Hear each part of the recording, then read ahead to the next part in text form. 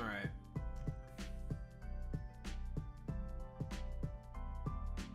The fuck is this, bro? What did I just witness? I witnessed something terrible.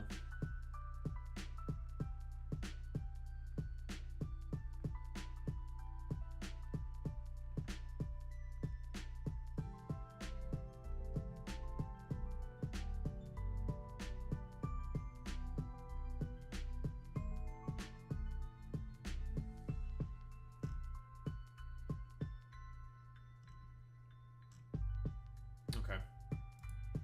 I witnessed something terrible. Then I witnessed something okay.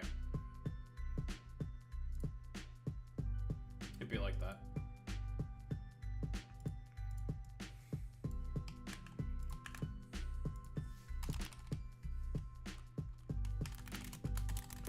More Factorio.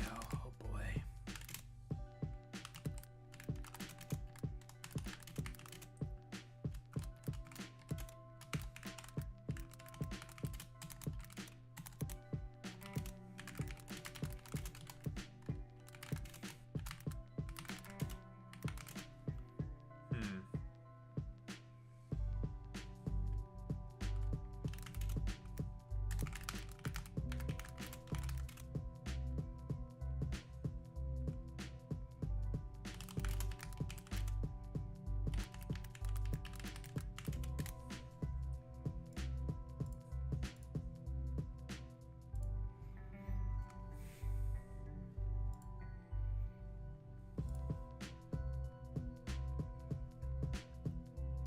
Lovely.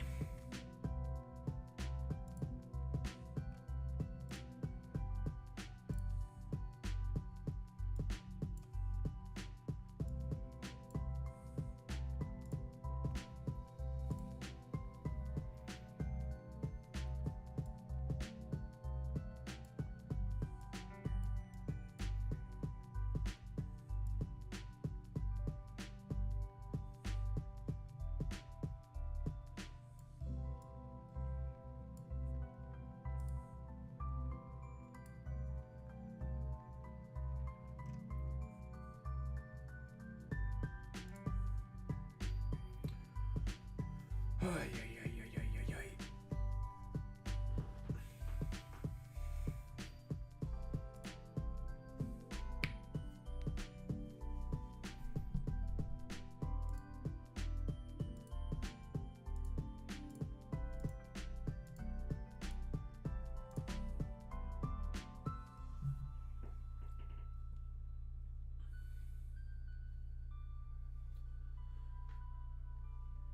Oh, man. Ugh. What time is it? What day is it? Almost the 31st. 31st is a Wednesday. Wonder what the hell I'm going to do with my buddies during New Year's.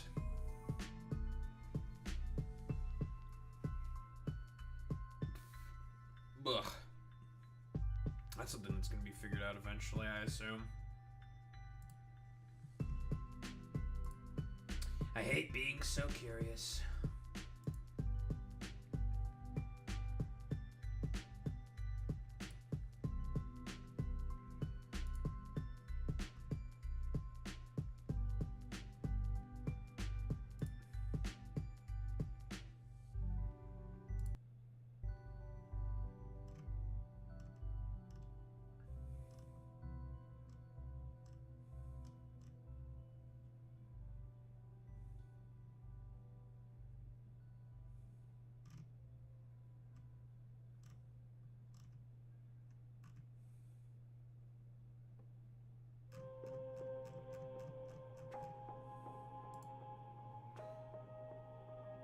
Bleh.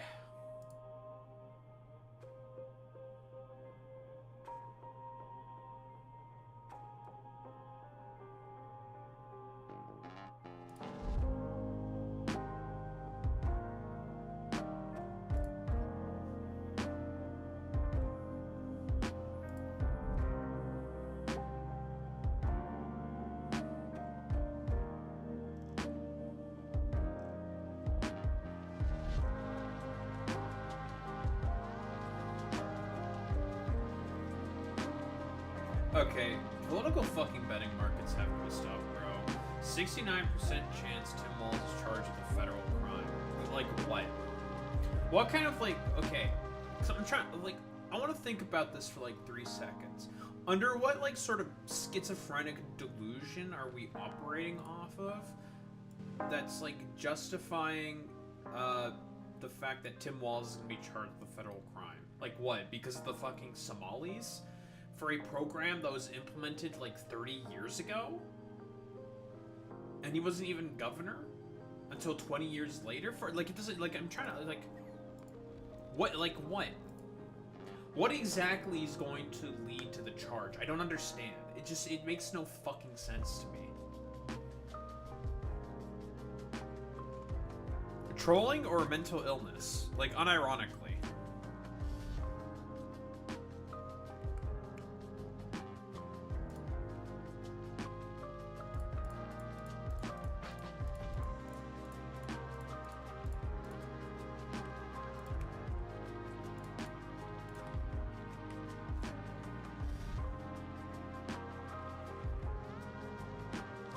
I probably should not be doing it like this.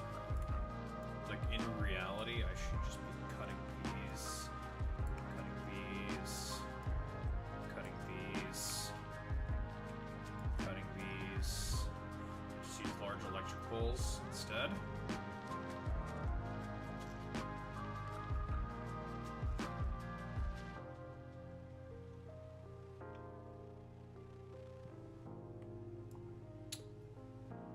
Let's be intelligent for once in our lives and do some cost cutting.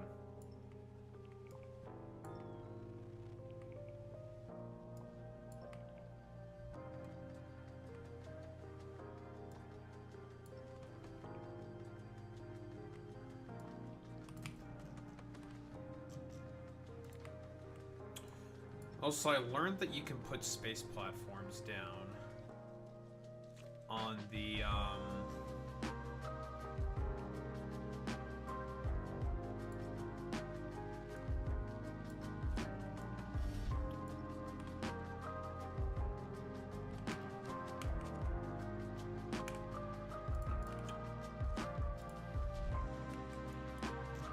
yeah, you can put space platforms down on the empty space here, so we're probably going to be doing a bunch of that. Which means we're going to be importing in a lot of space platforms.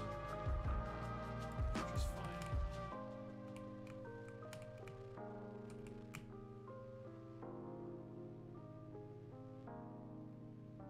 Okay, well, that's all the bitumen. Central area is going to be our main building.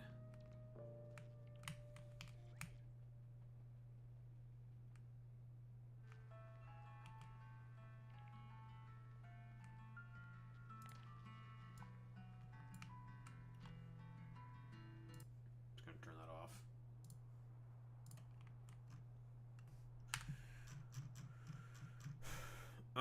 You. What were you picking up again? Also, I made a new ship.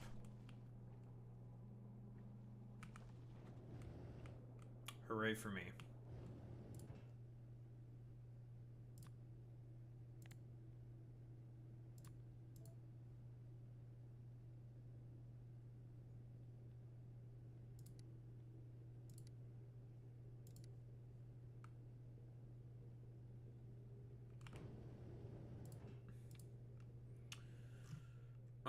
In reality, actually, let's bring you to Newman 5.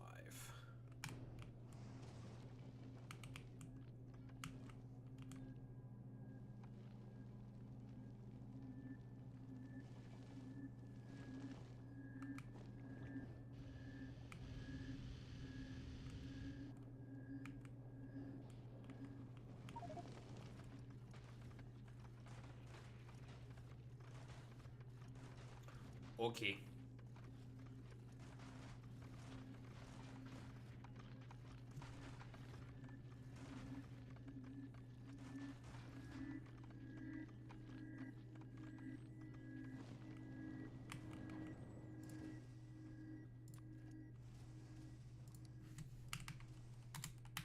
Space platform.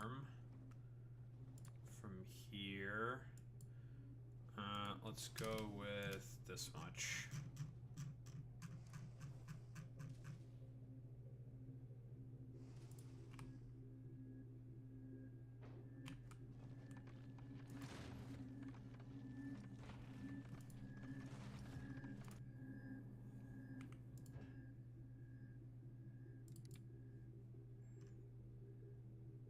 Bring you to Circa.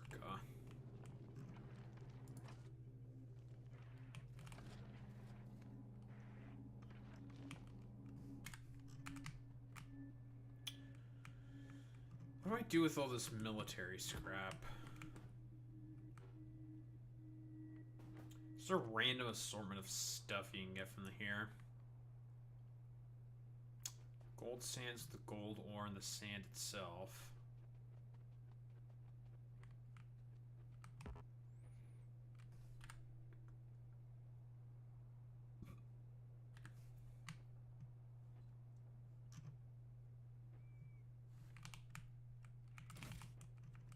It's like one of the few things I don't really understand. What am I supposed to do with all this shit?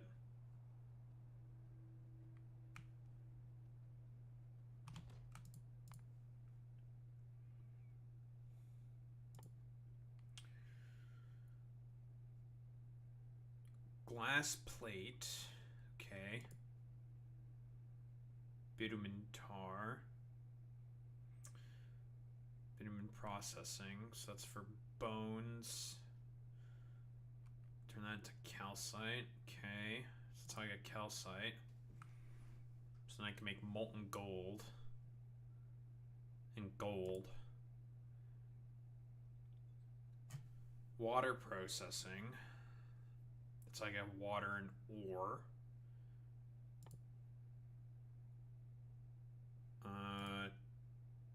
Don't need crude slush. Okay.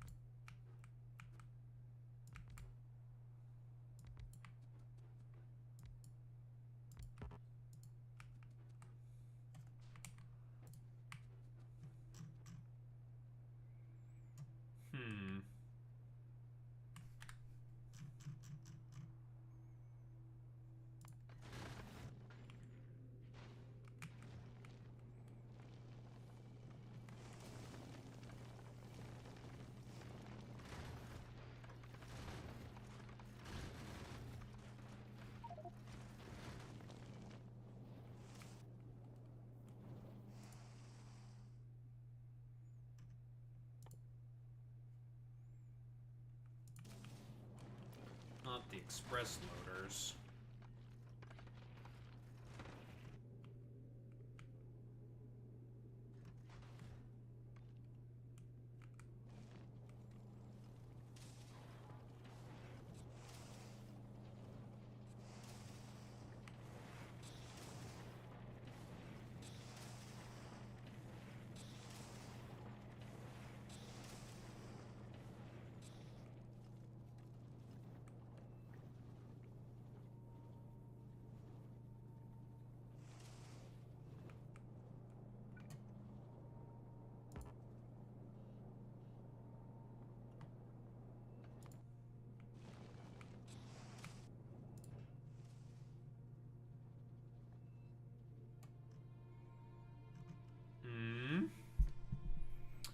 And something automatically accept whatever the fuck.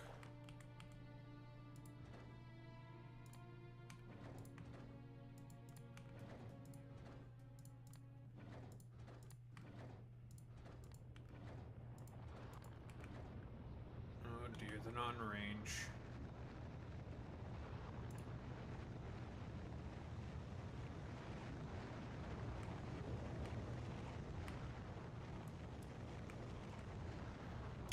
to come back here and fix a bunch of stuff.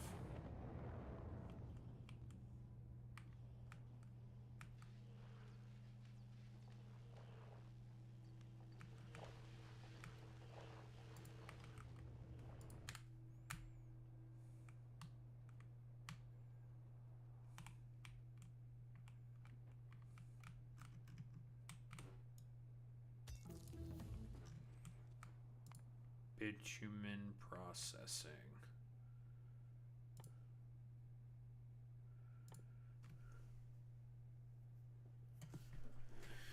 Okay, so that's for petroleum-based products, calcite,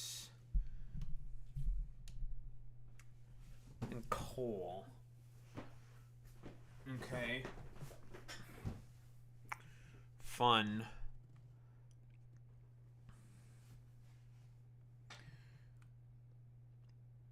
Fun for everyone.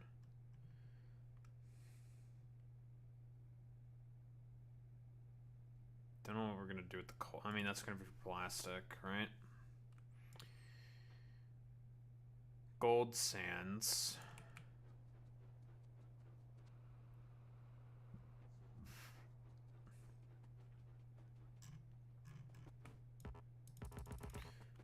Can't require. You need water for that.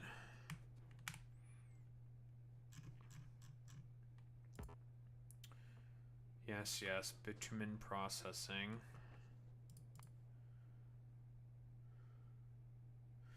Heavy water vent, we can't mine that quite yet. Still don't exactly know what we're supposed to do with this military scrap. Like, what are we supposed to do with this? I mean, it gives us access to stone, for bricks, for concrete, and of course, various military equipment. I suppose we can recycle this stuff to get extra resources? But I don't think that really does anything. I think the only thing we care about from here is just the stone. Which I think the only thing that we care about. I think that's the only thing we care about. So I need to make power and establish a bunch of other shit here. I'm probably going to go with solar. I think I'm going to go with solar.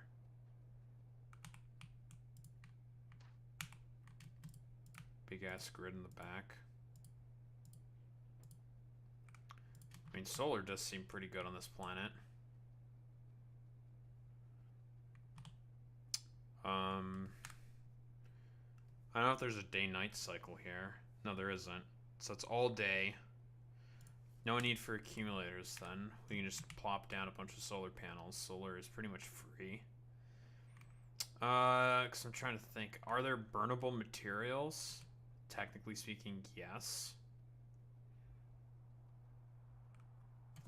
But we can just plop down a ton of solar panels instead.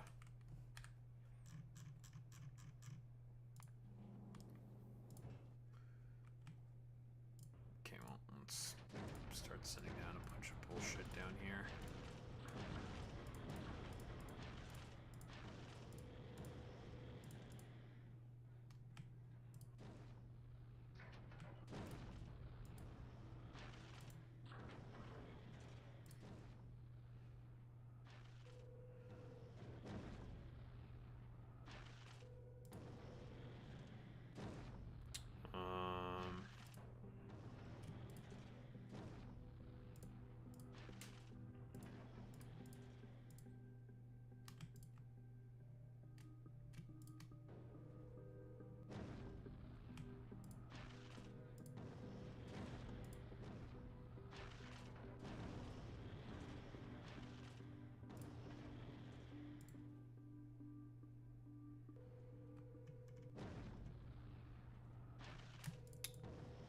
These are good. These are good.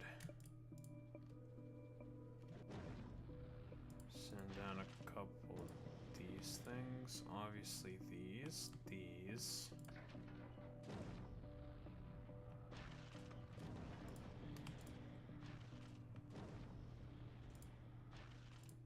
these. More of these. Send down the standard. Why do I have this U-235 here? We'll need these, these, these, these.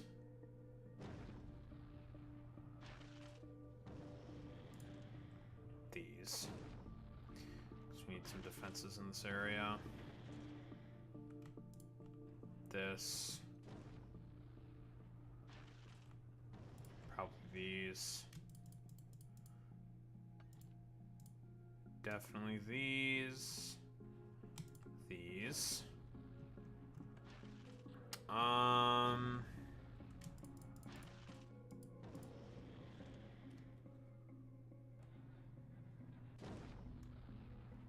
think that's everything.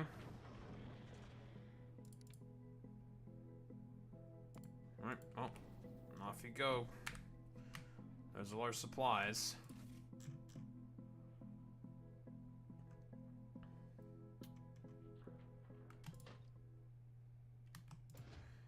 Okay, let's get rid of take care of the perimeter first. Just because it's quick and easy. I did not send down the gun. Whatever. It's not the end of the world. Give me the large electric poles as well. These and these.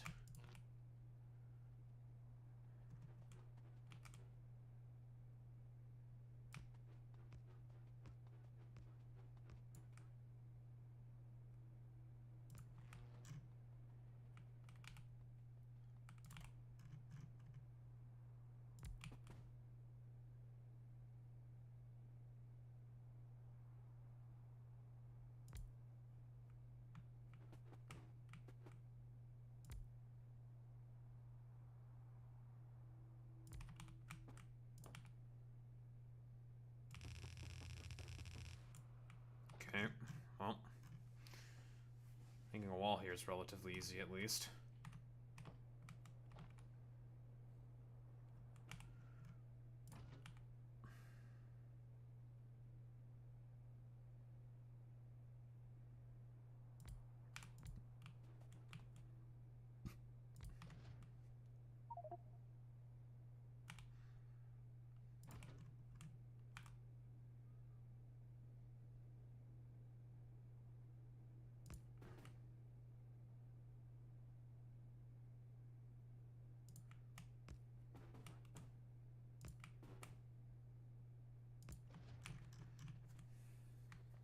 Alright. Do the same thing on the other side.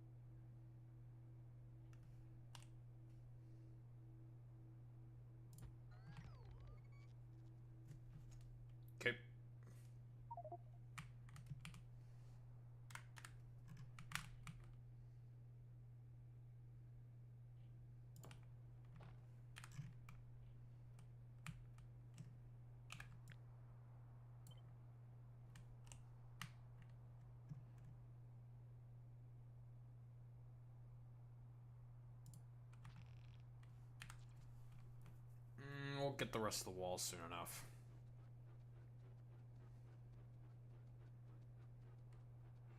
I mean, those military scraps can make walls, so that'll do the job for us.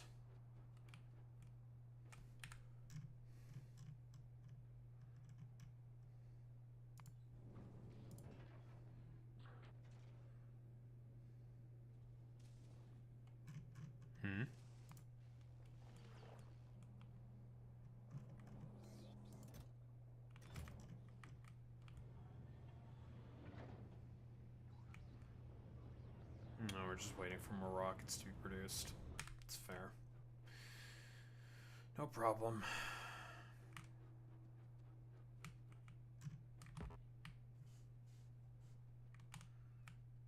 Might as well get something started here. I didn't give myself a bunch of pump jacks. That was a mistake.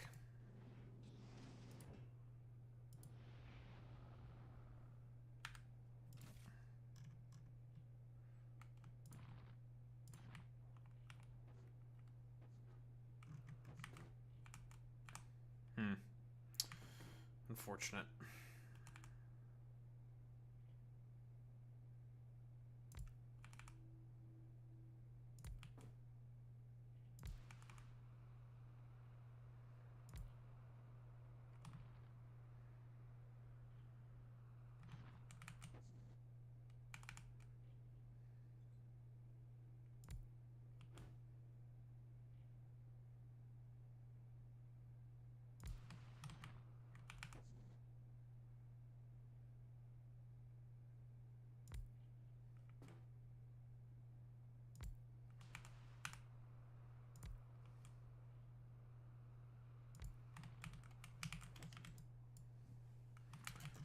.25 per second. It's more than enough.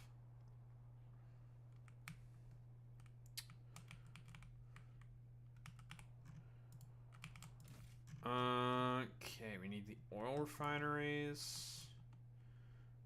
I think the catalytic chemical plants. Get the solar panels out as well. How much do you produce here? 10.8 megawatts. Per panel, it's not bad.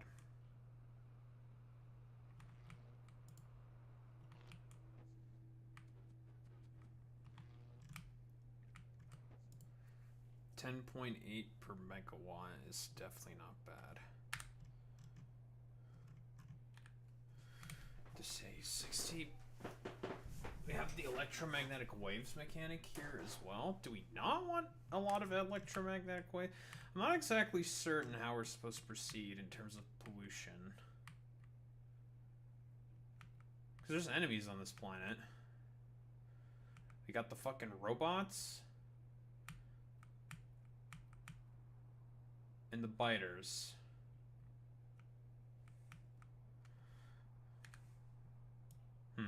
Strange. Boo. I'm sorry that you're upset there, tactical craptical.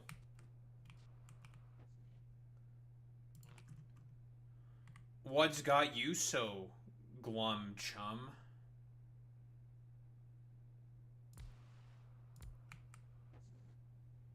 Unless it's something really dumb.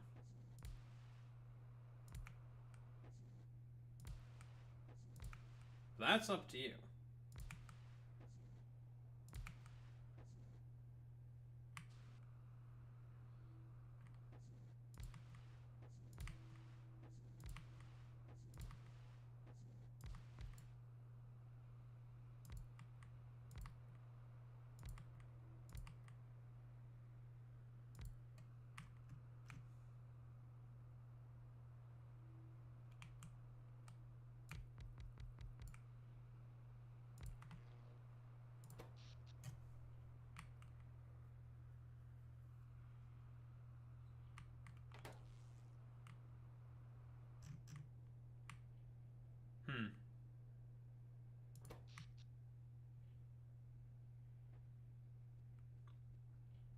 Just because we have to wake up all these shitters, basically.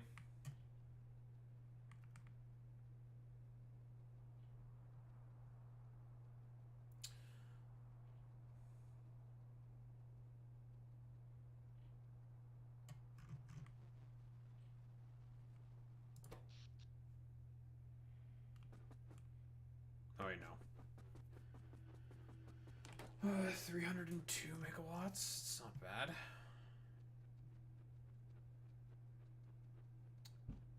And the defenses don't eat that much. That's good.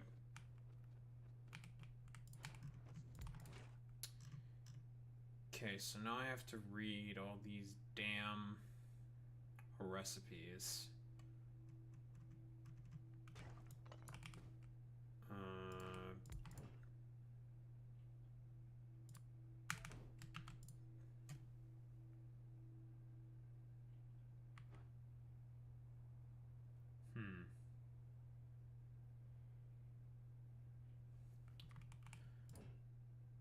These numbers kind of fucking suck, huh? Well, okay, not having that many bone fragments, not that big of a deal, because you don't need a ton of... You don't need a ton of calcite. That's the only thing that we're going to be using that stuff, unless there's something else we need to use it for, but that's a later problem we're going to figure out. What about the other recipes that we need to use? Right, we don't have them unlocked yet. Yeah, we need this to get the water, so then we can unlock the other recipes, so then I can look at the numbers. Right. That's a little annoying. Nah.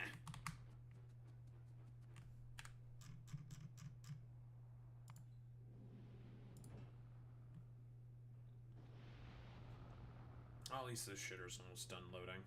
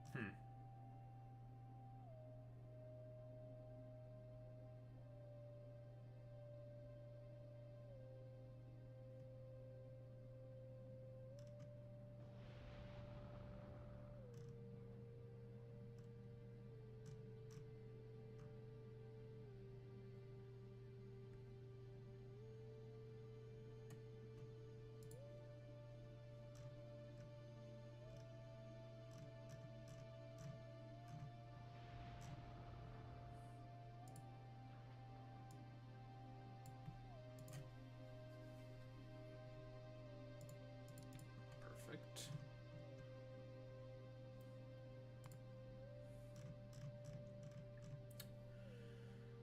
Alright, so now we have all that shit. We need to send this... Need the pump jacks.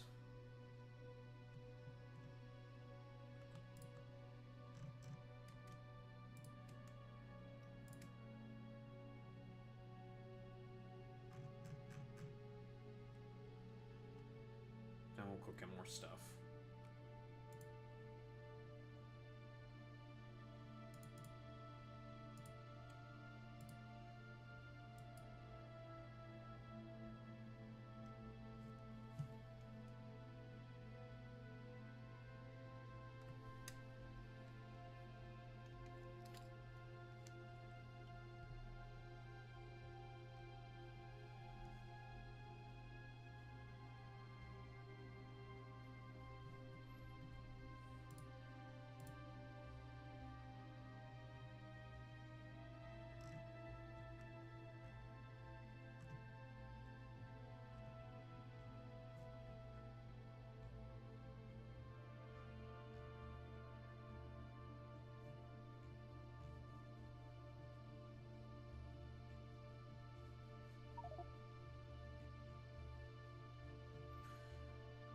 research being done by the AI. Not like this.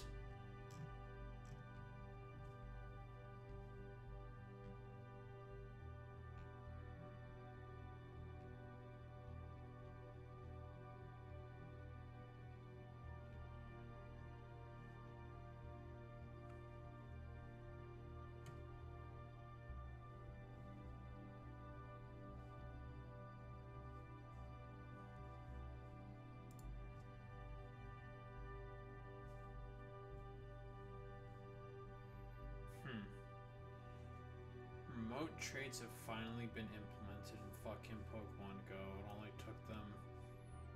How long it took them? 8 years?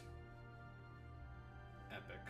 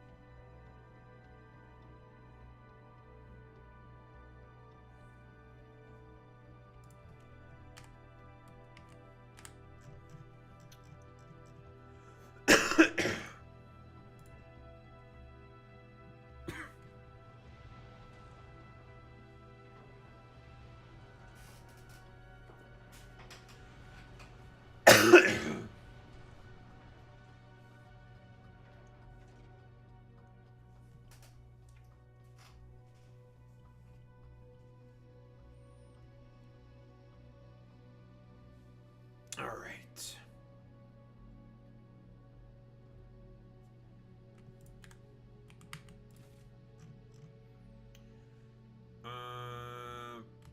You.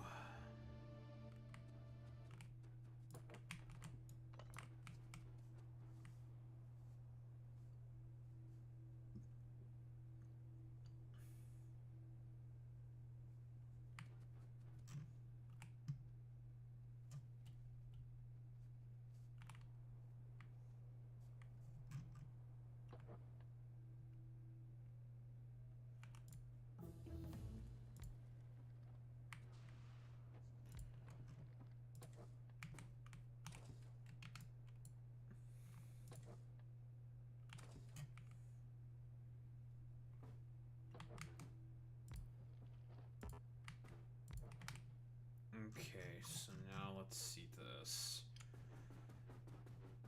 Catalytic chemical plants eventually replaced with the electrochemical plant. That's a later problem. So this is for our basic ores. Let me see the recipe.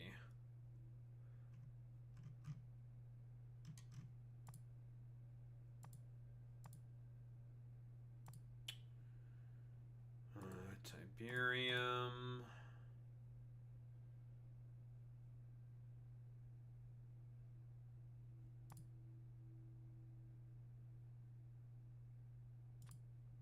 Okay.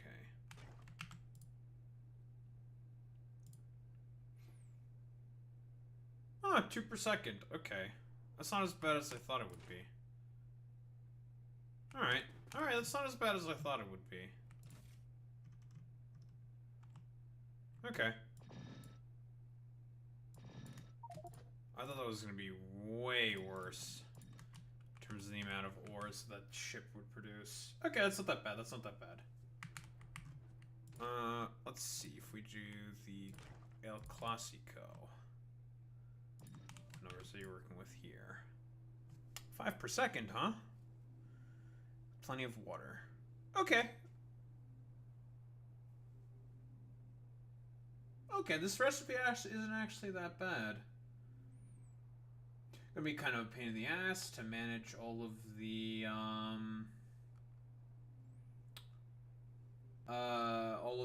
ores, but I have an idea for that.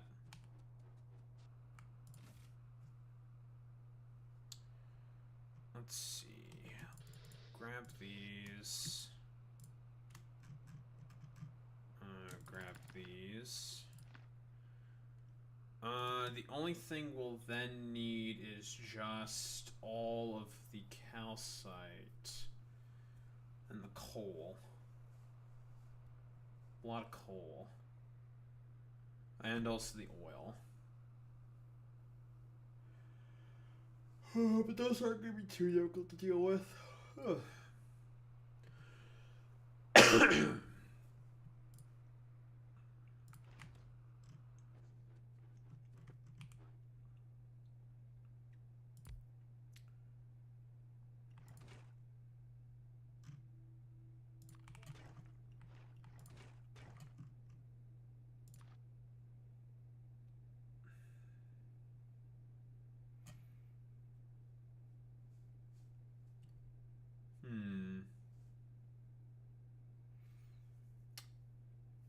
We do also need to take care of all the fucking goddamn water.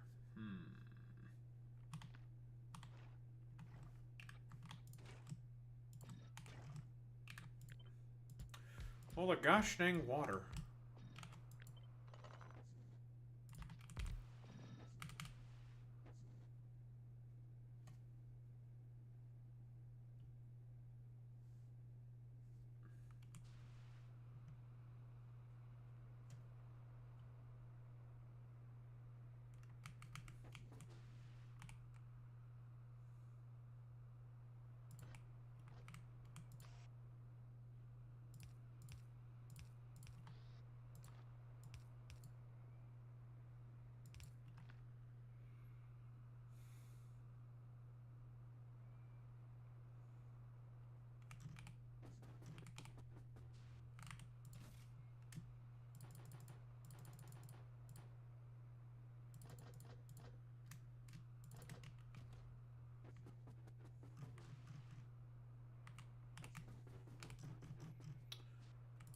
Do pipes.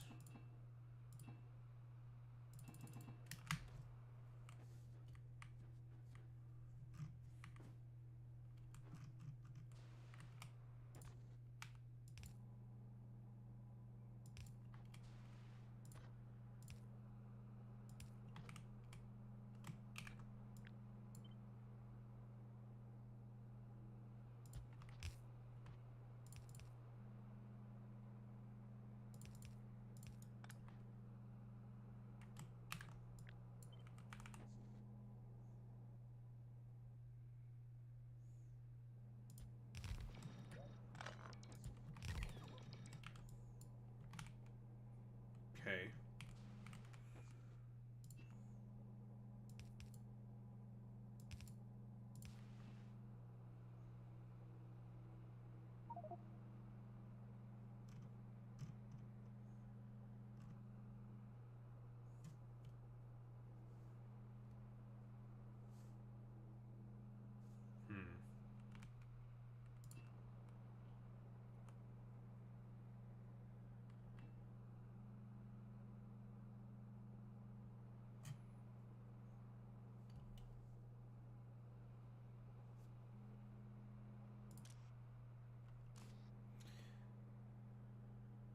Doesn't really give me a way out with the water.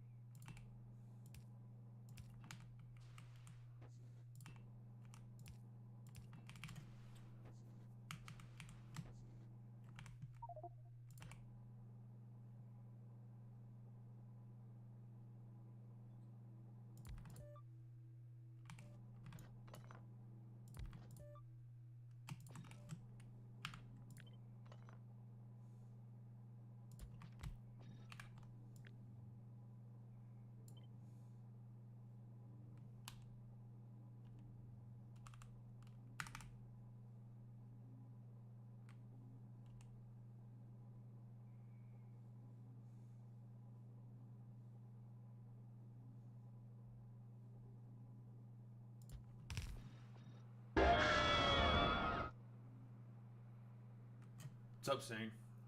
How's it going, bud? Thanks for the bits.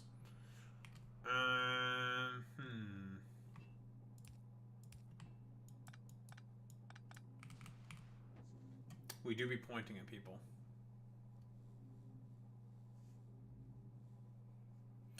I don't remember if does Twitch still do the thing where they give like random bits? Is that a thing that they still do? So I do remember that was a thing that Twitch used to do. I don't know if they still do that now.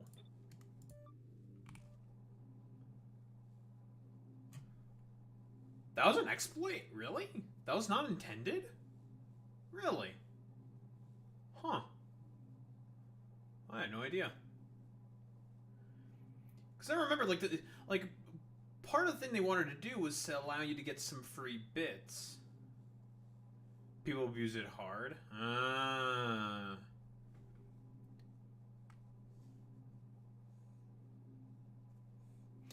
Because I remember when bits were implemented. Bits are pretty old. Like, bot farming, eh? Yeah, because you just get the bots to just watch commercial advertisements for you, and that would accumulate pretty quickly. Yeah.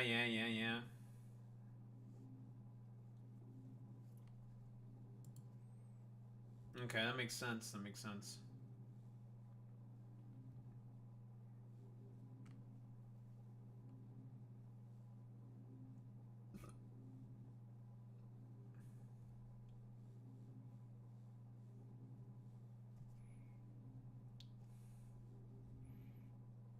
I mean, we did have someone appear in YouTube chat and just say boo and then just not explain anything and just leave. I wonder why they said boo. I don't understand. Why are some people in YouTube chat the way that they are? You know, you randomly, you come in, you say boo, I'm like, damn, what's got you so glum, chum? And then all of a sudden, it's nothing. It's like, alright. Guess you just want to be glum. I think certain countries still have it, but the cost of their bits is like nothing. Right, yeah. 100 bits is like $1 US. 100 bits probably in like, I don't know, India or some shit. It's probably like nothing in comparison.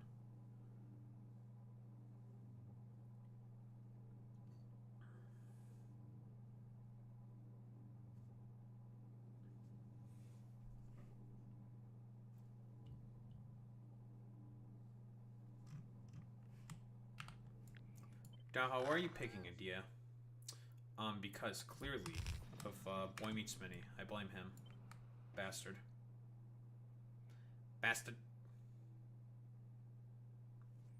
Obviously.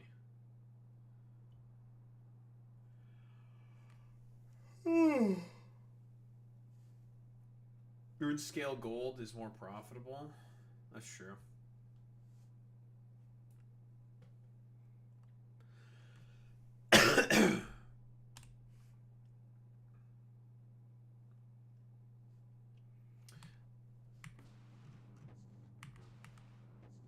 But was it as profitable as WoW gold farms back in the day? Now think about it. I think I might just fucking do this. Yeah, I think I'm just gonna do this.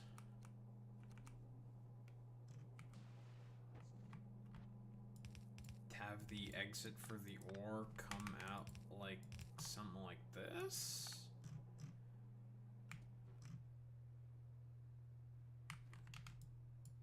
How much does this produce? Is this enough to for foundries? Well, let's grab the foundries now. Foundries. Fee picks are the new meta. I mean, that is true. Fee picks are the new meta. You are correct there, Zane. But like, do you really want that to be the new meta? Like, that's so fucking... It's kind of cringe, you know?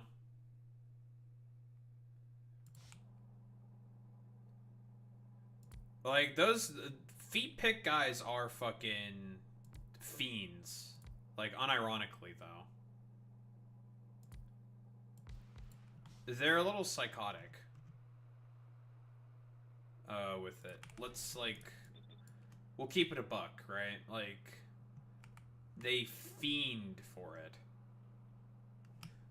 Which, you know... Kind of, like... Listen, go off, kings, but, like... It's a little problematic. It's a little weird, you know?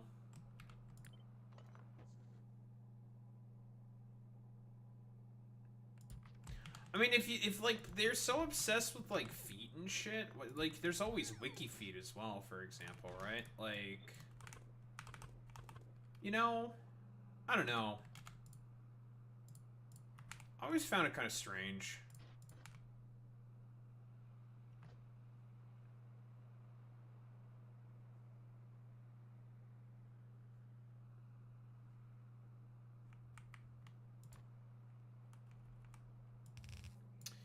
I think I'm just going to do... Okay, this is going to be a bit of a new design.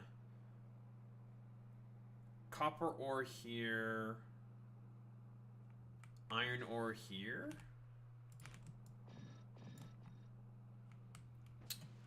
We have to do a bit of a different design. Hey, not my fetish, not my problem. That's also fair.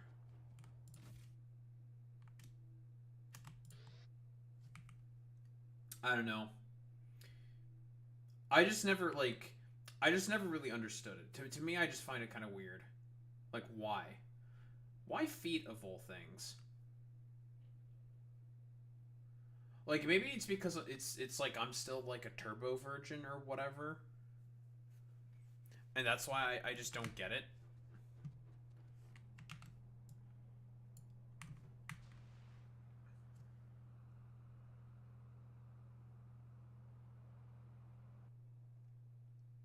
Maybe it's just one of those things that I'm not supposed to get. I'm not really sure. I'm gonna be quite honest.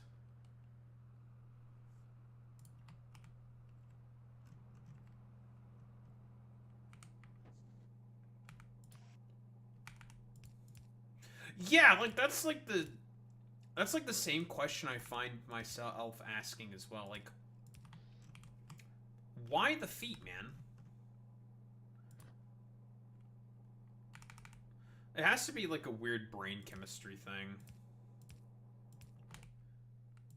Like, of all things that could make a motherfucker horny, feet. Why?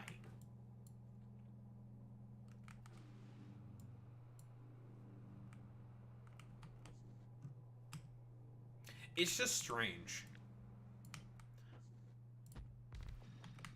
And it's like, it's gone, it gets to the fucking point where, like, a bunch of, girls online basically have to start, like, covering their feet with, like, sensors and stuff because these people are fiends. Like, they're crazy. It's just, like, I find that, I don't get it. It's so weird. Also, if you're around people who have a foot fetish, you're more likely to have that fetish as well. Really? Is that how that works? Like, it's like a contagion? No, not the foot contagion, no. So 2 of these blocks is almost enough for 1 of these. Almost. It's not that bad.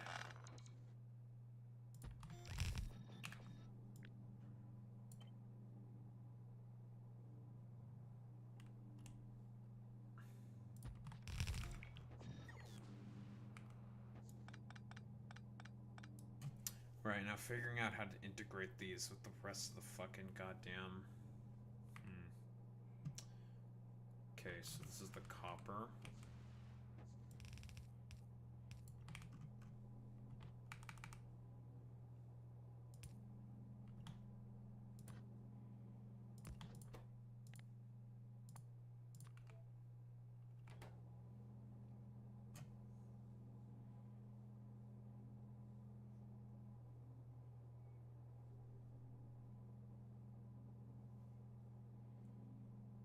Oh, so I finally streamed again yesterday. It was nice. Nice. Hell yeah.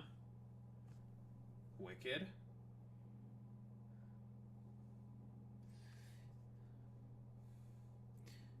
Very cool and very good. You love to see it.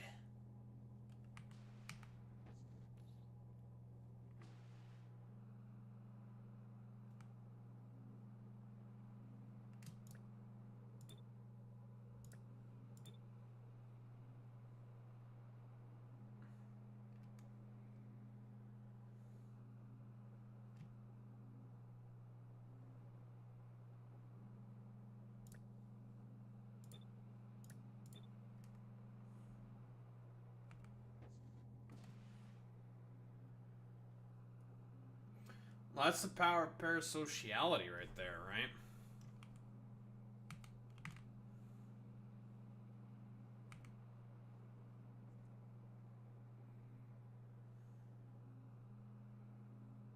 No, that's the scary thing about parasociality.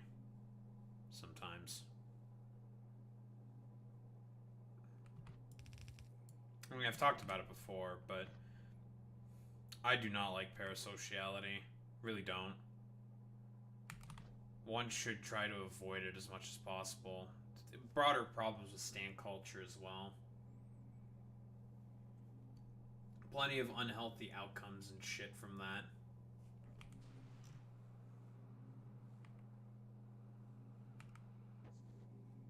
It's just one of those things where it's like, yeah, it's just be careful.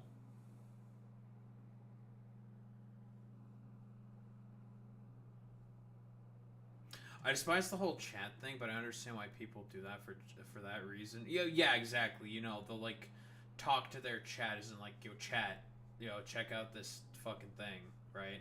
But I mean, again, parasociality, right? Like, it's the name of the game. I understand why like people do it. I don't really like. It's not that I'm not gonna like it, obviously, because it's just like, because it fosters unhealthy relationships, right? Obviously. So I don't, in reality, actually think it's really a good thing.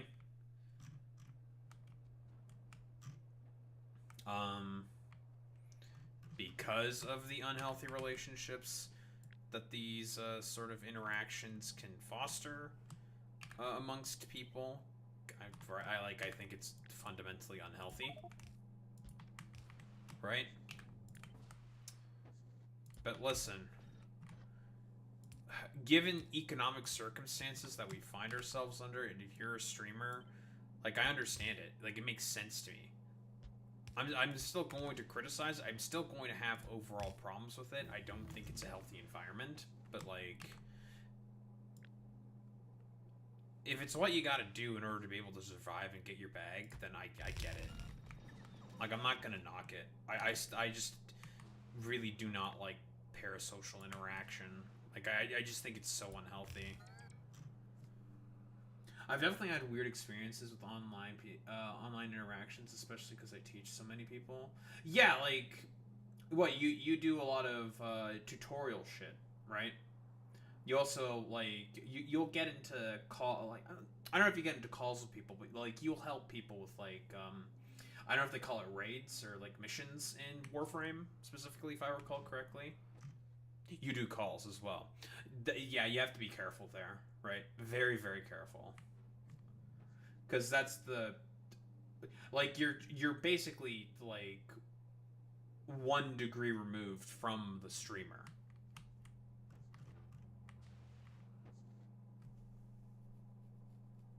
Spend a sizable amount of time with these people.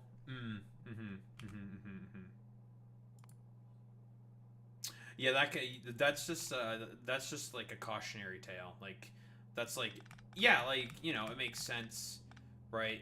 You probably feel like it's way easier for you to be able to tutor people, probably, instead of like talking through the stream, to have like the people in there with you, blah blah blah. It can foster like a closer relationship with the chat or whatever.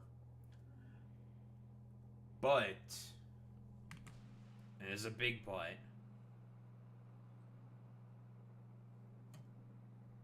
Right, yeah, exactly.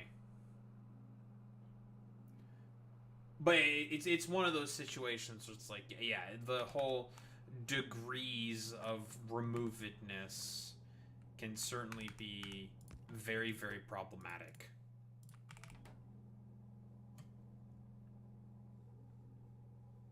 Kind of a deal.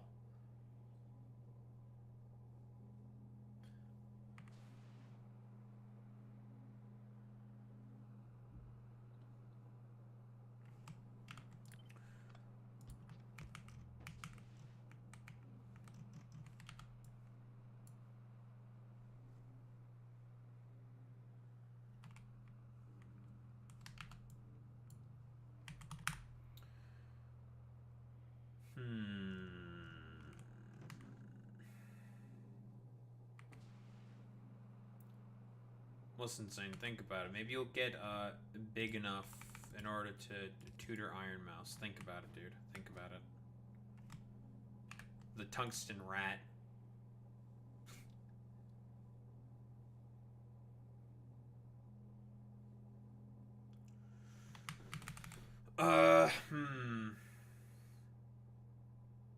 I hope not, lol.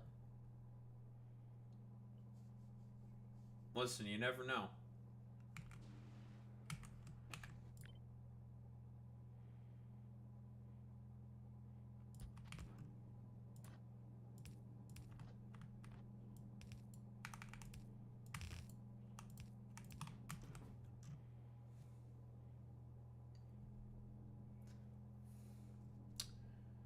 Should kind of work.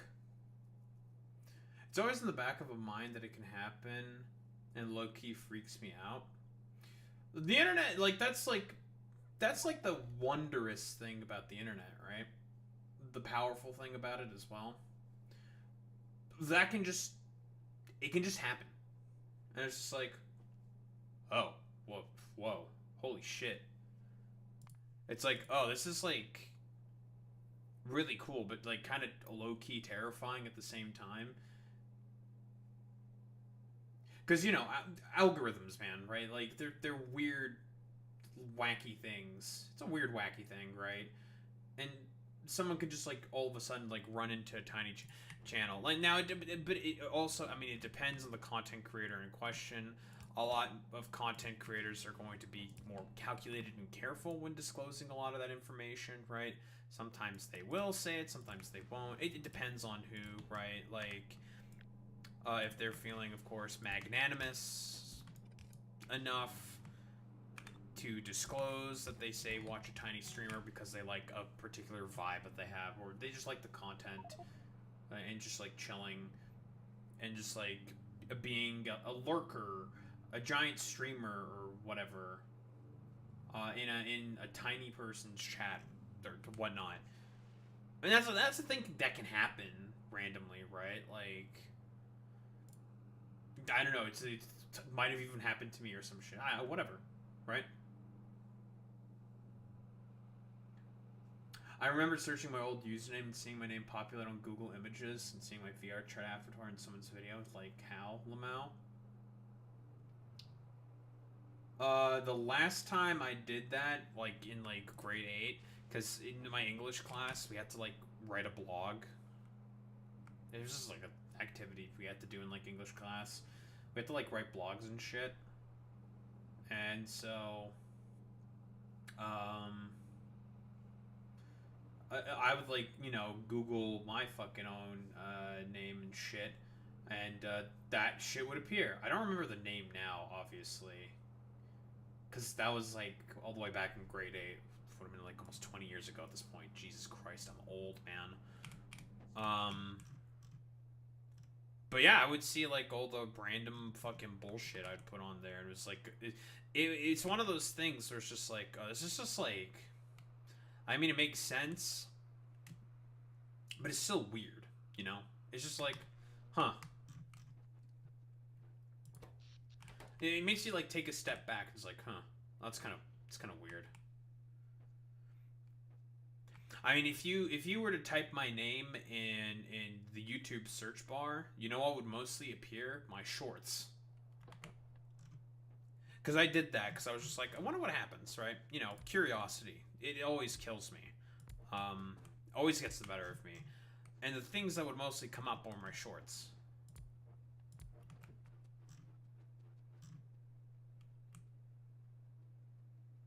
Algorithms are strange things, dude. It's such a strange thing.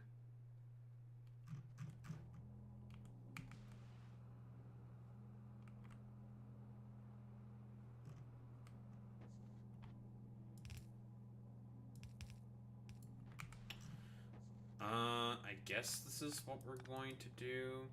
Okay, so this side is the copper. I have to flip it.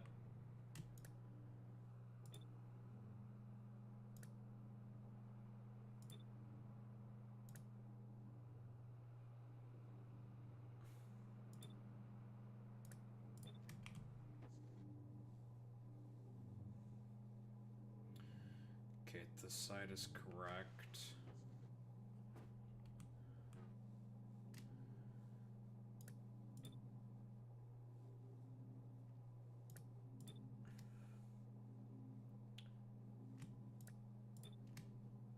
Okay.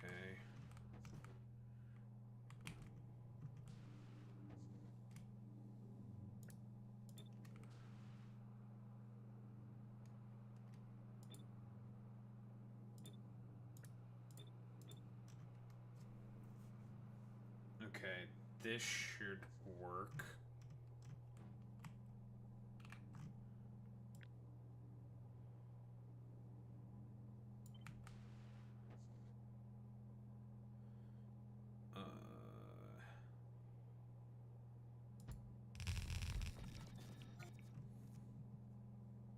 Should work.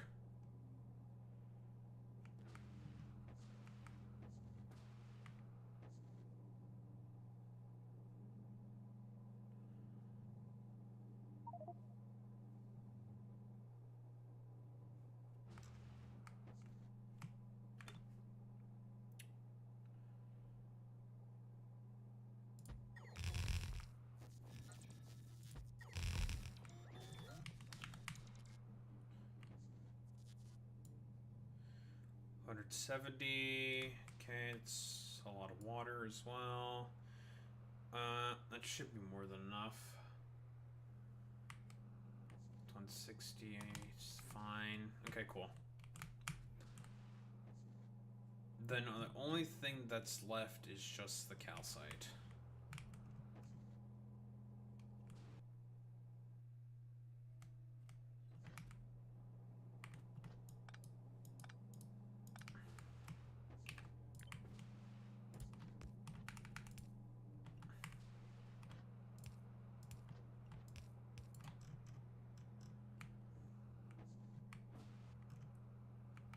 Well, there will only be one way to see if this is all correct or not. That there's going to be no mixing of the ore. Because if the ores do mix, that's going to be a big fucking problem. It'll be quite the mess to clean up. Ah, great, this substation's in the way. Fuck my life. It's fine.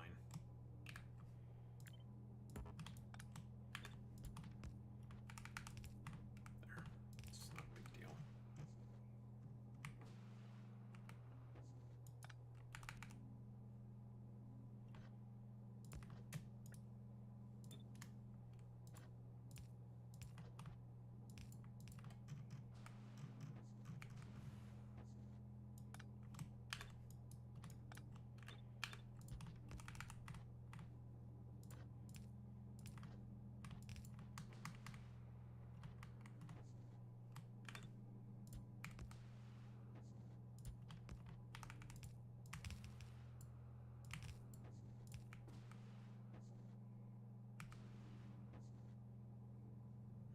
That's annoying.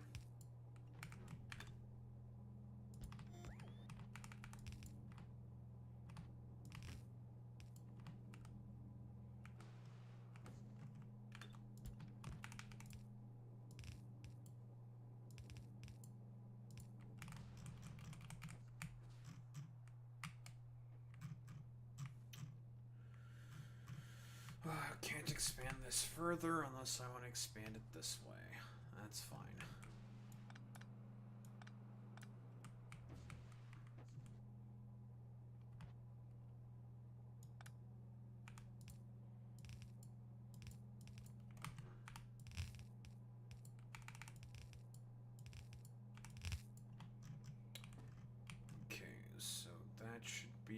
that side's for the iron. That'll get picked up over here for the iron. And our molten iron's going to be all okay. Okay, so let's just hook this shit up. Proof of concept.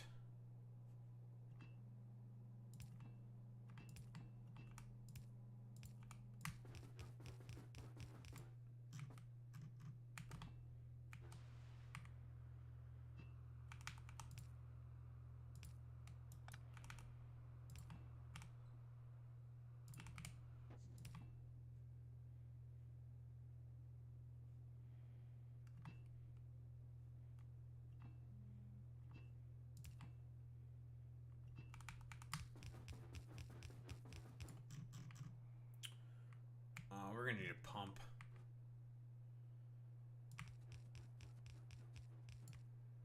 Oh yeah. Do I just use a long ass pipeline for this shit, or should I just use a train? Long ass pipeline or a train?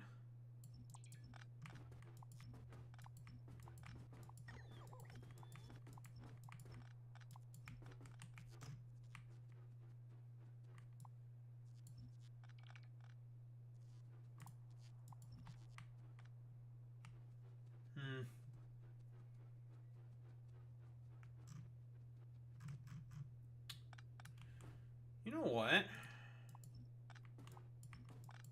I'll use a train. Be strange to integrate it all into all of this, but I'll figure it out.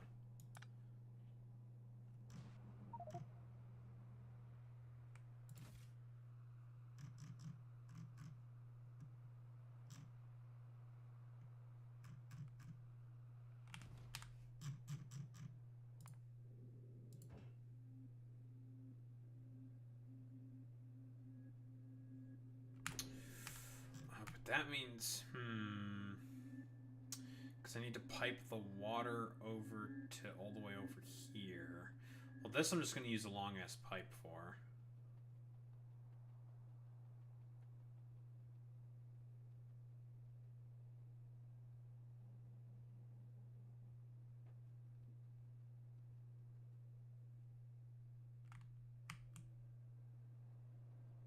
Well, that means I can just get rid of all this shit over here.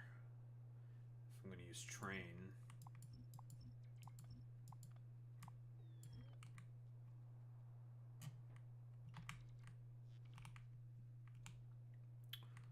Well, let's, we'll call you guys up.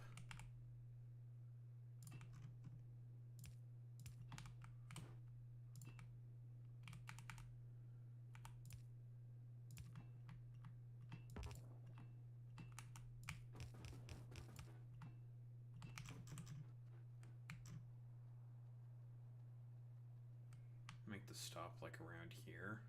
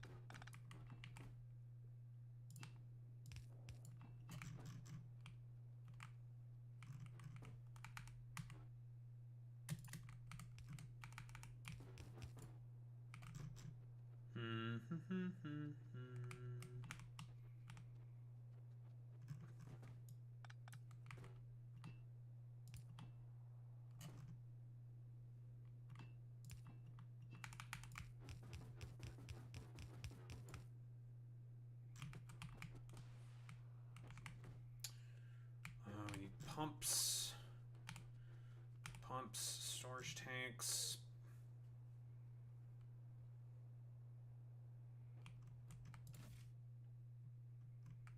Storage tank, pumps.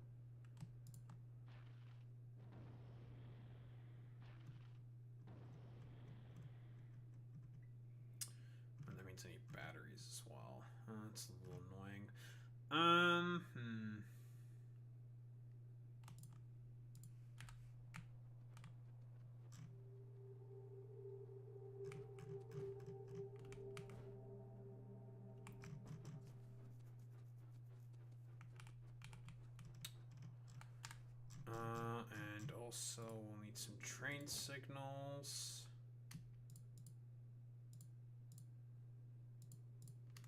Just in case.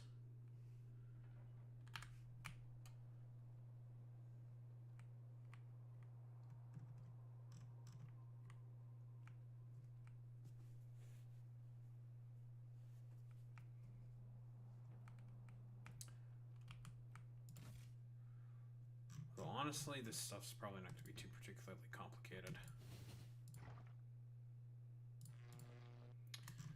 We need these. We need these. We need these.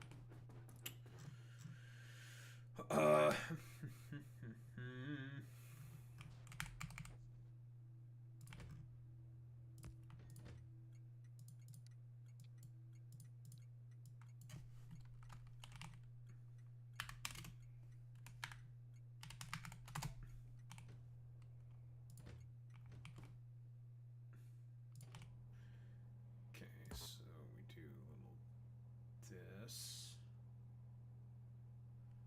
Wait, I can't do the fucking Mongolian throat singing shit. Whoa.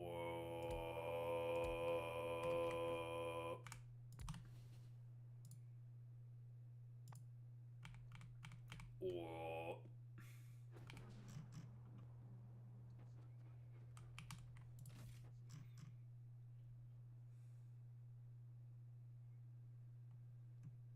I guess I can kind of do it. Dao, that's cultural appropriation. Yes, I am appropriating cultures. What about it? Yes, I do think so.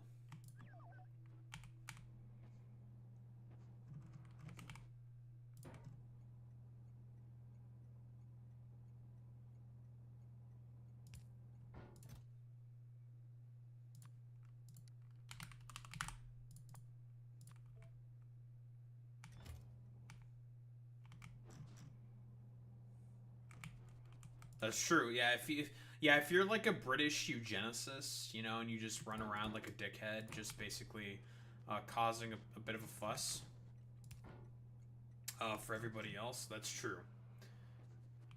You pretend like you run around with like your calipers, you're doing a bunch of like skull measurements and stuff.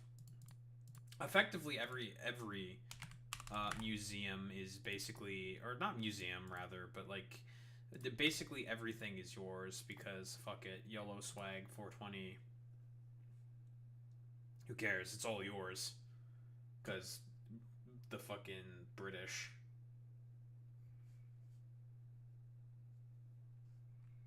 Those bastards.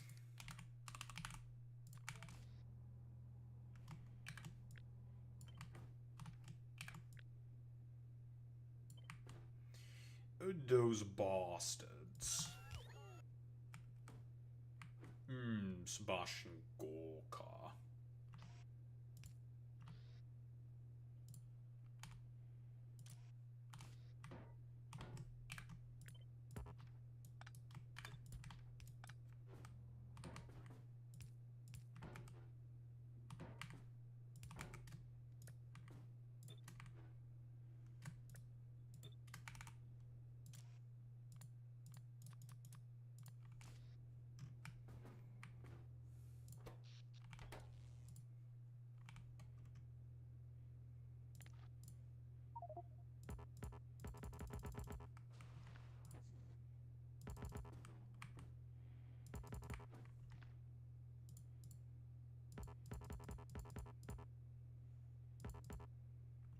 me the why I can't reach.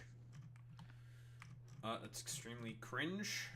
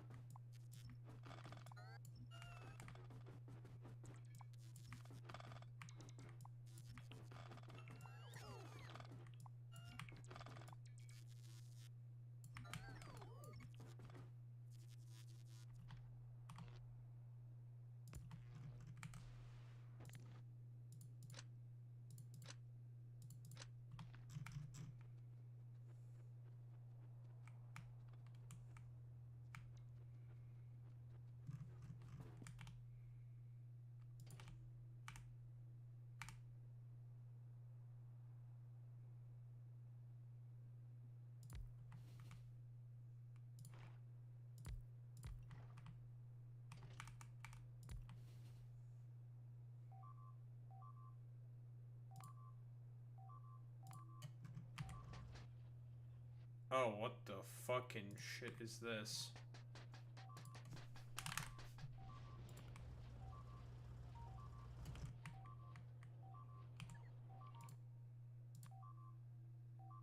Oh my god, they actually send out attack waves?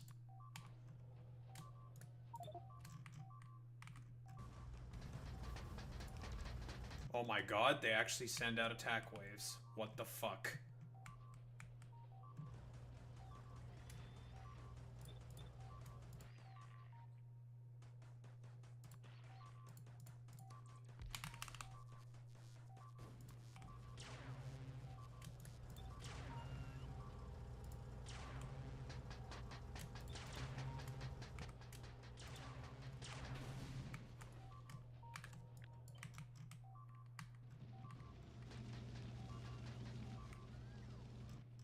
Oh my god. The AI things actually send out attack waves. What's their damage profiles? Weak to physical and electric.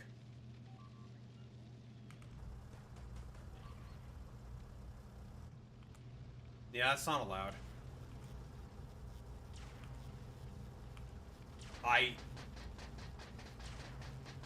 Oh my god, they do a lot of damage. Oh my god.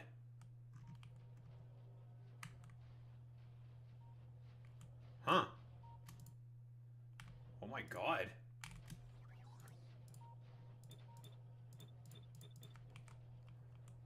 These motherfuckers actually send out attack waves.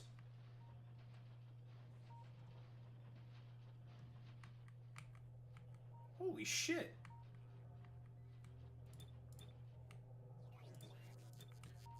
Okay.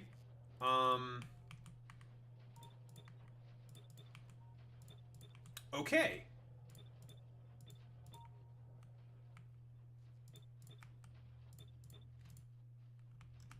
Okay.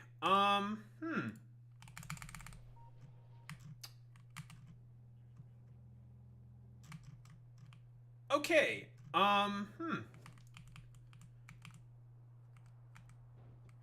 Okay. Alright, we need to, prepare for that now. Which means we need one thing and one thing only. Okay, we need to take care of that problem then. I was not anticipating to actually have to build defenses here, but we have something for them. These bad boys will take care of them.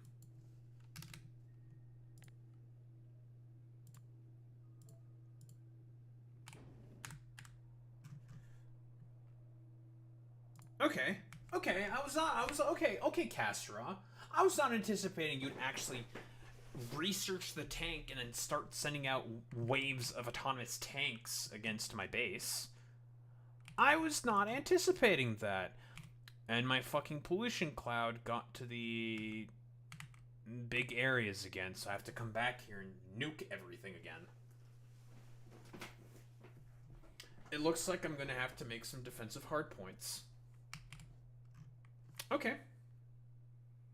I was not anticipating this.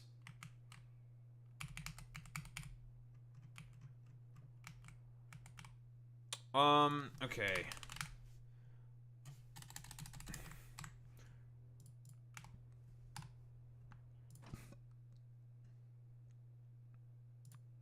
Can I see their damage profile, please? Is that possible?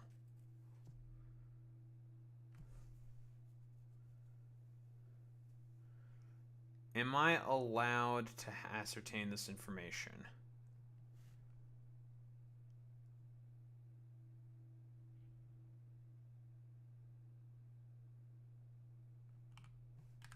You know, another plant that I've not checked on for a while that has enemies is this place.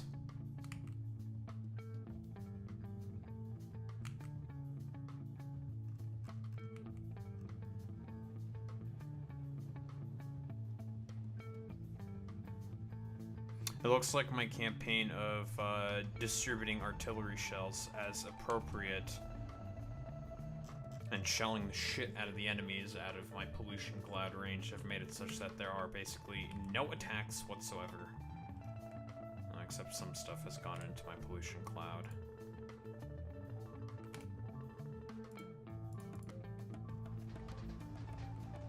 Oh my god.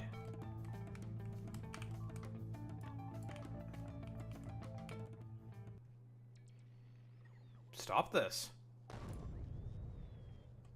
My rocket silo just blew up.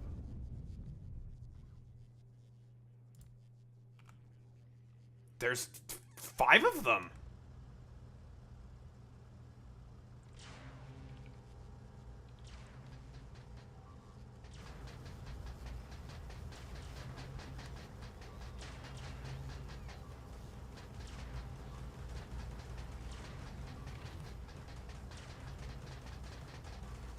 Explosion and electric damage.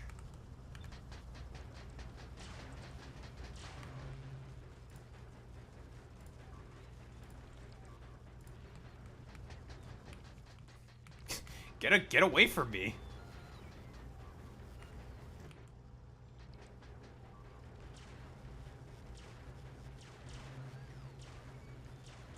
Jesus Christ.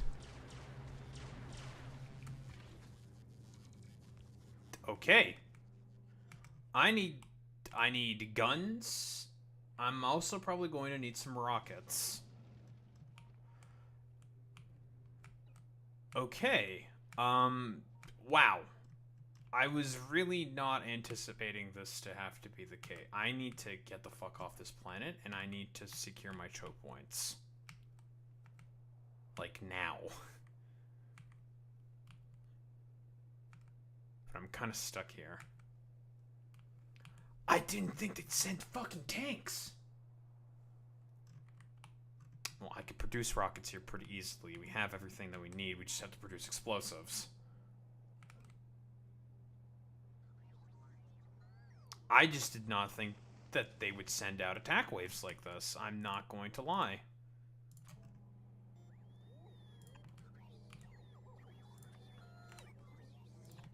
Okay,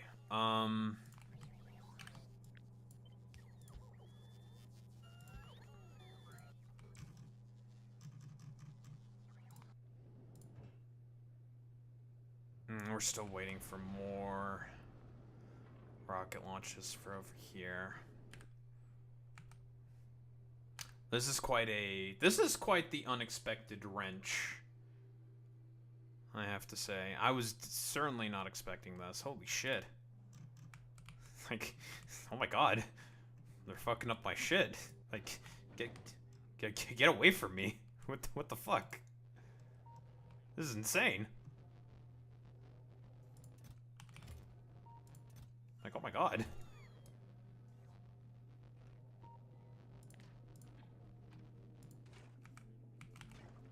It's like, oh my god, get away from me.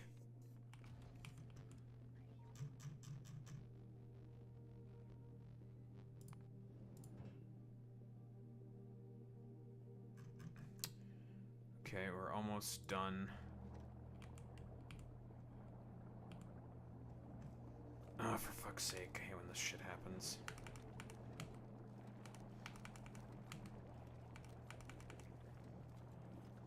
Okay, there we go. Fix that problem. Of course, we're having power issues because we're launching rockets. And you do not like launching rockets.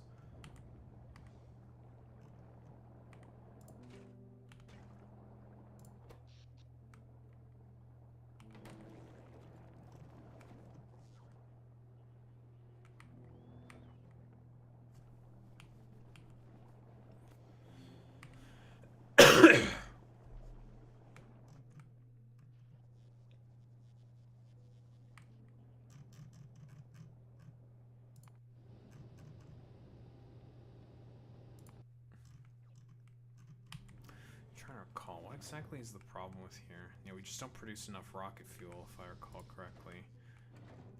Yeah, we just don't produce enough rocket fuel, which is why we're not getting thorium fast enough.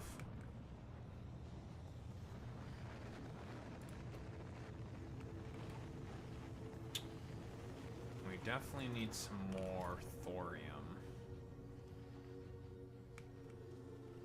Oh, luckily producing the thorium is basically free on this planet. All you have to do is just stick some water in a barrel and then stick those barrels into centrifuges.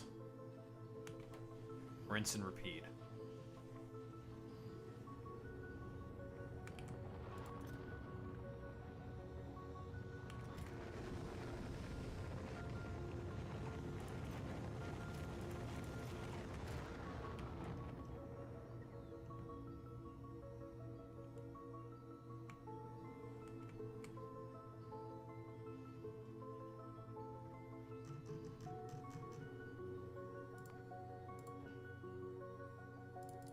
Alright.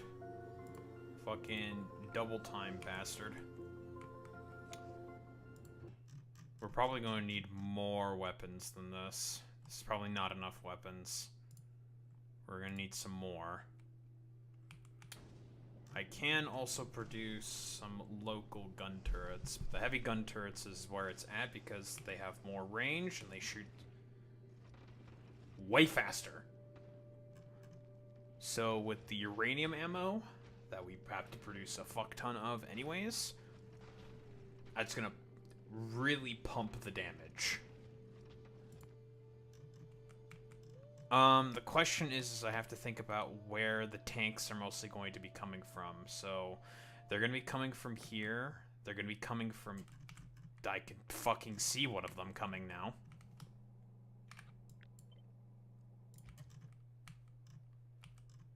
There's the fucking bastard. So they'll be coming from the bottom. They're going to be coming from the south, for sure. Coming through here. Maybe some come through here. But yeah, the obelisks do, like, no damage to them because they have, like, 90 fucking percent resistances.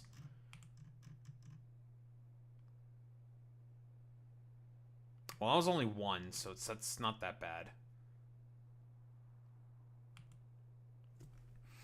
The only effective way for me to stop this from happening is basically by, somehow getting my power grid out to all of these locations. And putting, jammers everywhere. These bastards have fucking repair kits now. Look at them. Roboports with fucking repair kits in order to repair their structures now. I mean, they can't survive a nuke. Oh, fuck. Oh, Jesus Christ. That's a lot of tanks. That's a lot of tanks.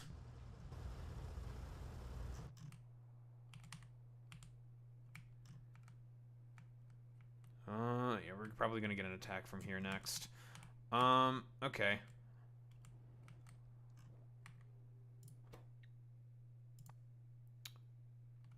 Do I produce gun turrets here? I do produce gun turrets here.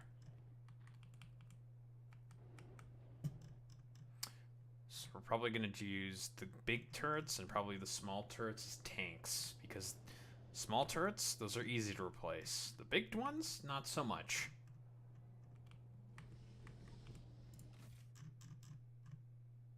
Alright, perfect. They're here.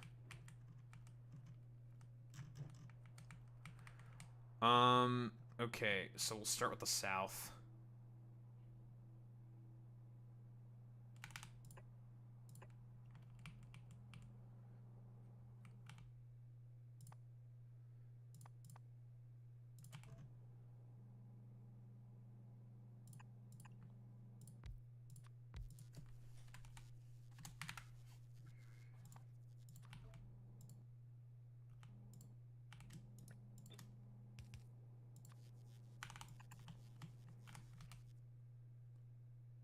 Put the normal turrets in front.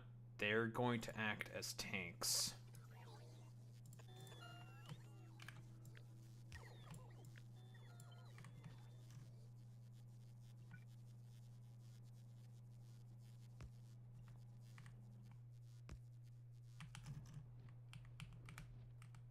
Don't need fucking power there.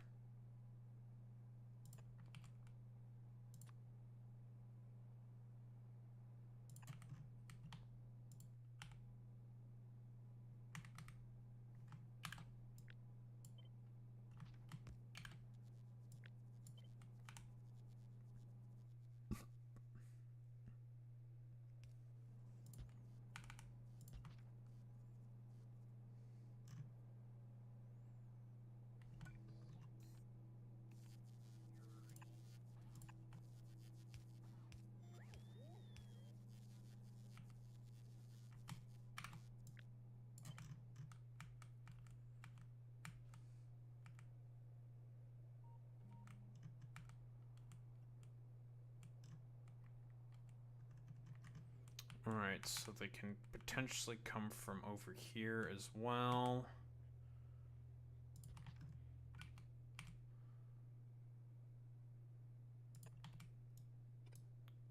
Get rid of these.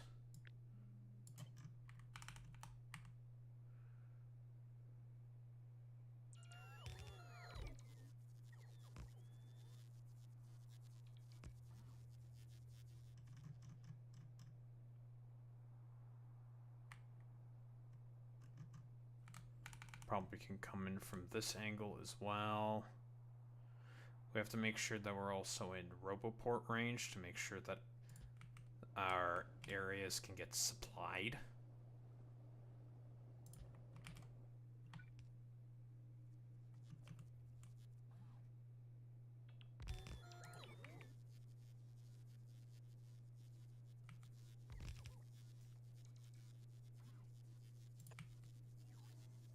As soon as these motherfuckers got researched tanks, they started sending attack waves at me. Fucking bastards.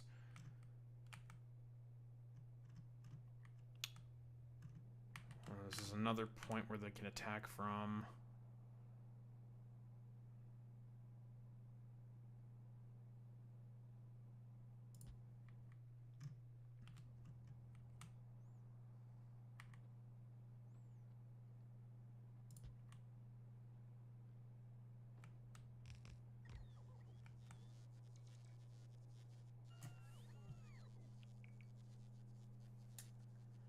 I don't know if I need rocket turrets anymore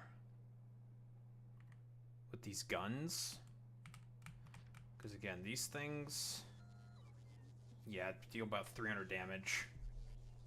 350 damage. That's a lot of fucking damage.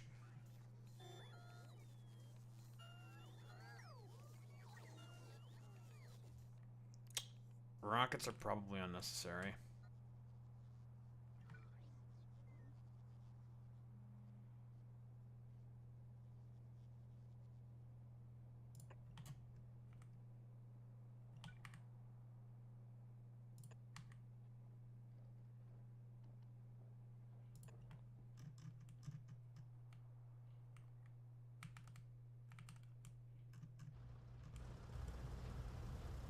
those guys are permanently stuck.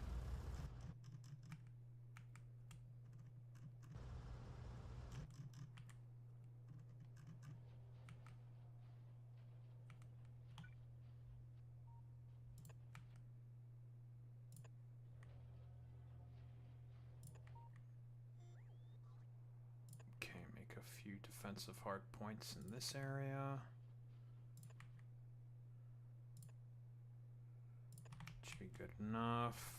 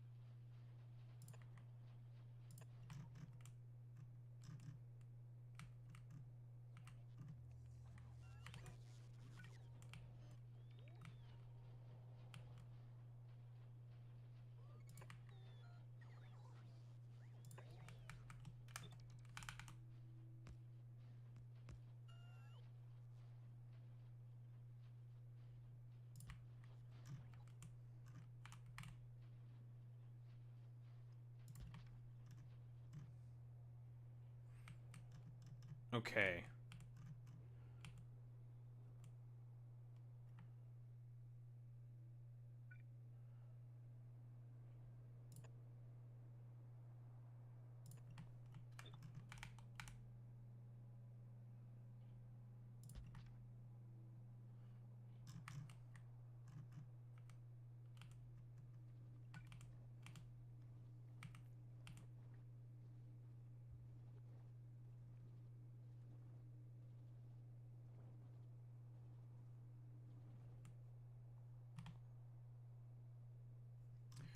Jesus Christ.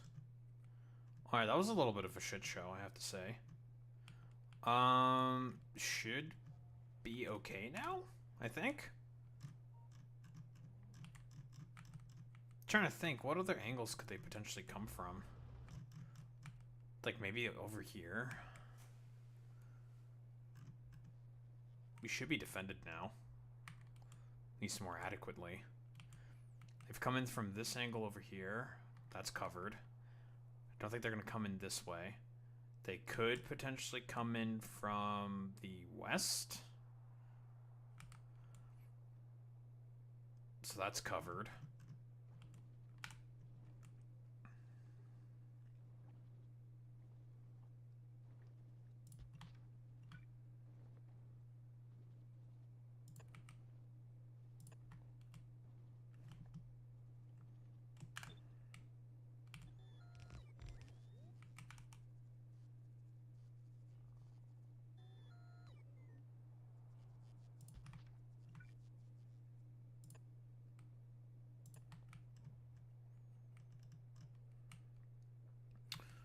I think I just have to cover now the southwest, and we should be fine.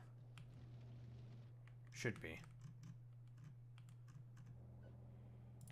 Okay, well, the emergency stuff can be picked up now.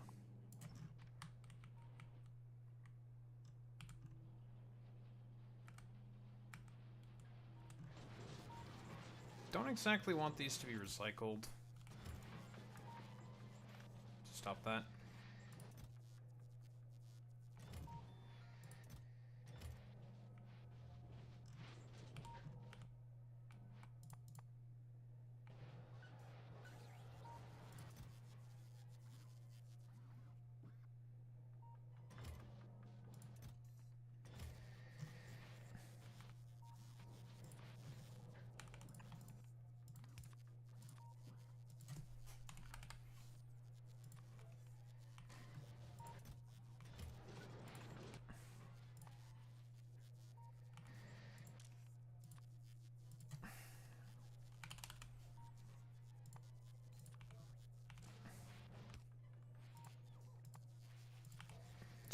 So passive provider.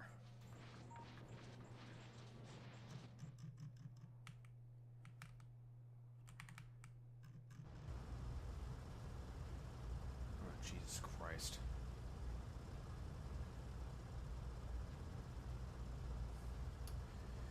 So electric damage, explosion damage, physical damage. So yeah, the things that work the best on these things is bullets and rockets. Fire doesn't do shit, obviously. Poison, nothing. Kinetic, that would be railguns. Railguns are also good against these. The fact that these things have 50% resistance is insane, but it doesn't matter. Railguns do such an overwhelming amount of damage, it doesn't matter. It'll bust right through anyways.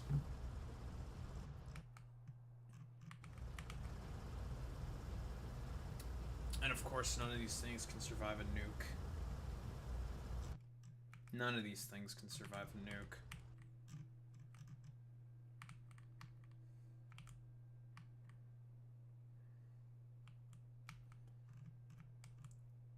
Okay.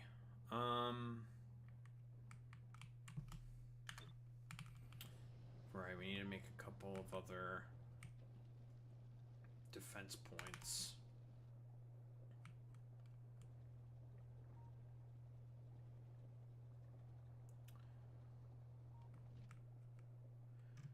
In areas where I think the tanks are likely to come from.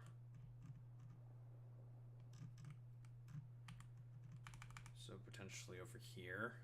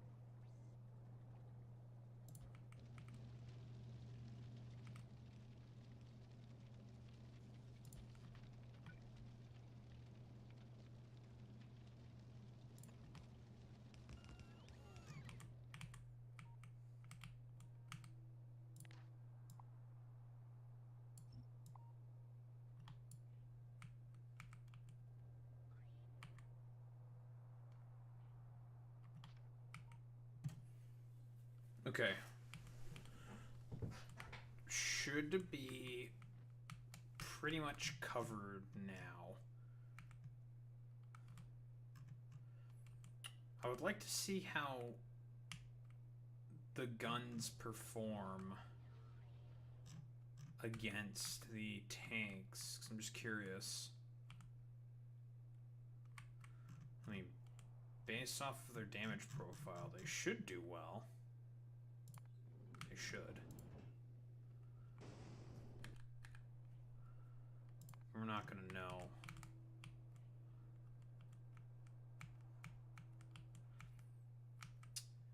And luckily they don't shoot shells. So that's the other saving grace that I have, I suppose. They don't shoot any tank shells, so they don't do a crazy amount of damage, but still. I should probably have some extra repair packs ready just in case. Okay, we should be okay now.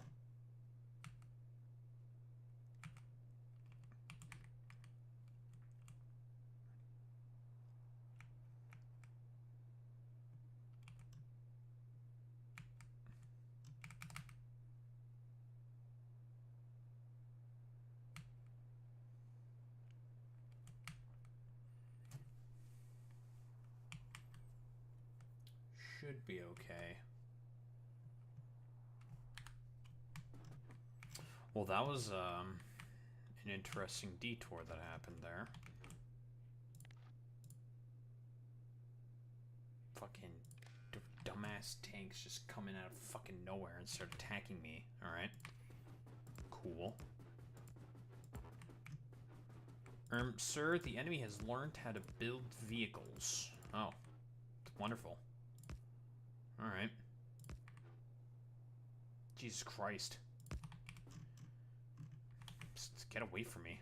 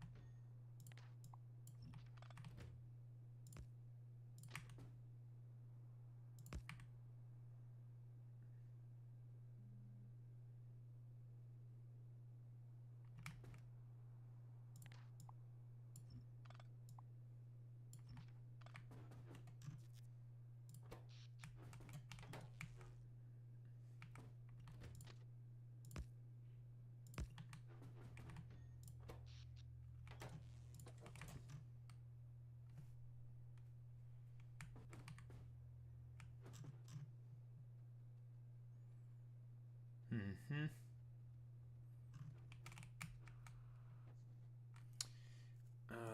You.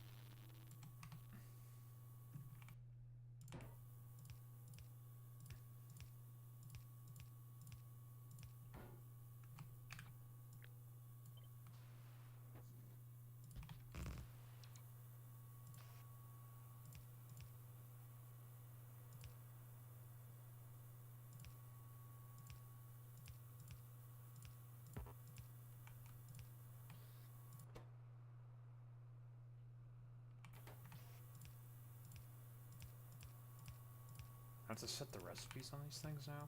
That's new.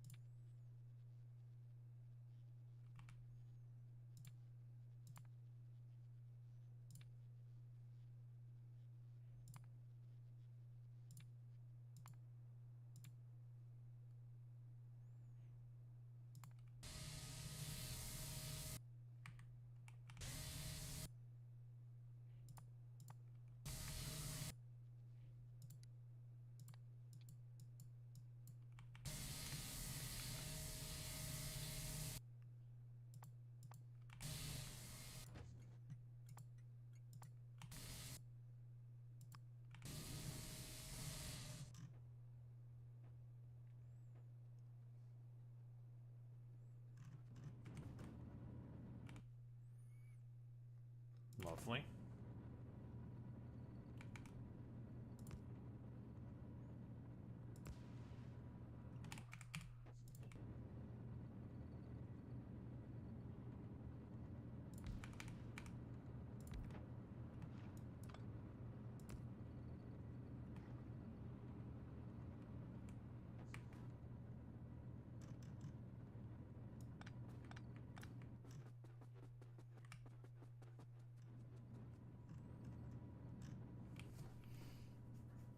What's up, Matt?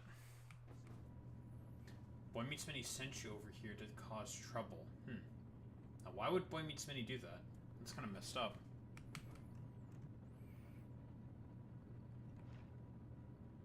I'm gonna have to call Boy Meets Mini very cringe for that.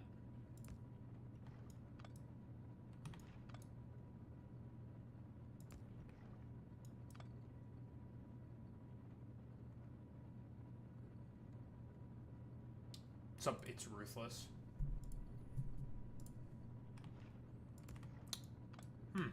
I guess Boy Meets Mini's finished streaming for the time being.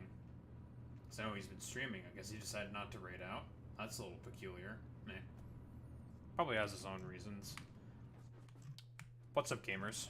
I might as well give a shout out to Boy Meets Mini for the not very official raid. What's Boy Meets Mini up to? Oh, he's being a trucker, eh? He's being a gosh dang K-coner, eh? Well, anywho, gamers, welcome. I am Da Harumba. That is my name. Don't wear it out. I'm a humble variety streamer. I yap about politics. I play video games. And, well, you know, standard shit like that. I mean, you know, Boy Meets Mini is a mainstay of this community. I mean, he does mod here, obviously. And, you know, any community member of Boy Meets Mini is obviously welcome here, so shout out to Boy Meets Mini. Currently I'm getting attacked by autonomous tanks, so that's the thing that's happening now. The Rogue AI planet has learned how to build tanks. So that was a bit of a shit show. I was just like, oh, why am I losing stuff? Why are there tanks shooting all my shit? Why are they taking no damage from the giant lasers? I have a lot of questions. What the hell's going on here? And well, it turns out I was getting attacked by a bunch of autonomous tanks. So it's just like, well, that's cool, I guess. So, you know, bit of a panic ensues. Slapdash defenses are thrown together, and the threat gets mitigated. Well, for the most part, but whatever. I just did not think that those motherfuckers would actually send out attack waves of vehicles.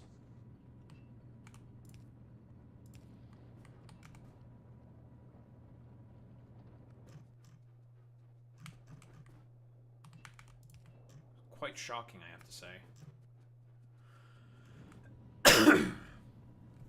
But right now, we're currently stuck on the Halo array.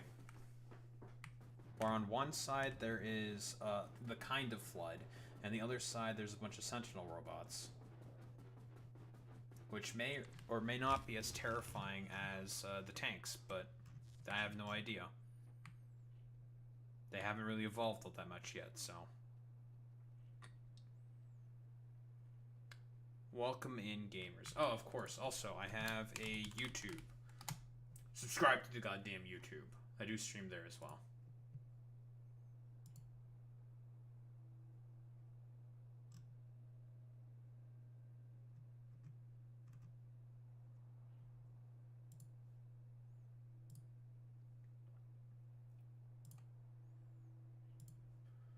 Love doing crisis management.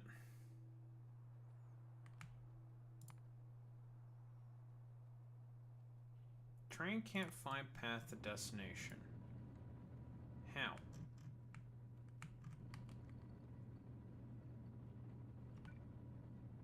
Oh.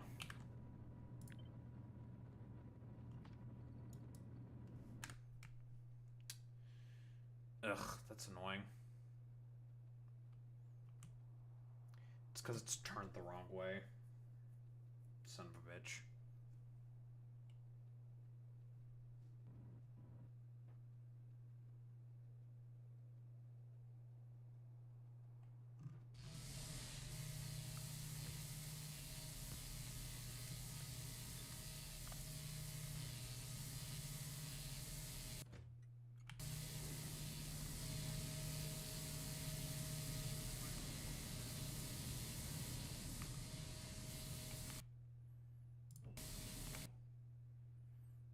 Alright, now to figure out how to pump the water out. And so that we can get ores. Hooray. Pumps, pumps, pumps.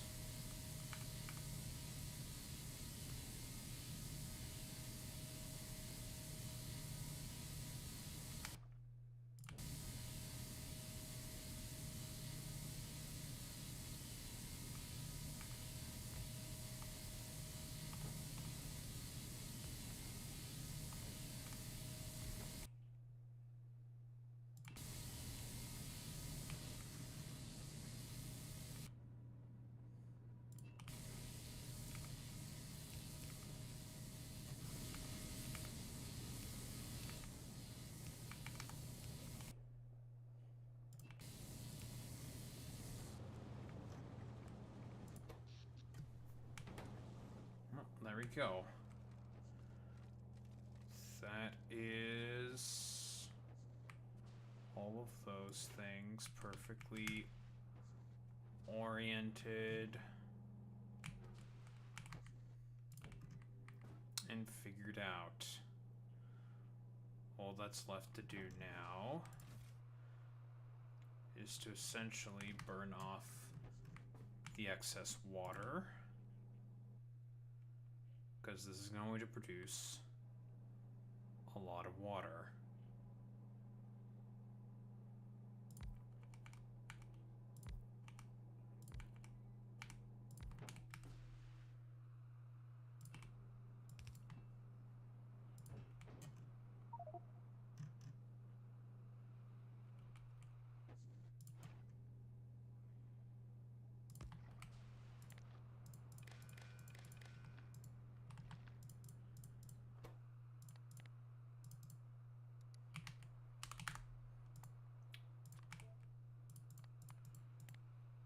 This will do the thing when it gets higher than 90k.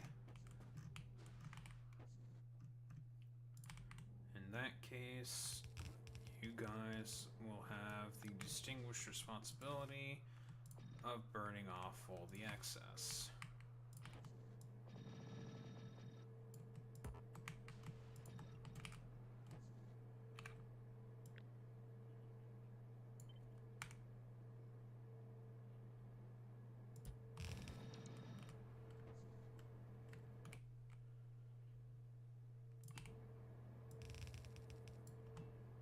Perfect.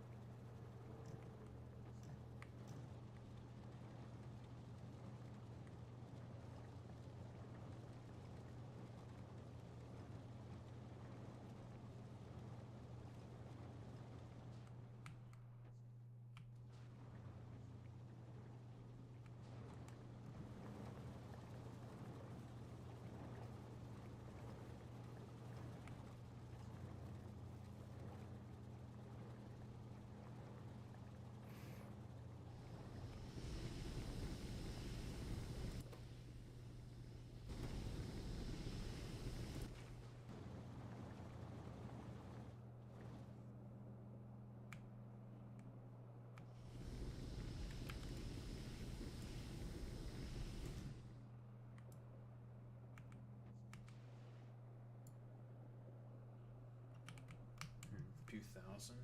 Okay.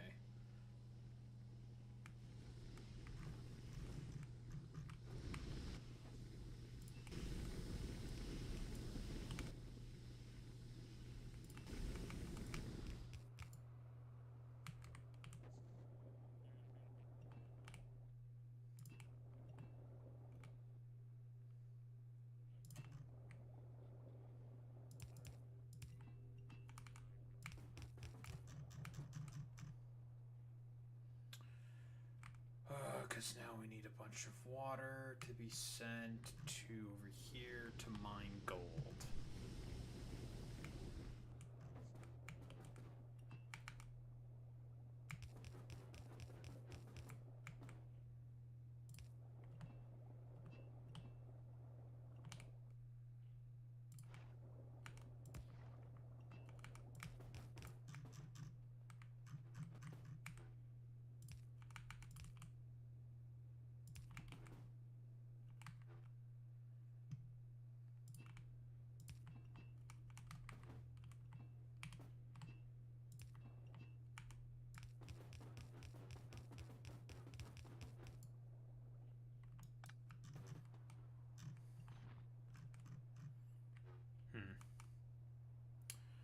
I'm out of underground pipes.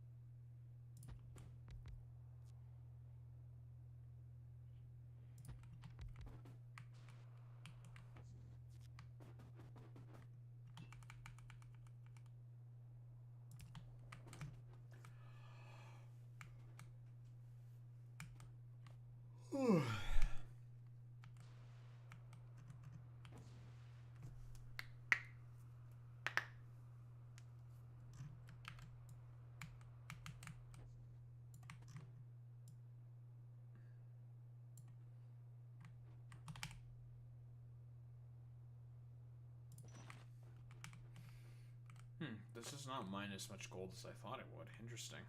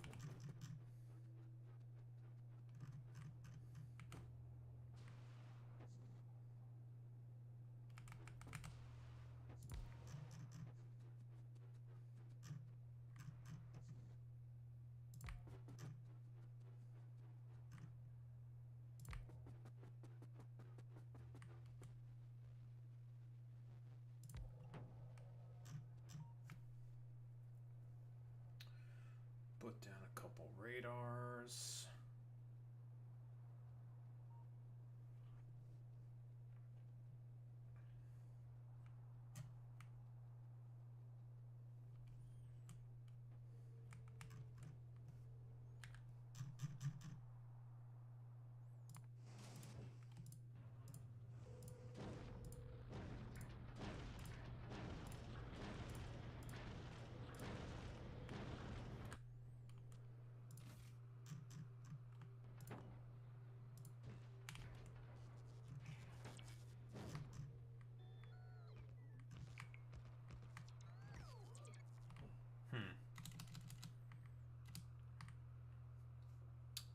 So we can't put this stuff down. Good to know.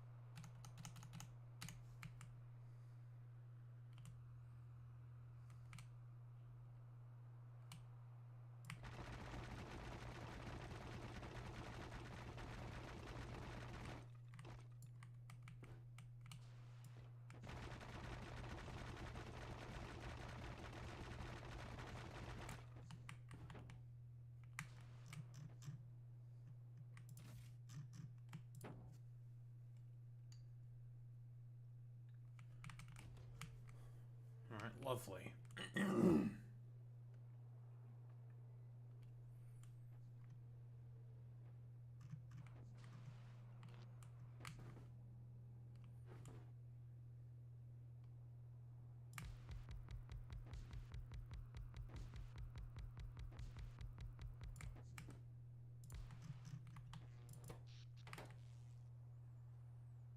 More room for more solar panels.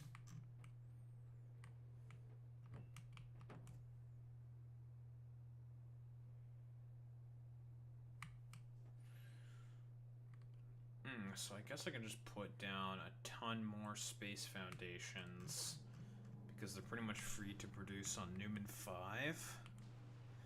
Put down a bunch more of that stuff and just use that.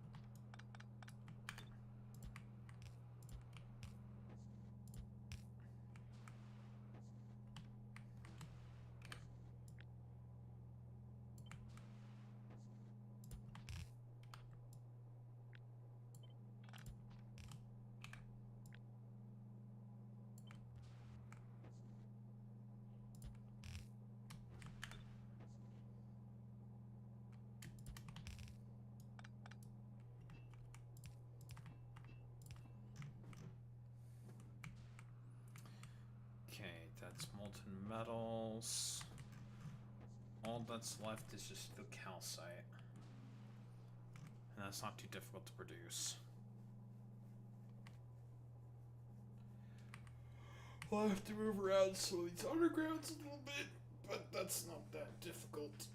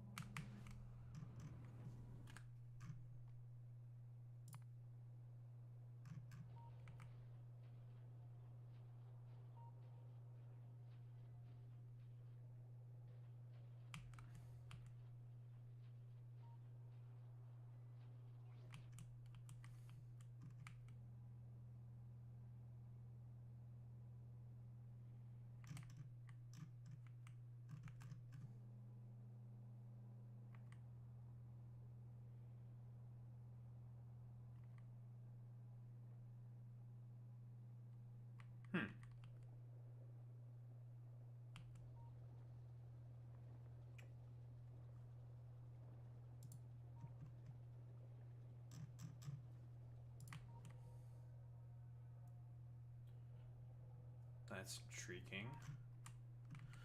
No attacks yet, eh?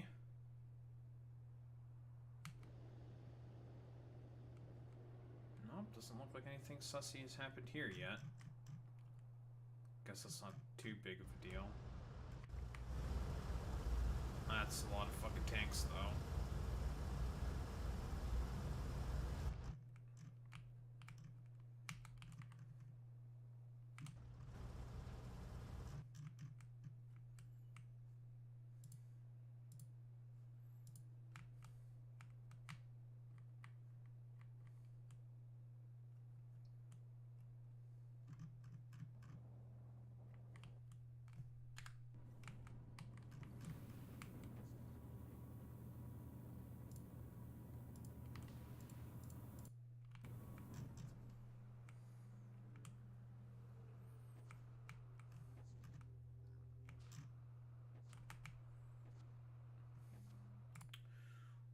just mine some gold.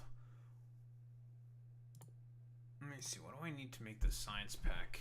We need some heavy water, aspheric lenses, and multi-layer insulation. It makes water as a byproduct. I'm probably not going to feed that back into the system. I'm probably just going to burn all of that off. It's not too bad. Okay.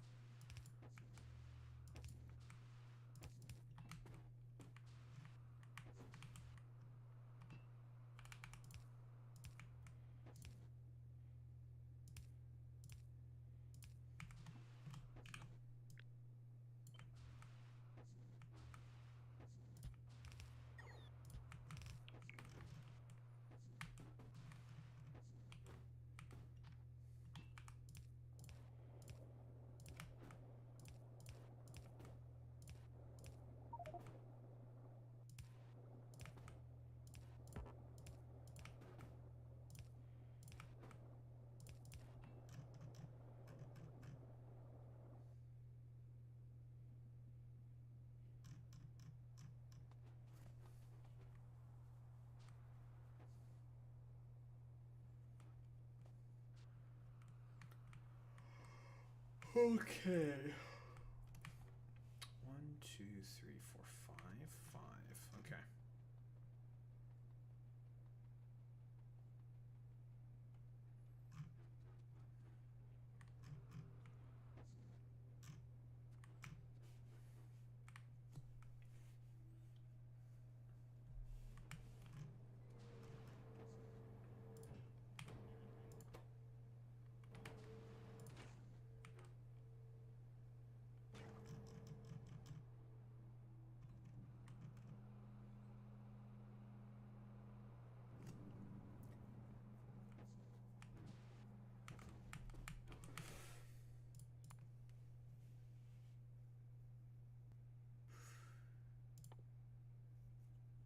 Silica sand, lubricant, glass billets, glass recycling.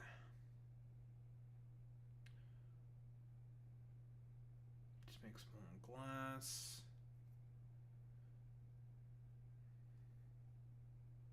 Bunch of other shit. Okay. Intriguing.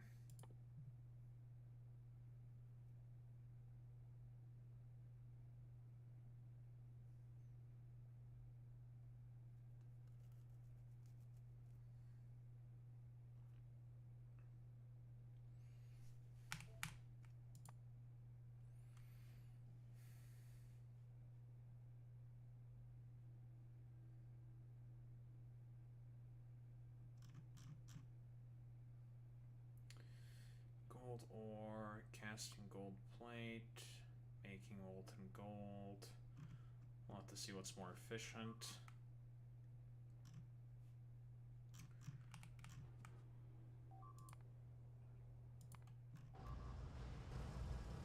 You fucking bastards.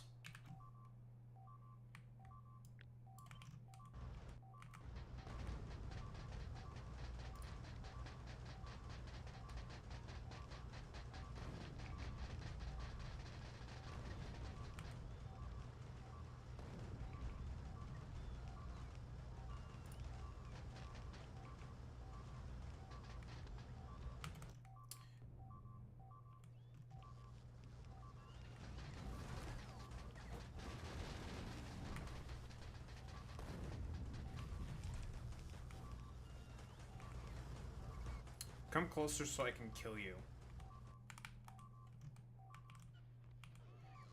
In the one area that has no fucking defenses.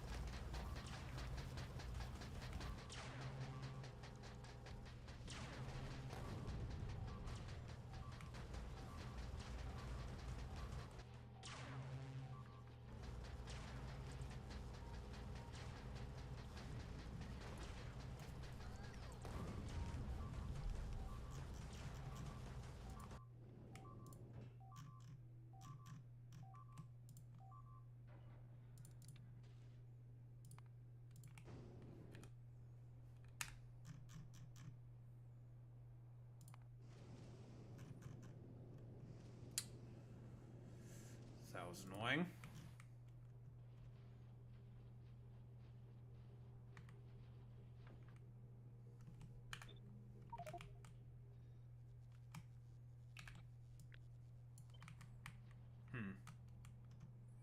They're about to get their own laser turrets, eh?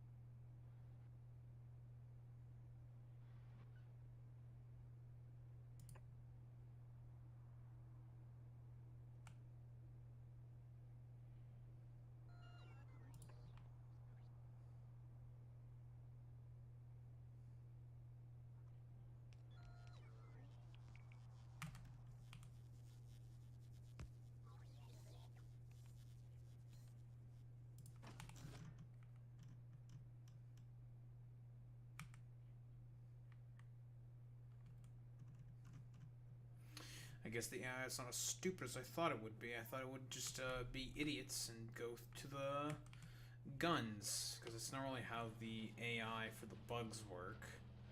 They see guns, they run into the guns. I guess these the tanks are not as stupid as that.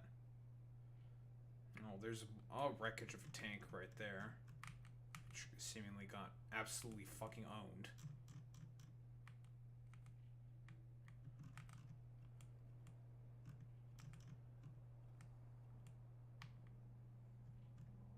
So that defensive hardpoint worked.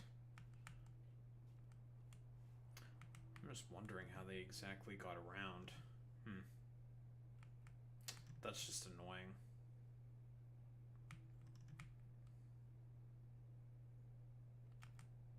Maybe just went all the way around like this or something. That's irritating.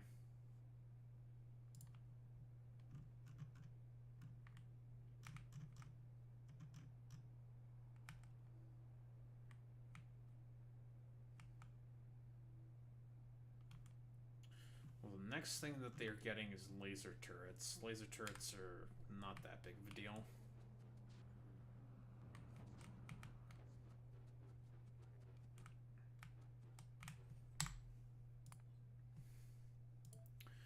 Alright, we'll stop with the Factorio there for the time being. We have a video that we need to go over.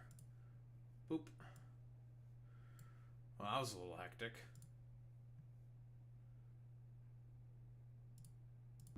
Good change of pace, though, I do have to say.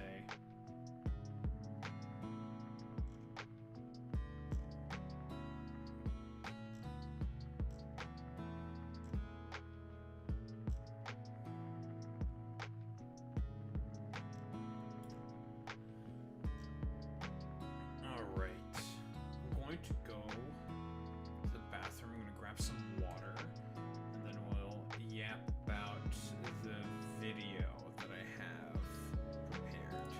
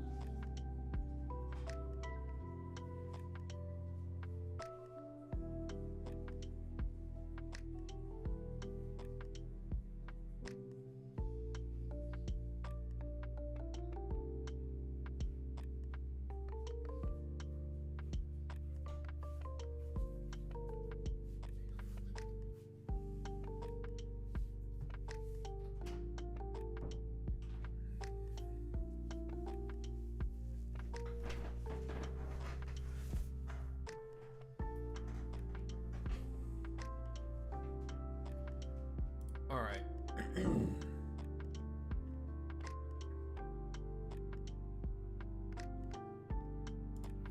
We're so Barack Hussein Obama.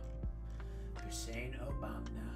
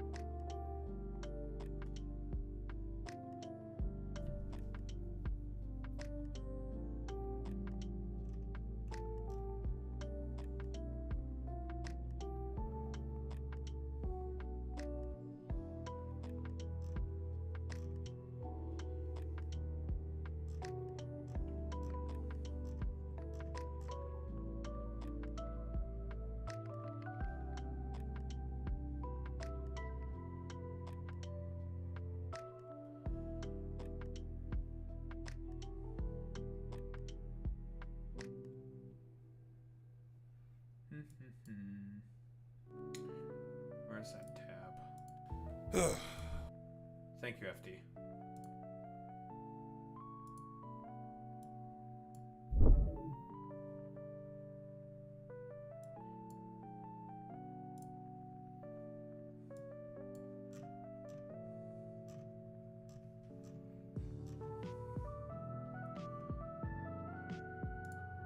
My Labubu just pulled a major 6-7.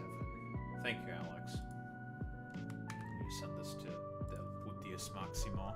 He'll get a laugh out of this.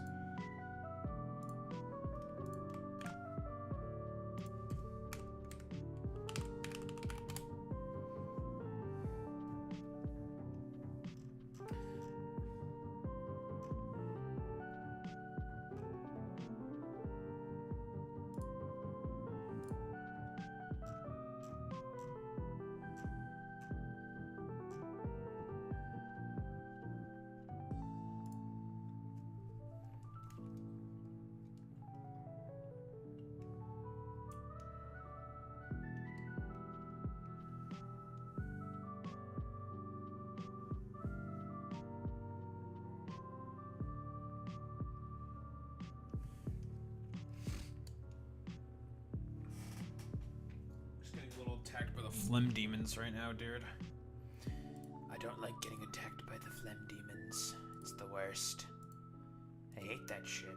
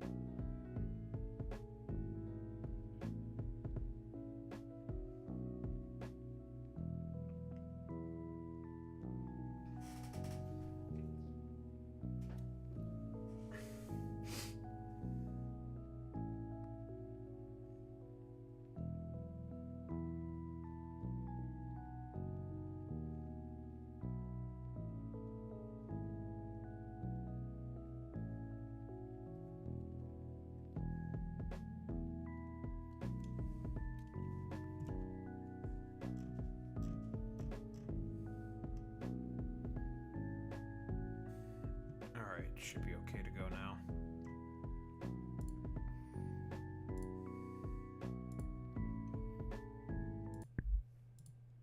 Alright. Let's get started with this, shall we?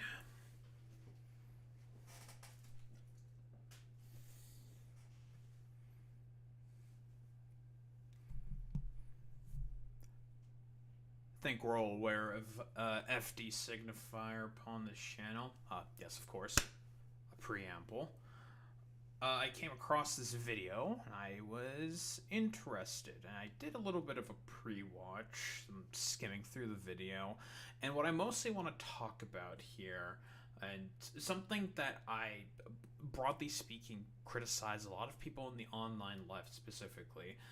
I'm not 100% certain how much this sort of affects IRL, sort of like leftist organizing, as much. I don't think it does. I'm inclined to not to believe that it doesn't as much, but the sort of overt cynicism that I see a lot of the left, generally speaking, have with a lot of these sort of congressional representatives, broadly speaking, that get within Congress, who are unabashedly more so on the sort of nominally progressive liberal or more left-leaning sort of side, right?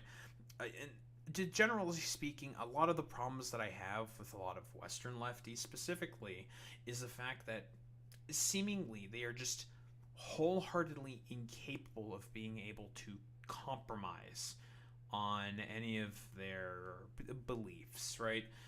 Just they seemingly are just unable to engage in a lot of politics.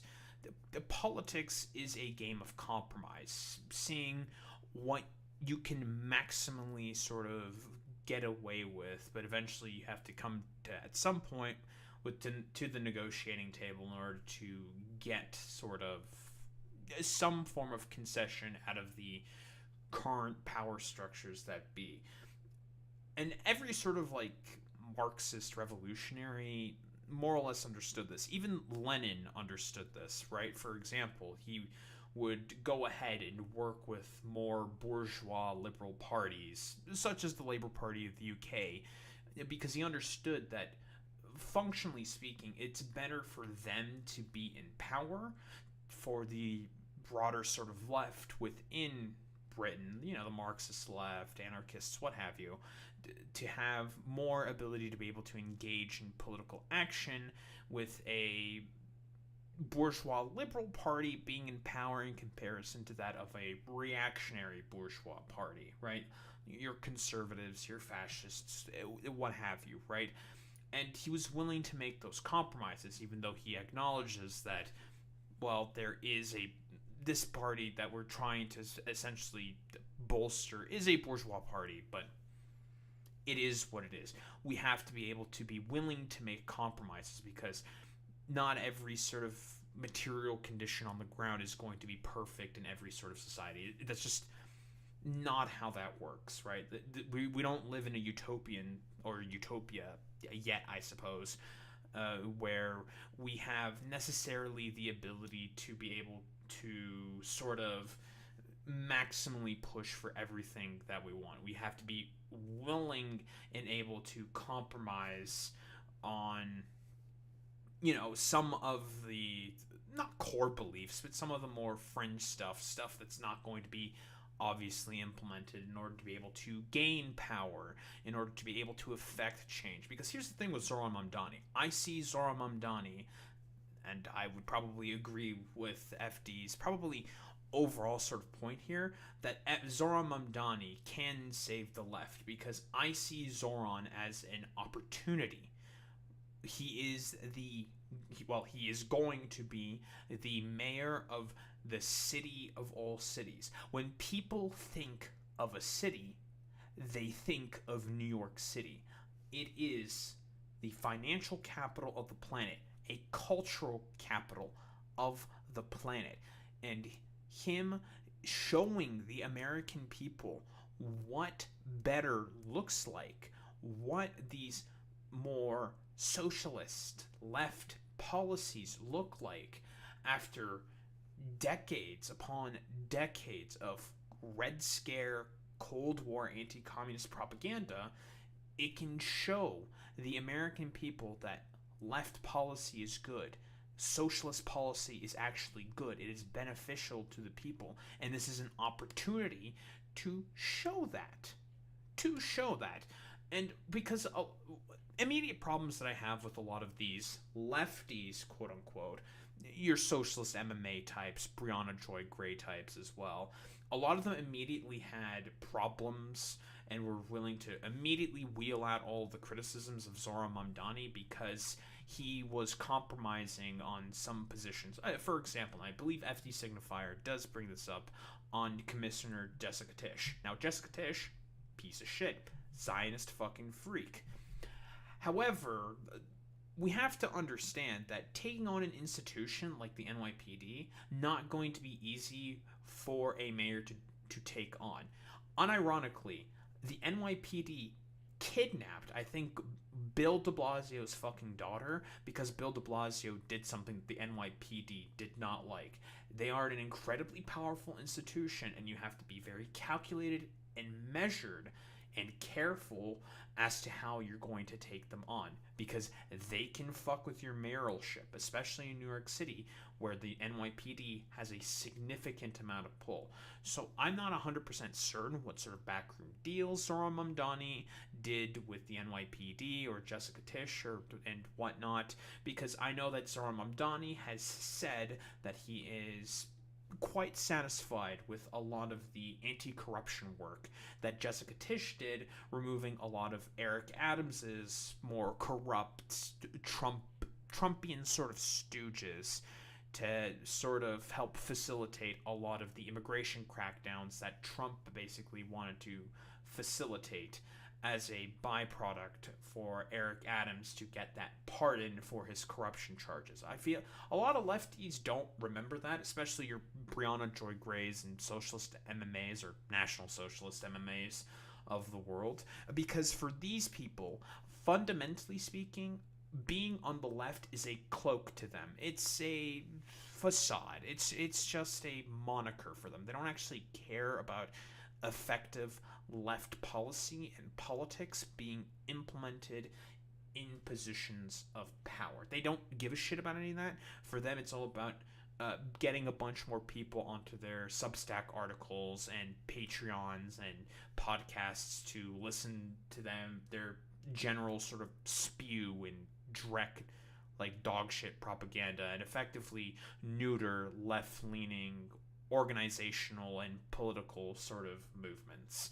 But I'm just curious, what does FD have to sort of say about this? Because he does a lot of the same stuff where he does like the overly sort of cynical stuff, which I don't really agree with in my personal opinion. I really do not like being overtly cynical about the advocates that we do have, the more effective advocates that we do have, because going after the AOCs of the world, albeit like I do kind of agree now with some of the criticisms of AOC more recently, I don't really know what she's doing politically speaking.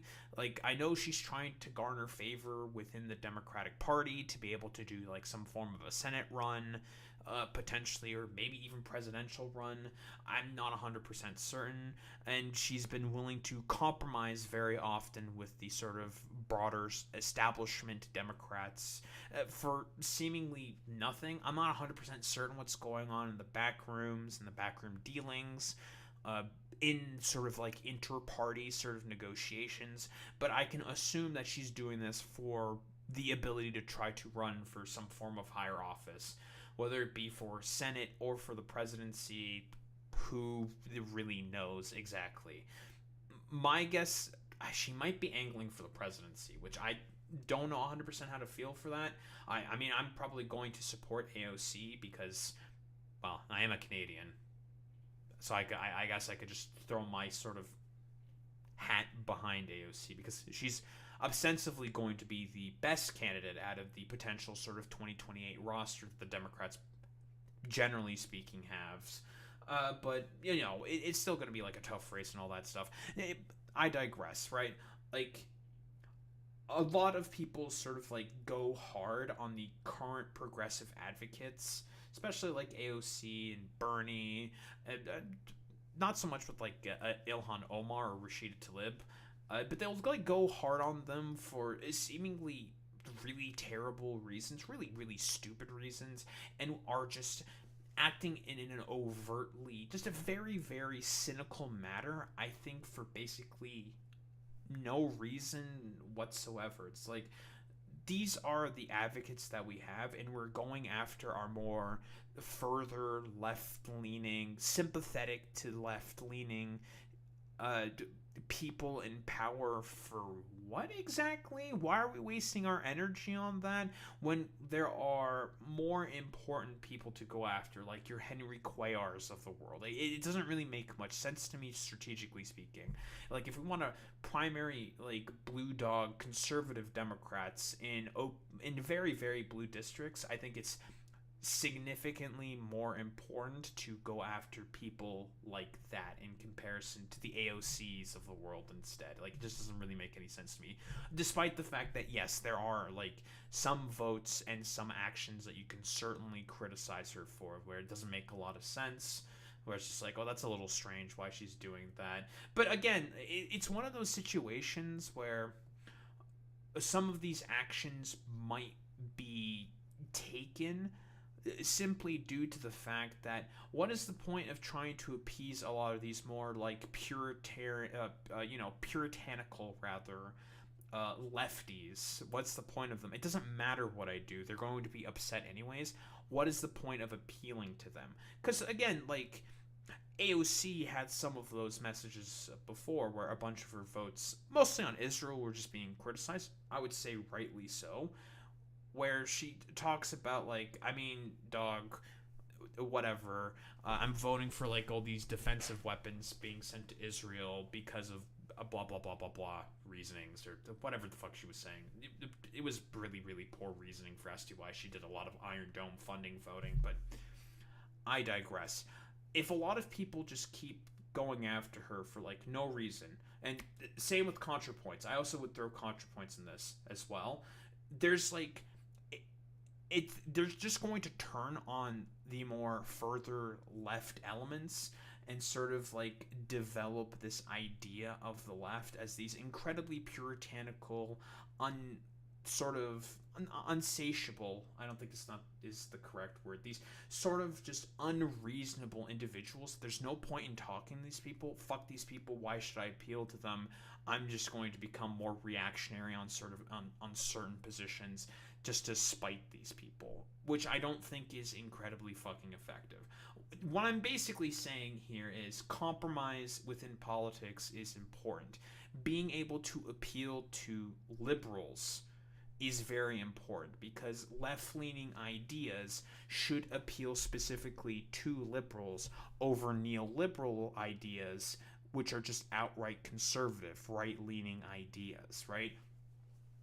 Lefty ideas should be able to bring more liberals into the sort of broader sort of tent, and perhaps even turn them into leftists. And I think that's a more effective strategy. Sometimes you're going to have to compromise a little bit in terms of your messaging, and that's just how it is. That's politics. It's a popularity contest. You need people in order to be able to get into power. There's a lot more liberals that exist rather than annoying dumb fuck Twitter lefties in comparison, if we care about playing politics and gaining power. So I'm essentially saying that compromise is important.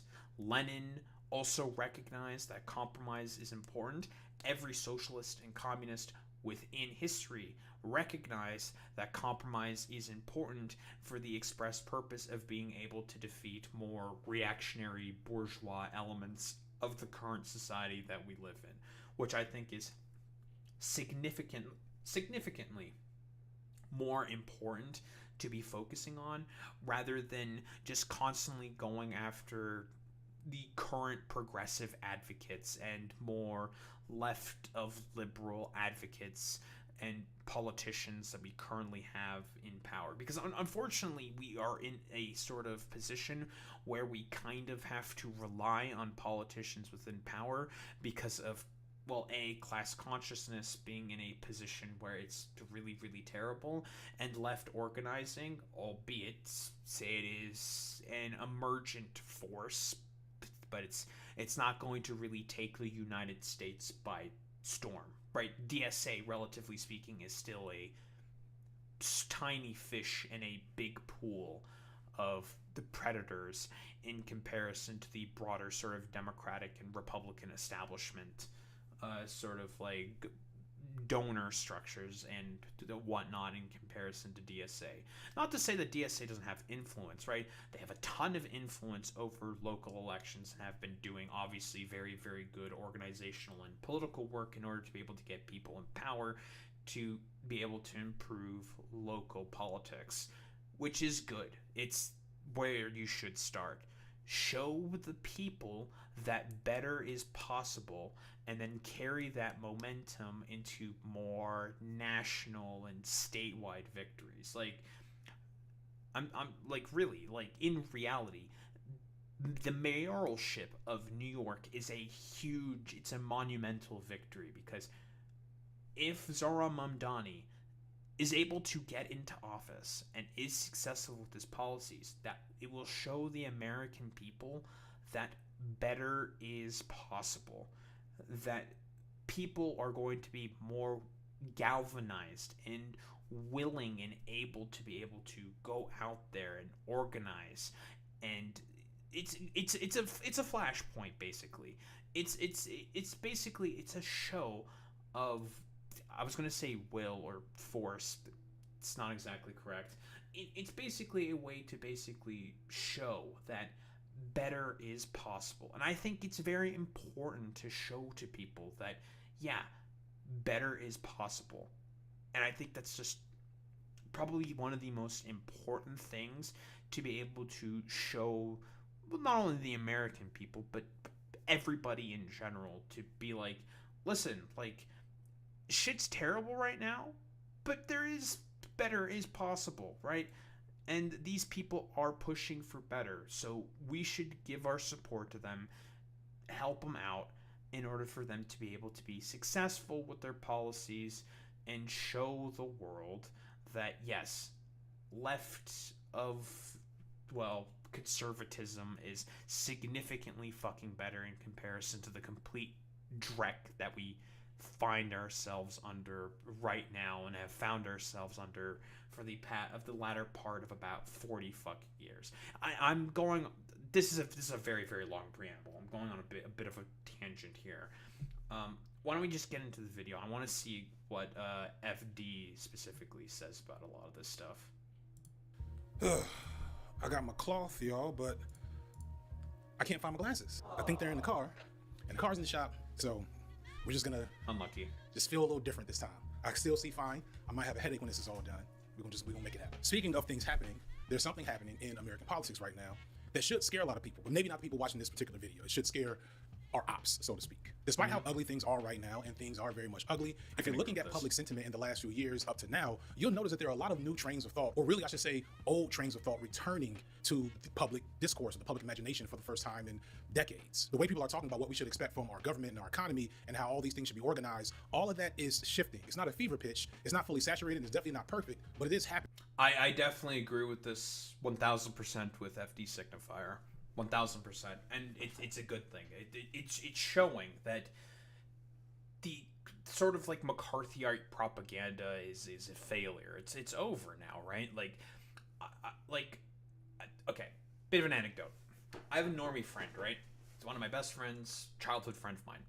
He has started talking about how he works in finances, okay? He works with like a fucking bank and shit, okay? The guy who you would never expect to speak positively on socialism has begun speaking positively on state-run economies. He's been speaking very positively about socialist systems within, say, China. Now, obviously, I don't 100% agree with China being socialist. It's state-run sort of capitalism. The fundamental relationships between proletariat and bourgeois have not really been addressed within China, yada yada yada. Essentially saying that state sort of regulation and state-run sort of programs are effective. Using the power. I love China. I love China. That's true. I do love China. Using the state in order to be able to help rein in and regulate the current laissez-faire capitalistic systems, because currently, right now, that shit is a disaster. It's a disaster. I think we can all acknowledge that the system is on the verge of another, I would say, Great Depression to Electric Boogaloo sort of collapse. I think we can, broadly speaking, agree with all this, especially considering the current AI bubble that's going on right now. I think we can all acknowledge this.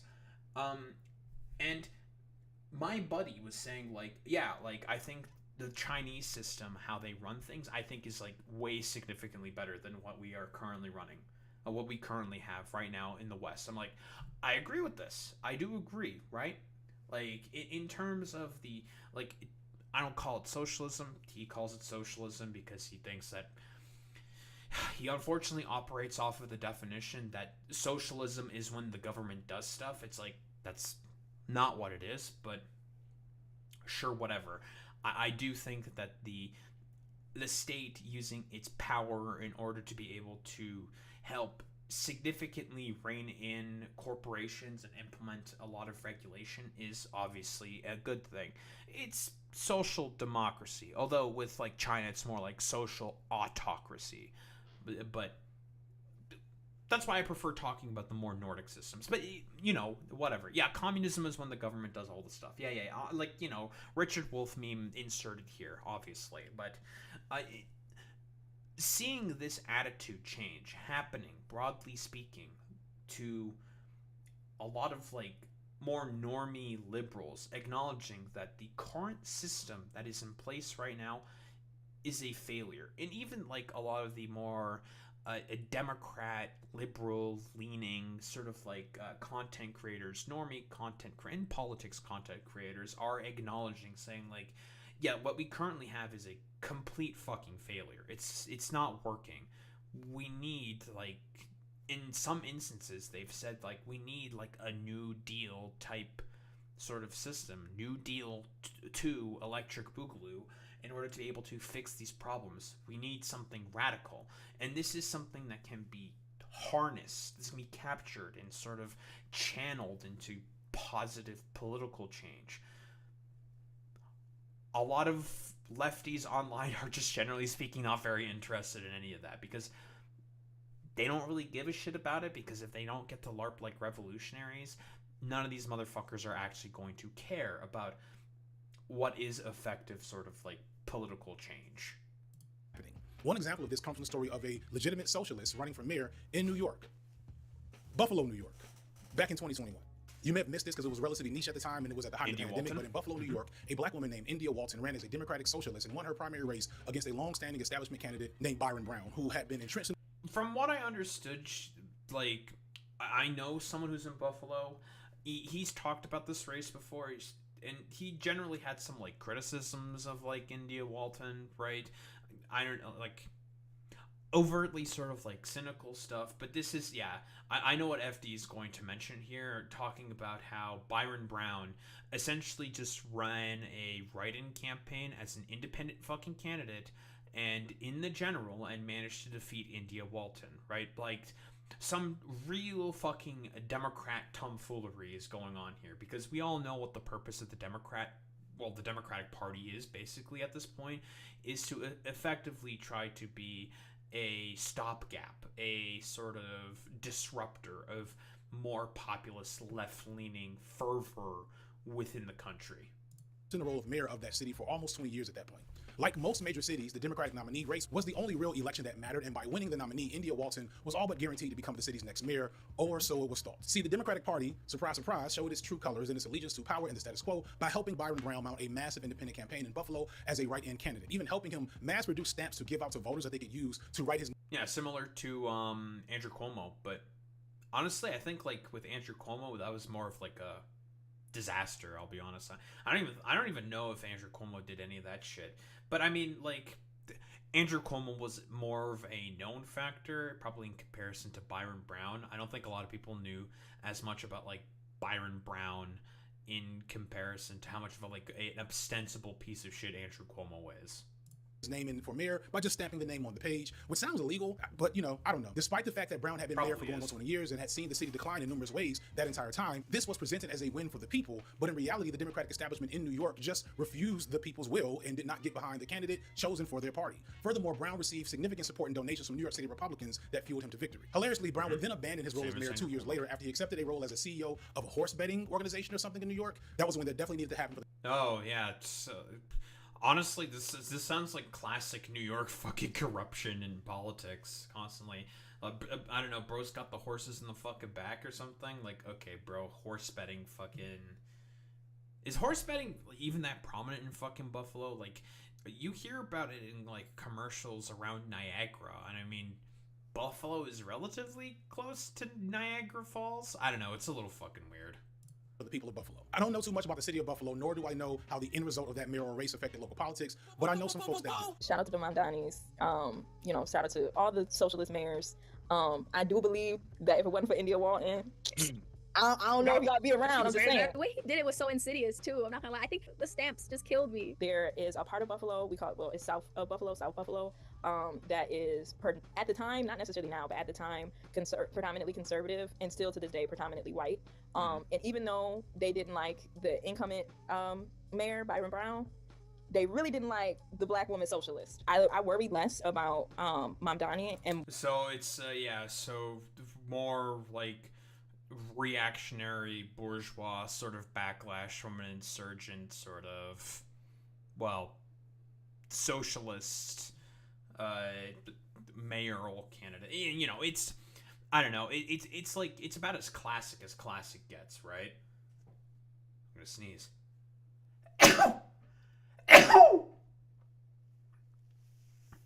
Excuse me. Not been to Buffalo in a long time, Alex, so I don't necessarily 100% remember. I've not been to Niagara in a long time either. Like, been a long time since I've been there. So, Alex, where the hell's our crime report? What's going on here? Comes to the chat, offers no crime report, then thinks he can just, like, yap it up in chat like this? What the fucking bullshit is this? Worry more about his constituents. There's a part of me that also worries about, people stopping here and feeling like you said, electoral politics is going to be what gets us out of our current situation, when in reality it's not. Politicians are always going to disappoint you. Not like a politician being a socialist is not going to do that for you. Like people, I think, like I share Alia's sentiments of that worry of like people giving up their, putting their hands up and being like, well, we did it, we got a socialist mayor, so there's something else that, we need to do. I love how socialist mayor feels so pejorative. I can definitely agree with this, by the way. I echo the exact same sentiment. This is just, it's step zero. It is step zero for Zohran Mamdani to get into power, right? Like, this is just the beginning, okay?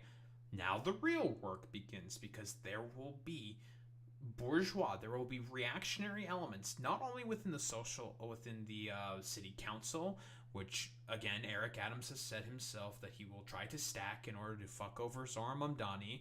Same with also a bunch of city councilors within New York saying that we will attempt to stop Zohran Mamdani's broader sort of agenda, although like apparently that doesn't necessarily matter as much from what a bunch of local reporters are saying from stuff that I've read, so hopefully that's going to be the case.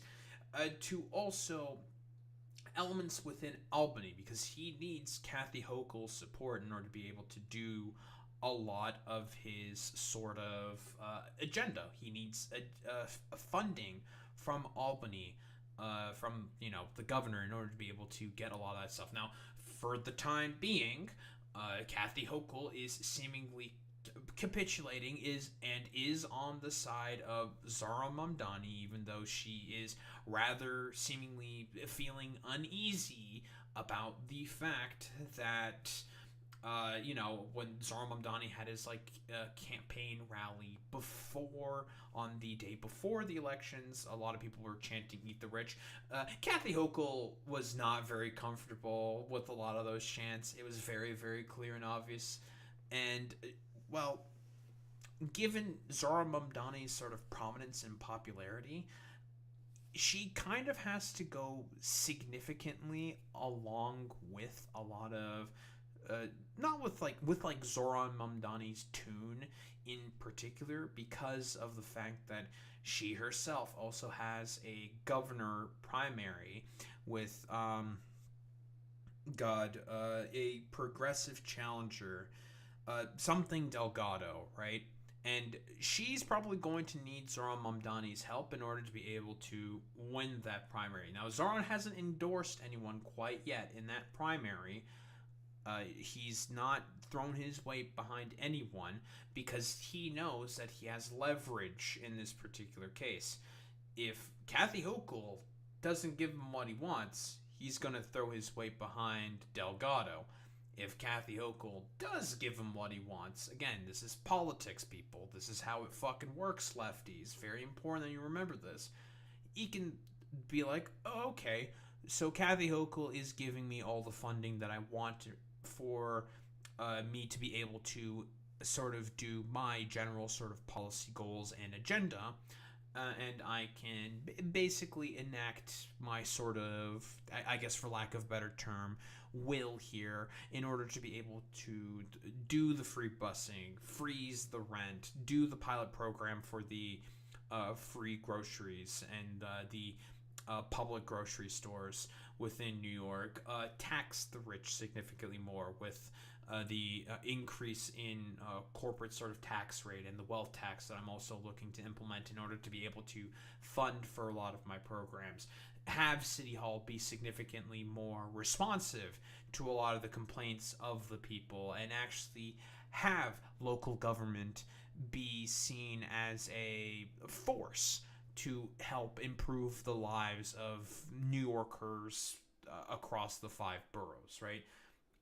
He's going to need people in positions that are sympathetic to him specifically in order to be able to have this broader sort of like policy agenda be implemented. And like I said before, like the reason why it's important to put a lot of stock into Zohran Mamdani is because this is, again, an opportunity to show the American people that better is possible. There's more important sort of stakes and goals at play here. This is a great conversation that I had with these members of Lola. This whole conversation should be available by now on the Signifier podcast channel. But I love how we use the term socialist mayor here in somewhat of a tongue-in-cheek way, both maybe with a tinge of hope, but also with an appropriate level of cynicism, I think, as we recognize that while it's good that figures like India Walton, or maybe more significantly Brandon Johnson in Chicago, make strides to reintroduce socialism to American politics, that fundamentally electoral politics as a whole is a limited use tool for the goals of liberation for Black people and Americans and the world in general. On one end, as I alluded to earlier, having the concept of socialism not just be reintroduced to the American public consciousness, but also get legitimate political wins is a good thing, and speaks to a spark that the American left has not had since the 70s. However, there's a reason why it's been so long since leftist political ideals have been taken seriously in the mainstream. The deck has not just been stacked, but meticulously manipulated for 50 years to not allow this type of wave that we're currently in to happen. And more importantly, we have to be able to recognize that this wave is just that. It is not radical or revolutionary or promised to sustain. It's just the energy of the moment. And it's important to keep that perspective regardless of how our desires to take a victory lap make us feel, because I've seen all of this before, and I know how the story ends depending on the decisions and trajectories we take right now. And this brings me to one Zohran Mamdani, the current premier leader of the Communist Republic of New York City, or if you want to be more normal about things, the mayor-elect of New York City. Recently, Mamdani made history by becoming one of the youngest and maybe I think the first ever Muslim mayor of the country's richest, most populous, and most important city. He has immediately thrust himself onto the big stage of politics, becoming a powerful figure in the Democratic Party, and he comes into that position with a ton of fanfare, goodwill, and hope. No good? What are you doing in my falafel? And the last time I've seen something like this was in 2008 with Barack Obama. This is something I tried to talk about a few months ago, but everyone got mad at me about it. I saw folks say that Obama was always a fake leftist and that no one in real sense ever thought he was going to fundamentally change American politics, et cetera, et cetera. But Mamdani, he's the real deal. Zohran Mamdani is going to be the change that this country has been looking for, ushering in the leftist utopia that will see us finally make improvements for America's working class, become a champion of affordability, address the police state in New York City, and completely divest from the Zionist entity in the Middle East, along with every other aspect of our American imperial apparatus that's going to be fixed once he becomes. Okay, I mean, there's probably has been some people online that have been saying this, but I don't really listen, I like to think of myself as one of Zohran's sort of strongest soldiers, but I don't think it's going to necessarily happen, right? Like, tempering of expectations is very important. Again, this is politics. Compromise is important. Like, again, my sort of goals here in particular with why I think it's very important for Zohran Mamdani to be able to win, again, in the city of cities, that being New York, is to show not only the world, potentially the world, but the American people that better is possible. You can aspire for more. That, yeah, sure, the system will exist to grind you down into dust. It wants you to not be participatory within it. It wants you to check out and not advocate for your positions.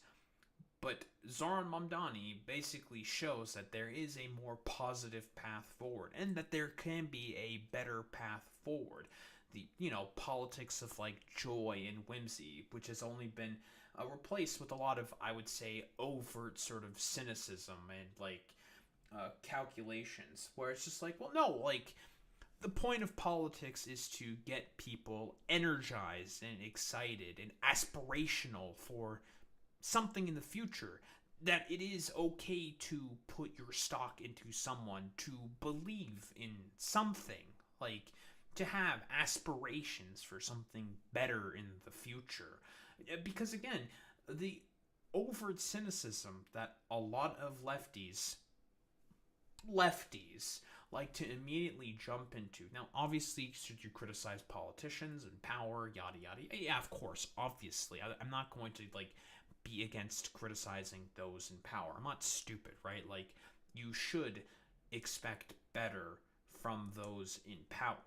No fucking shit.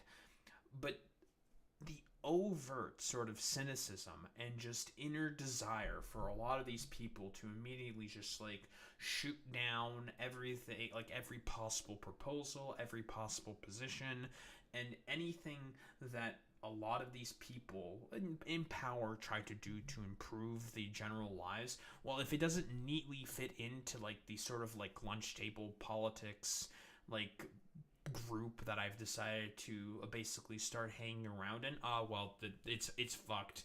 I'm going to basically check out of the system, and I'm not going to give a shit about like what this politician has to say at all. It's just like, it's just not how that works. You can't participate in politics that way. That's essentially you begging to be ignored from those in power to not be directly sort of appealed to. Again, like, my main sort of criticism here mostly goes to the Brianna Joy Grays of the world and socialist MMAs of the world, right? These people who are just wholeheartedly uninterested, I would say, in participating in politics, because for them, this is all just a grift for them. Comes our new leader. Sadly, as I predicted, the belief that he was going to be our new leftist god didn't quite ring true. I could say I told you so. I did tell you so. Listen to your elders. Listen. That's the end of the video. I want to be clear, though, when I was developing this take early, it was never to outright say Mamdani is going to be just as bad as Obama in terms of disappointing the people that support him. My goal more so was to engage with how the people were getting energized and remind everyone that we can't put all of our faith and hope into any politician, no matter how based or how good their politics seem to be. And as Mamdani has shown that he is first. I don't know. I'm not going to disagree with FD and say that this wasn't a thing that wasn't happening. Like, obviously, like, the people are going to be sort of inclined to want to put all their, I don't know, eggs in one basket and want to believe in something. But, I mean, can you really blame people for that? Can you really blame people for that, right? Like, it's one of those things where it's just like, yeah, I don't think it's good to put all of your stock in a politician. Like, I don't disagree with that, obviously. But I don't necessarily blame anyone for doing that sort of behavior exactly. Considering just how terrible everything is right now, like, I don't know, like, unironically, hashtag I need a fucking hero. Like, because there's, everything is just gone to shit, and it's so fucking terrible right now that at some point, there needs to be some kind of hope. It's okay to believe, right? Like, I think it's totally fine for you to believe and be like, oh, finally, someone can actually get in there, fix a lot of the problems that are currently happening in this godforsaken fucking country, and start to actually try to fix things. Is he going to be able to fix everything, like, shebang, shabong? No, probably not, but there's at least, I know there's going to be a significant sort of improvement, and it's something that can be aspired to, especially for a lot of other, like, local candidates who are looking to sort of, I would say, like, participate within electoral politics, which is, like, that's what I mostly want, right?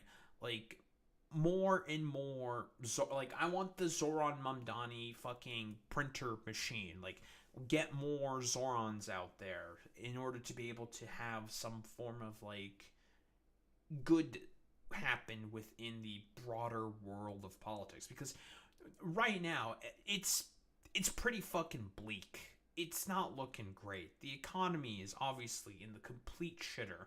Trump is doing illegal deportations and detentions of random fucking migrants they see because of the Supreme Court essentially saying, like, oh yeah, dude, like, if they're brown, fuck it, who cares? Yeah, you can just racially profile them. Who gives a shit, right?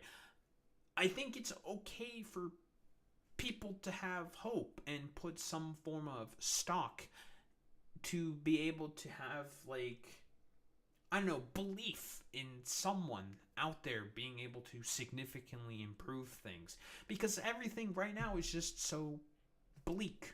Like, I think it's, like, totally okay.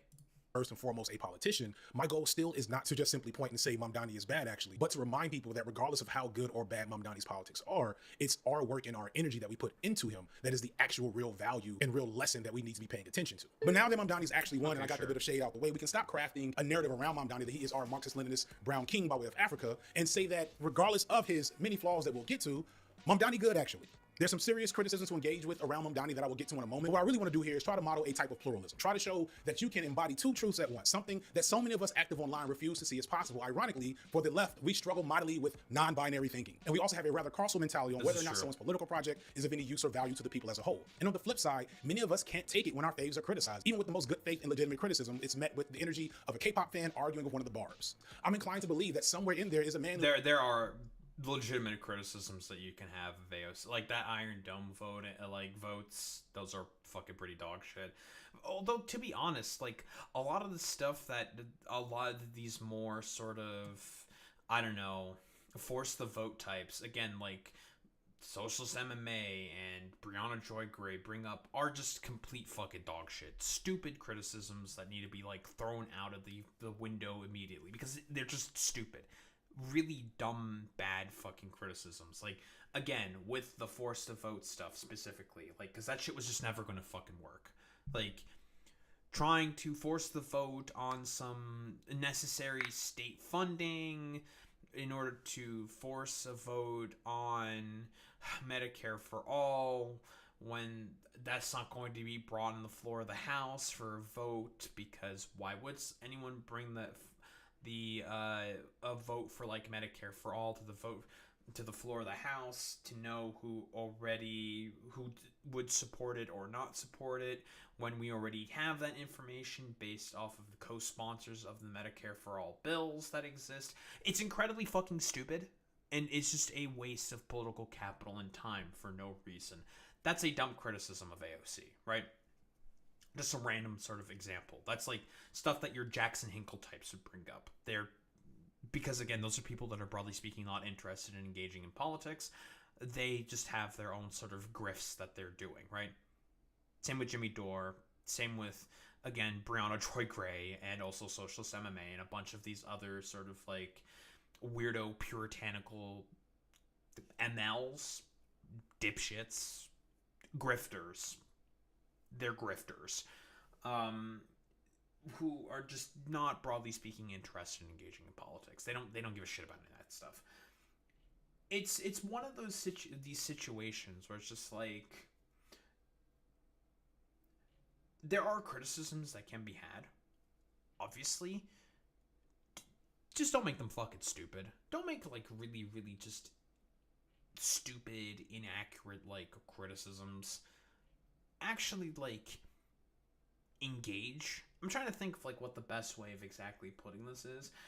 There's, like, real criticisms that you can have of a lot of these people, and then for the most part, generally speaking, when a lot of these, like, more force the vote types have their sort of, like, 2 cents, it's one of those situations where you just, like, look at it and it's just like, what the fuck are you talking about, man? Like, this is going to be incredibly ineffective, and you motherfuckers have, like, no clue or no idea whatsoever what you're talking about. And it just becomes, like, a complete, like, nonsense shit show fest where it's just like, okay, bro, nice meme.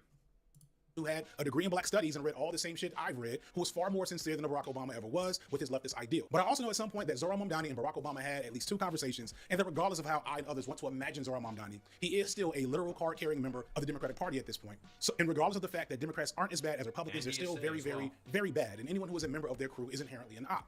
Those are both true things, seemingly opposing each other, but yet existing all at once. I wish I could believe in a more simple take on Mamdani, but if anything, him being a complex figure gives us the opportunity to do something important in this video, to not oversimplify what he represents in our political. I mean, like, to be honest, if he refused to talk with, like, because again, I've talked about this before, but if you want to be able to sort of improve the politics of the Democratic Party, you have to go after and criticize Obama way more, because the fact that Obama still has the popularity and pull that he has in the Democratic Party is really bad and criminal, because he is always going to be a very effective stopgap in terms of any insurgent sort of left movement, right?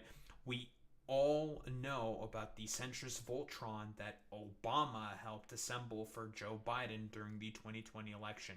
That was all Obama. If we want to be successful in dragging the Democratic Party further to the left, Obama, in the mind of your average fucking liberal, has to be seen as the moral aberrance that he is, right? He has to be seen as the, well, ineffective president that he always was. And that's, broadly speaking, in the general sort of zeitgeist of the Democratic Party, that work has not really been effectively done. For reality. This is a high-stakes 7D chess game of political intrigue right now, and there's too much going on to feel too comfortable in an overtly simplistic understanding of Mamdani, his political wave, and whatever might happen next. So with that in mind, I found some folks that I felt had varying perspectives on Zohran Mamdani, folks that are his detractors, folks that are his supporters, and those with stakes in the game. In doing so, I hope that this video helps everyone develop as room temperature and balance a take on Mamdani as possible. Not because he's so good and that there's nothing to worry about, not because he's so bad and we should all revolt, but because our job in the equation is to resist stan culture and anti-fan culture, and teach and learn how to grow for the moment, plan what people should be focused on next, and further our political goals. So we're gonna take a nice, relaxing, easygoing look at this story. I'm gonna skip the old school hip hop and trap beats. We're gonna do some like jazz rap and some lo-fi as we start to discuss our left-wing chosen one, the Marxist Kwikset Cataract from Uganda, Zohran Mamdani. Turn the volume up! It always seems impossible until it is done. I know some niggas on the stage with shit. I know some niggas in the door with the remix. I know niggas got 2 bodies, still a teenager. I'm so sorry for absolutely nothing. Can't nobody fuck with me. Furthermore, the name is Mamdani. Keep a match in for that fuck with me. Stand clear of the closing doors, please. So first, let's talk about all the things that lead us up to this point. I feel like I don't have to give a ton of intro to Mamdani at this point, but I do want to discuss the conditions that led to his seemingly unlikely outcome. As I like think about like the energy that I've collected with my platform is like, how do I show people that it's like, hey, like, I understand like Mamdani's real cool. He was a really good president, but what y'all need to take from this is that like this election got won. He went from 1% to this because people were knocking doors. It's like he got to there not just through memes. It's like you all hold this power. I think, yeah, the amount of volunteers that I think he ended the campaign with was like 100,000. Unheard of, by the way. That's insane for a local mayoral election. 100,000 fucking volunteers, right? Like, that's fucking nuts, dude. The amount of people that he was able to pull in to do canvassing work for him as like an army of fucking volunteers is genuinely fucking insane. Like, that's probably one of the biggest reasons for as to why he was able to win, because he had the pull, man. He had the Riz. Power. And it's like more so than investing this into like being like, wow, look at this magic Mamdani did. It's like, look at the fact that like for this long of a period of time, like for months, everyone's canvassing, everyone's doing this. Like you can do that, not just about like a guy. Like do this about the things you want to happen. And it's because of that black studies degree. I just feel like you can't No, get that stop, degree. stop. Damn, no, I'm full of shit right now, you know. He's pulling your heartstrings already. Stop. Look, you're saying, oh, at least Obama waited till he, won. Zohran was doing it before he won. The difficult part of winning, the primary. I feel like that was a difficult part. That's the one where I was kind of like, is he going to be able to pull it off? Is he not? What does he start doing? He does like the reverse Grand Platinum. He starts apologizing for like actually being a leftist at some point, right? He goes on Fox News and starts groveling to like the NYPD. And he says, "Oh no, I privately, kissed their boots, but now I'm here to do it publicly."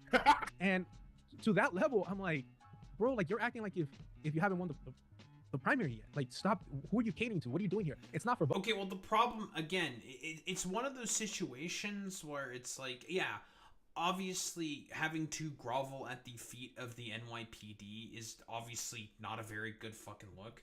But again, we know what those motherfuckers are capable of and what they have done in order to make sure that their power is essentially put in place. Right? He used to have like some tweets that he apologized for, and that a bunch of like mainstream outlets were being like really stupid and fucking annoying about. Right? And he said like, yeah, I said that in a moment of anger for the George Floyd protest. Yada yada yada. Right? That's what he.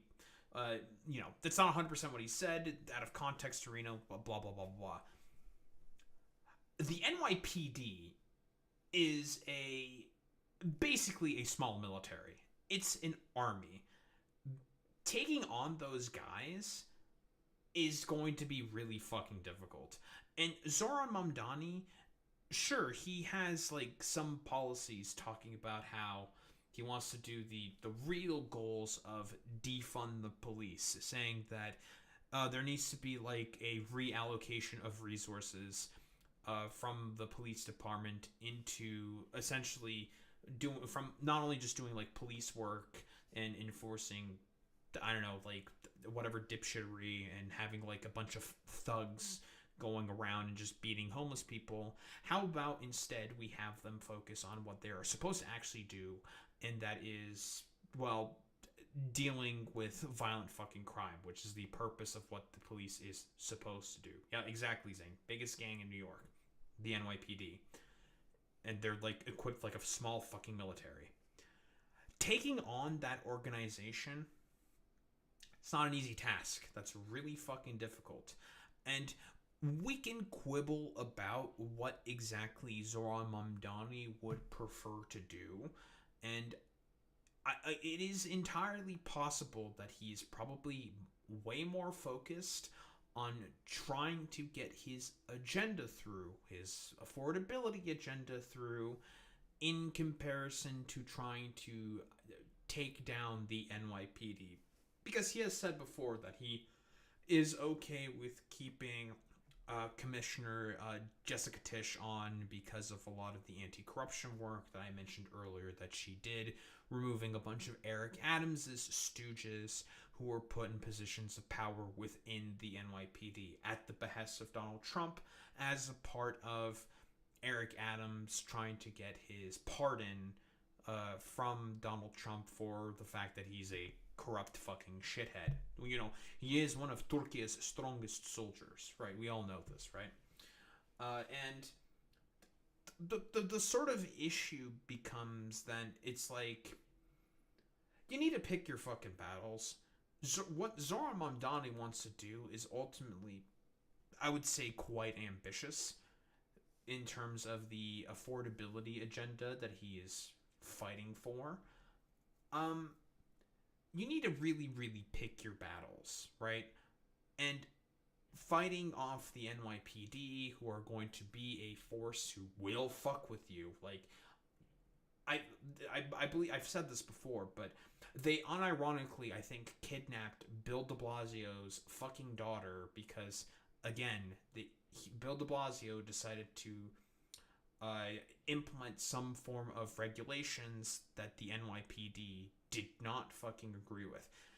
The NYPD, they are, again, a huge gang where they will basically say, like, okay, well, we have a ton of power and sway politically speaking. We will use that to make your life more miserable. We'll do it. We don't really give much of a shit. Like, fuck you, bitch. Like, you can eat shit and we'll make you suffer. We don't really give much of a shit at all. Dismantling that organization and essentially basically reining them in, trying to regulate them, you have to be very careful as to how you approach that, because it's not an easy task. It is quite difficult. Votes. So who is it for? And I do think that it's for, the establishment. I do think it's to let people know, to signal to them, hey, I'm here. It's if all you for need show. me. I'm here for you. Zohran Mamdani is the current mayor-elect of New York City, becoming I the don't youngest, agree first with that. foreign-born, and first Muslim to ever be mayor of that city. This makes him unique as a mayor over any major city, but even more unique as a mayor as the biggest, richest city in the country, if not the world. That already makes him improbable, all things considered. But then you have to add on more. Before running, Mamdani was a relatively outspoken progressive, having made statements in the past about the criminality of the New York City police. He criticized Israel, calling it an apartheid state and saying that it was committing a genocide. He has a degree in Africana Studies, which he says had a deep influence on him, which makes sense because his father is a professor of Africana Studies, which also makes sense of his middle name, Kwame, referencing the Pan-Africanist legend Kwame Nkrumah, the former president of Ghana. I'm going to compare Mamdani to Obama for a lot of reasons, but here's one place where it's arguably going to be a stark difference. While Obama seemingly had a very cavalier and almost libertine background and indicates his engagement with leftist ideology was not very intrinsic to his worldview, I'm not sure, but I'm pretty sure it was said at some point that he only read Marx and talked to girls about it. This is what drives me wild about this. Yes. Like what you're saying about like Obama. I tell you, I've been in Yeah, rooms- not Zoran. FD is correct about that. Like, didn't I? If I recall correctly, like fucking Obama would bring up certain like Marxist philosophers to that based on certain girls that he would speak to. It's like, I bring up some Hegel. If we're talking to the more slender, like gothic lesbian chick or some shit. Yeah. Like the meme of like Obama sounding like a fucking incel, because of based off of the fact that he read a bunch of like leftist literature and he wasn't able to get any bitches on his dick in college because of that, and then I don't know, had to settle for Michelle Obama in his mind or some shit, or whatever, and became like a neoliberal like drone striker in chief. Like, let me get the fucking meme. It's unironically funny. Fucking, we got Boy Meets Mini LARPing as a conservative again. Let me see, Barack Obama meme, Marxist philosophers.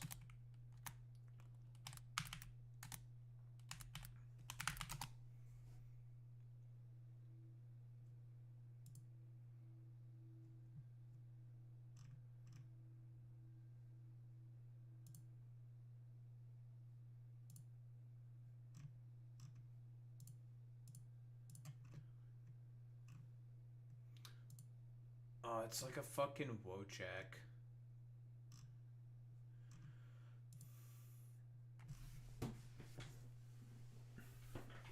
Let's find this meme because it's funny.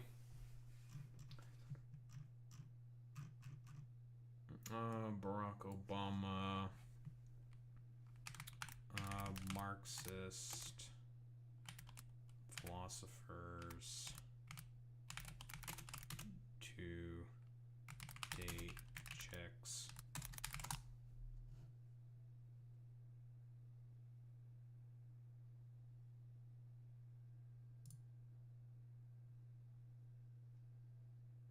Oh, here. I found it.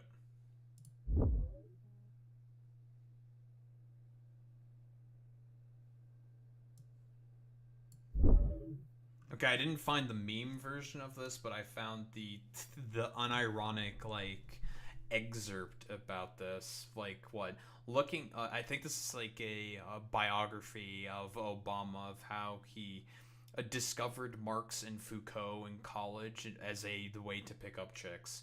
Which, by the way, if you want to have like if you want to pick up like left-leaning like college girls or whatever, which is going to be like the vast majority of chicks, reading the philosophers of like Marx and Foucault, and reading like postmodernist philosophy in order to this is like the worst way of trying to do this. It's never going to work because it's going to come off as incredibly fucking fake. Like, you're going to be like seen through like instant fucking taneously. This doesn't fucking work. Like, looking back, it's embarrassing to recognize the degree to which my intellectual curiosity for those first 2 years of college paralleled the interests of various women I was attempting to get to know. Dude, yeah, this is how I get the hose. I read Marx and Foucault. Very, very funny, dude. Marx and Marcuse. So I had something to say to the long-legged socialist who lived in my dorm. Fanon and Gwendolyn Brooks for the smooth-skinned sociology major who never gave me a second look. Foucault and Wolfe for the ethereal bisexual who wore mostly black. For the goth bisexuals. Very funny. As a strategy for picking up girls, my pseudo-intellectualism proved mostly worthless. Yeah, because again, like, they see through. They're not stupid. Like, a lot of these girls who are going to engage in more philosophy and with a lot of these people, like, it's not gonna fucking work, bro. Like, it doesn't work. It's very, very fucking stupid. Like, leftists aren't stupid. They're gonna pick up on that shit, sniff it out, and be like, bro, you're not all that. You're fucking full of shit. Like, okay, bro. Like, yeah, man. Yeah, you totally really care about Marx and fucking Foucault as you just want to get in our pants. We fucking know that, bro. It's like, okay, dude. I found myself in a series of affectionate but chaste friendships. So, yeah. Bro did the unironic fucking incel meme. It's just like, perhaps if I read all these books and basically try to read all these things, I'm gonna get all these socialist honeys. Stupid fucking communists! Yeah, stupid fucking communists. Yeah, fuck you. Thank you, Hassan, for agreeing with my position. Yeah. In order to pick up all these chicks, and they'll definitely want to be on my dick because I read all these books. Yeah, it's like, that's not how that works, bro. Just, I don't know. Like, just be like a quirked up white boy. Okay, Obama's not white, he's half white. You know what I mean? Just be like a quirked up fucking white boy, and then maybe you'll have a better chance that way. Just be like fucking genuine, because that's what most of these people want. Like, this strategy of trying to pick up girls by reading Marx and fucking Foucault in college is so fucking stupid, bro. Oh, God. Rooms with like Democratic Party people who have been speaking about Mamdani, and they're like, he's a unique talent like Obama, and they view him like his energy. You know, Obama made that call. Like, I'm so curious. I wish I was a fly on the wall. Yeah, that call must have been, I think, because he didn't endorse him, but he's like, if you need some advice, right here. Like, it's kind of like blows my mind. Conversely, Mamdani has a better overall pedigree in radical thought, and in that regard seems like more of a true believer. How this I don't know, I feel like with the Obama call, maybe it's like Obama seeing these sort of winds change, politically speaking, and him deciding to capitulate there. I have no idea. Like, I would have also liked to have been a fly on a wall in that fucking conversation. Just be like, yo, I wonder what these guys talked about. I'm just a little curious. plays out in governance and policy and the reality of the moment would be a much different subject altogether, but it's at least something to notice. With all that in mind, Mamdani was polling at less than 1% early on in the election cycle in a crowded field where it seemed to everyone that establishment Dem candidate and former Governor Andrew Cuomo was the inevitable future mayor. Cuomo comes from a powerful New York political family. He was governor just a few years prior during COVID. His father was a governor in the 90s. His brother was a CNN correspondent. He had deep Democrat establishment. Of course, we all know what happened to Andrew Cuomo. He resigned in disgrace because of all of the sexual impropriety that he was, broadly speaking, engaging in. And also, in the great words of Curtis Lewa, I know, slapping fannies and killing a bunch of grannies. Establishment ties and 13 sexual misconduct cases, along with a scandal involving. What if Obama fanboyed all over Zohran like Trump, but we just didn't see it? Obama doesn't seem like the type of guy to be like a fanboy type. Like, Trump fanboys because, like every other fascist, they are submissives, right? They're all fucking submissives. Liberals don't really do the same sort of like submissive bullshit to fucking power in comparison to fucking fascists, right? Like, fascists are all a bunch of cucked fucking losers who are willing to proselytize themselves to those that they see as being more effective, like, main characters and political fucking advocates. Covering up the deaths of elderly during COVID, that probably should have landed him in jail, but powerful people always play by different rules. Also, still have to talk about Eric Adams, since he was technically the incumbent mayor who eventually dropped out the race altogether. He is now, unsurprisingly, getting ready to join the Trump administration. So one thing to keep in mind is that Mamdani had a great opportunity once he got the ball rolling, considering who his competition was. While in some ways it's still highly improbable that a mayor with many of Mamdani's features would win, and we'll get to that later, it's also important to note that the situation was ripe for a populist spoiler like him to emerge. People were not excited for Cuomo, but he did represent stability from the establishment. The establishment sucks, but it's better than the nonsense the city experienced under Adams and the encroaching threat of Trumpism that Adams invited into the city. However, early on, Mamdani's affordable. Yeah, but here's the thing. Like, okay, not that I'm disagreeing with FD here. 1000% agree with FD here. Andrew Cuomo, like, it's very stupid that people saw it that way. I don't even know. I'd have to question if people even saw it that way because, again, fucking everyone looked at Andrew Cuomo as not really being an effective sort of advocate against Trump, because people know of the relationships that Trump and also Cuomo used to have in the past.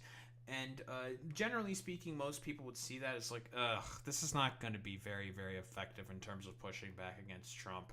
And Zohran Mamdani obviously played into that quite effectively to make Andrew Cuomo look, well, as patently ridiculous as he always has been. And I mean, he also had help in a lot of that.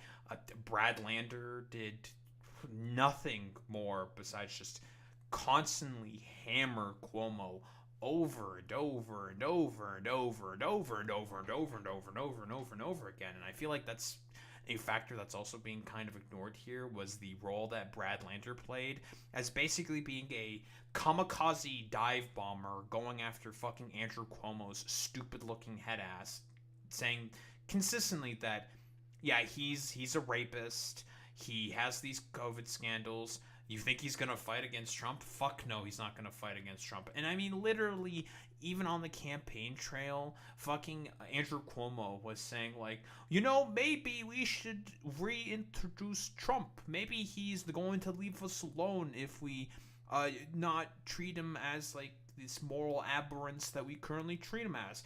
In New York City, he was saying that, where Trump has a approval rating of, I think, about 20% in the city of New York.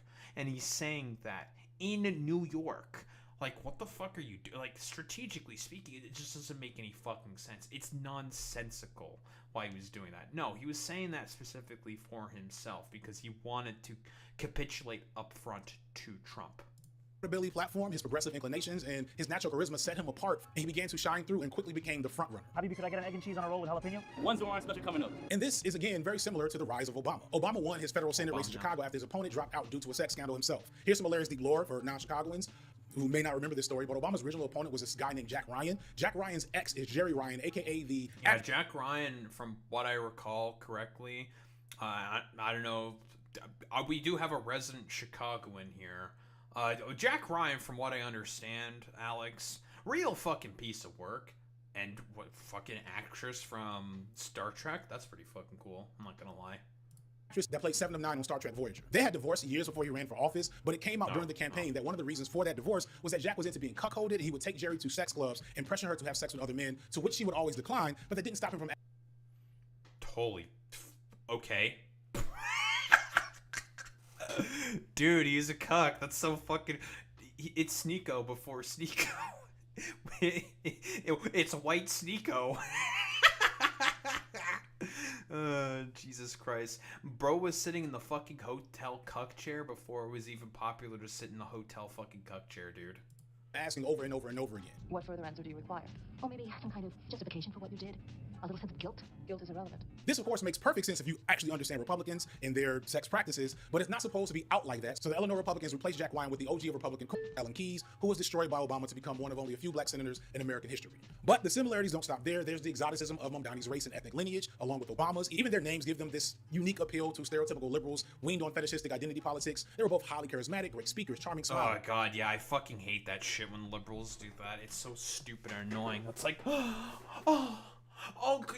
Kwame Mamdani? Ooh, that's so hot and exotic. It's like weird, like fetishistic, like Orientalism, which is really fucking weird. I fucking hate that shit. It's like, yeah, bro, he's like, I don't know, like got Indian parents and they are from fucking Uganda, bro. Like, yeah, okay, your dude's named.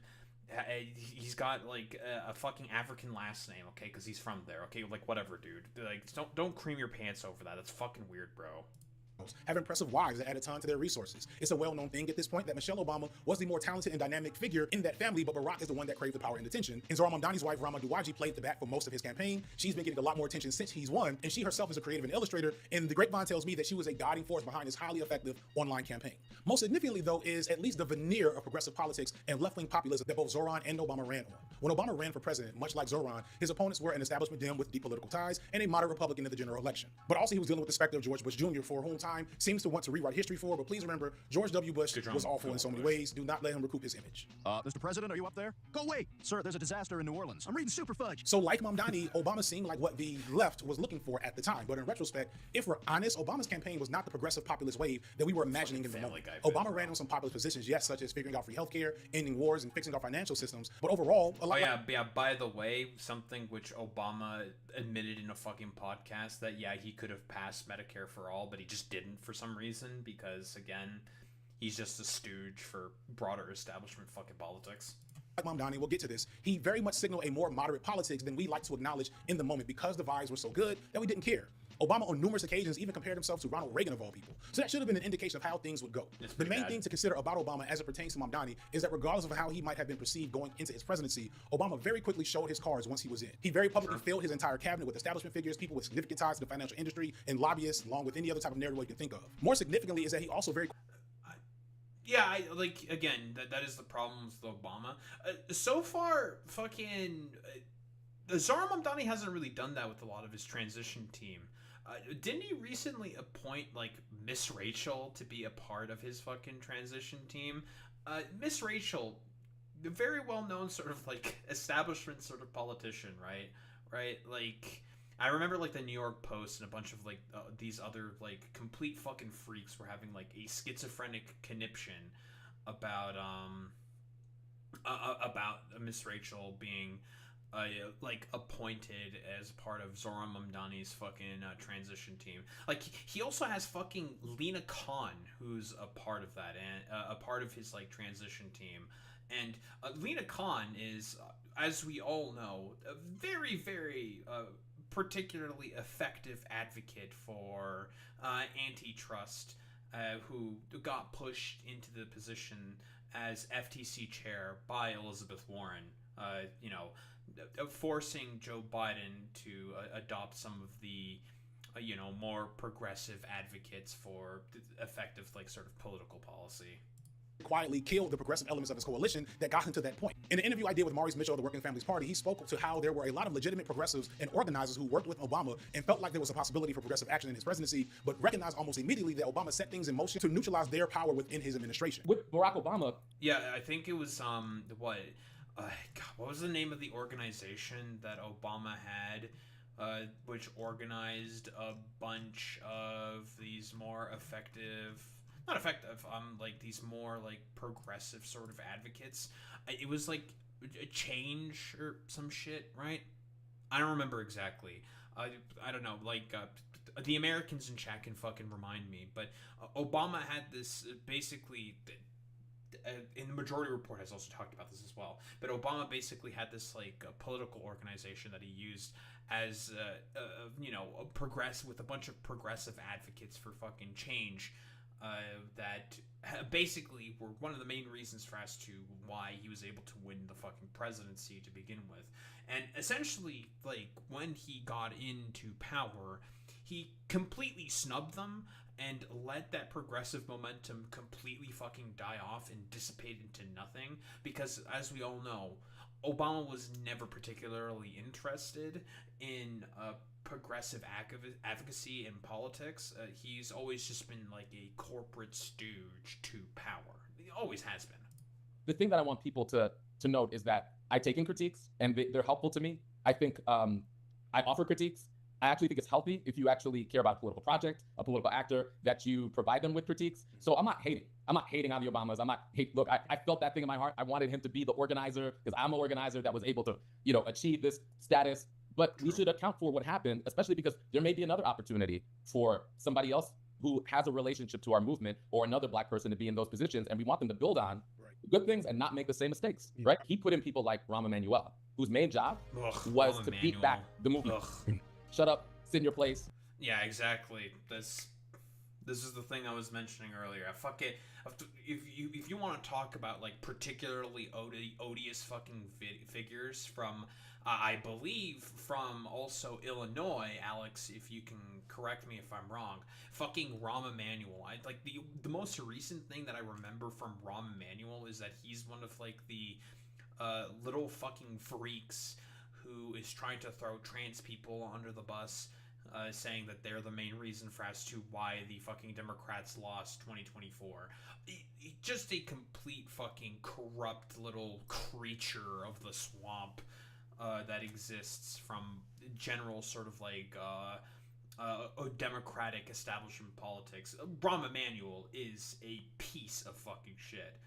I can only imagine how terrible his mayoralship was there, Alex, if he was mayor of Chicago after he left the Obama administration.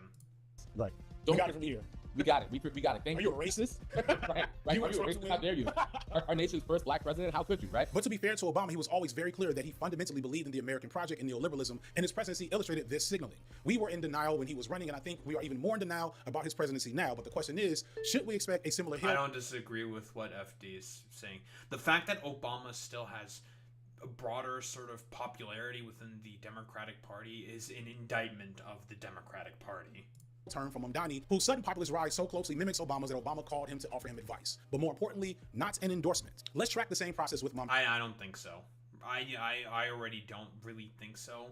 I've not seen any indication, because people are trying to make the argument that, oh man, Zohran Mamdani is already capitulating on a bunch of different stuff. I've not really seen that bear out in terms of any evidence to suggest that Zohran Mamdani is already making a heel turn. Like, I don't know. That's nonsensical. It's a bunch of the exact same sort of like leftist fucking advocates who basically are doing the same sort of thing that I described earlier. Essentially taking a bunch of people who could be effective progressive political advocates and trying to funnel them into more right-leaning sort of doomeristic sort of movements, so then they can just engage with like their fucking Substacks, Patreons, and fucking podcasts. Again, Brianna Joy Gray, Jackson Hinkle, Jimmy Dore, and like socialist MMAs of the world. These motherfuckers. Yes, Laquan McDonald. I think I do have a sort of recollection of that, and it's, well, because of Rahm Emanuel's just didn't he like completely side with the Chicago PD in terms of the Laquan McDonald shooting, even though that was again like another instance of like a dumbass, like a racially motivated shooting being done by, well, American fucking police, something that is very, very fucking common. And Rahm Emanuel just decided to go along with that shit because he too is also a racist little fucking freak. His first really viral moment was breaking with most of the field on Israel. My belief in a universality in international law is also the same set of beliefs Basically that led me to describe what's happening in Gaza as a genocide. New York has the largest population of Jewish citizens in the world outside of Israel, and thus the Jewish vote is an important aspect of any political campaign. And because he's a shield, we saw Kumo jump out to immediately publicly fillet a country actively genociding people, and we saw Mamdani do his best to resist coming off anti-Israel so early in the contest. But also he was trying to be clear that he was not going to be another AIPAC-funded Democrat shield like almost all of them at this point. While the issue of Israel's genocide in Palestine is presented by the mainstream media and our government as a more complex issue, and indeed the full history of how we got here is complex, what's not actually that complex is— Oh yeah, by the way, this was just a complete construction by Andrew Cuomo. Like, he has like nothing else to run on, so he decided to just bring up fucking Israel consistently, like at any point in time, because there is no policy that Cuomo basically has in comparison to Zohran Mamdani, so he pulls the exact same like conservative Republican tactic and just would prefer to do like stupid culture war fucking bullshit and nonsense, and sort of instead of talking about substance and policy, because he knows that in that sort of arena and that aspect, he stands basically no chance to Zohran Mamdani. What's currently happening and what's right and wrong. And more importantly, this is no longer a niche opinion, as the public perception of Israel and its genocide has for a while now been that they're committing a genocide with our government's protection and support. So most 9% approval rating of Israel's actions amongst the Democratic Party, right? It is popular within the Democratic Party to not be a big fan of Israel. Voters both on the left and the right are not in line with mainstream politicians like Cuomo. So Mamdani signaling to them a willingness to openly resist, which was and still is rare, was a good thing. However, while the viral moments and the highly social media driven campaign worked well, it needs to be understood that, again, unlike Obama, Mamdani had a huge grassroots based movement of very young voters getting very active for him all over the city. And this is where I maybe ran afoul of some folks by showing a bit of skepticism, because Mamdani had a lot of young progressives in New York very excited about him and hopeful for his chances. This culminated in a dominant win with the Democratic primary in New York. However, when the results of that win were analyzed, Mamdani was shown to have actually significantly lost the black vote in New York. Something that if it happened again might lead to him losing the general. However, this proved to just be another opportunity for Mamdani and his campaigners to show how talented they. Yeah, but wasn't again? That's mostly because he significantly won with the younger black vote, and because there's a lot more older black people in comparison to younger black people. That's why he ended up losing the overall black vote within the primary of New York, within the Democratic primary, right? That because of, you know, broader sort of like general sort of divides, generationally speaking, yada yada yada, right? It's a little more complicated. It turns out a bunch of older black people are extremely fucking goddamn reactionary, and they're not going to vote for the Republicans, obviously, because they recognize that the Republican Party is incredibly fucking racist and just simply hates them for being black. Duh, obviously. And as a byproduct and a result of that, they are going to vote for the Democratic Party instead. Mostly like establishment sort of like Democratic candidates who are going to maintain the status quo, because, you know, they also have the sort of desires and wants to maintain the sort of like hierarchical positions that they also have in terms of power structures as well, and see the Democrats as being as the vessels to be able to maintain those sort of positions, right? In, you know, in their sort of like local communities and whatnot. In the first round, not in the rest. Yes, that's true, Alex. Were, because by the time the final election results came in, Mamdani had considerably changed his outcome, and the black vote ended up being his most supportive base. Specifically, I want to point out black men, because people swear to God that we're secret Trump voters and Republicans, and this has never been true. It is so untrue. Yeah, I'm going to leave that alone for now. We'll touch on this some other time. I got several. Yeah, listen, black conservatives, they exist, but they are not very common. Like, they're a minority. They're very fucking loud online, but that's really about it.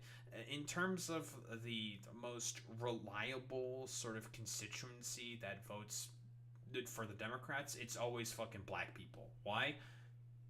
Because they know that, listen, if they voted for the Republicans, that if the Republicans could, they would unironically put them all back in chains and pick in fucking cotton in a plantation. Like, unironically, they fucking believe that. And I don't disagree with them. If the Republicans could do that, they fucking would.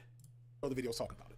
This switch up is for a few reasons. First, it's because of how Mamdani campaigned. And as I said in a B-Sides video a month ago, it was clear that Mamdani had seen the mistakes of similar campaigns such as Bernie Sanders's in 2016 and 2020, and made very explicit inroads with connecting with black voters. Tonight I have an extra ticket to the Wu-Tang Clan concert at Madison Square Garden. And likely because of his aerial studies, his love for hip-hop, and the fact he's been living in New York, he did not come off nearly as cringe or posery as another figure might have under the circumstances. Thanks for having me. Thanks for coming. I don't disagree with FD when he says that Bernie, because I do think that Bernie probably could have done a much better job trying to appeal to black voters in comparison, like, because we're talking about 2020 here specifically, like, because I do believe that 2020 was Bernie's, like, his campaign was just not as good within 2020 as in comparison to 2016, right? He could have done a lot more appealing to people, right? And the sort of reasoning for as to why, I don't think I 100% agree with what FD Signifier is saying here, is because the dynamics of a more local race like New York City, I mean, it still technically is local, even though it's like New York City, it's a huge city. It's still a local race, relatively speaking, in comparison to a national race, is the strategies that are being engaged with are significantly different. Bernie's strategy for a potential, like, electoral victory, from what I recall and what I understand, is that he wanted to get more non-voters, those low propensity voters, out to vote with a lot of his, like, general sort of populist progressive messaging, right? Because who is the largest voting bloc within the United States of America? Non-voters. That's who Bernie was mostly trying to get out to vote with his sort of standard, like, curmudgeon-y old Jewish coastal grandpa sort of shtick, talking about, like, why is everything shit in America currently? Because of the billionaires owning all the wealth of the bottom 50% of this country. The top 1% owns more wealth than the bottom 50% of the country. This cannot be allowed to stand. This is not going to produce equitable outcomes in the current system. There has to be something that's done about this. That's not going to be a message that necessarily sort of resonates with a lot of older black people, because, I don't know, they think progressivism is like scary or something. I'm being a little hyperbolic when I say that, right? Like, they don't like change because, again, they are reactionary and also, well, believe in a lot of conservative sort of beliefs as well. Just like, well, any other sort of like older fucking demographic, right? And because with young black people, Bernie swept, right? Like, young black Amazing. Amazing. Amazing. Thank you, Jesse Lee Peterson. With younger black people, Bernie swept with them. Younger black people loved what Bernie was basically putting on the fucking table, right? And again, it's the same like generational divide, which I assume like FD Signifier has probably acknowledged is also a thing as well, right? Like, let's not be ridiculous here. But it turns out like, I don't know, like the Jim Clyburns of the world, it couldn't be sort of swayed, or like Bernie didn't necessarily put in any of the necessary work or much effort at all in trying to sort of assuage him, to try to support him in his campaign in comparison to supporting Joe Biden, with, again, Barack Obama pulling some strings to assemble the centrist Voltron that ultimately ended up defeating Bernie during 2020. And you can have criticisms of the Bernie campaign there in that particular instance, where he's like, you probably should have put in some effort to try to appeal to some of these people, or at least try to counteract the centrist Voltron instead of just like kind of remaining silent about the whole situation, which Bernie ultimately did, and tried to, I don't know, carry the momentum that he had in 2020 in before Super Tuesday to try to get a victory, but ultimately didn't really end up working out, and it's because of some strategic blunders that Bernie Sanders' campaign made during that election. The only time I generally hear black people speak out against the left is liberal racism, when it's people speaking for them, saying what's best for them without them having a say. Oh, 1000%. I think like FD Signifier also says a lot of the exact same shit, which I can generally speaking like agree with. Like, yeah, there's a lot of like liberals within the Democratic Party who will do like, it's like the blue MAGA equivalent bullshit, where they'll just be like, why aren't these uppity fucking goddamn progressive blacks voting for our fucking candidate? It must be because they're just a bunch of stupid delusional morons who just want to have Trump and the Republicans win or something. It's like, that's not the case, man. That's fucking ridiculous. It's a dog shit candidate, and nobody wants to go out and fucking vote for them. That's why, you dumbass. Not because, like, I don't know, like they're hitting certain identifying sort of monikers or whatever. It's because people want something tangible now out of their fucking politicians, and not just a bunch of namby-pamby, pimbly-wimbly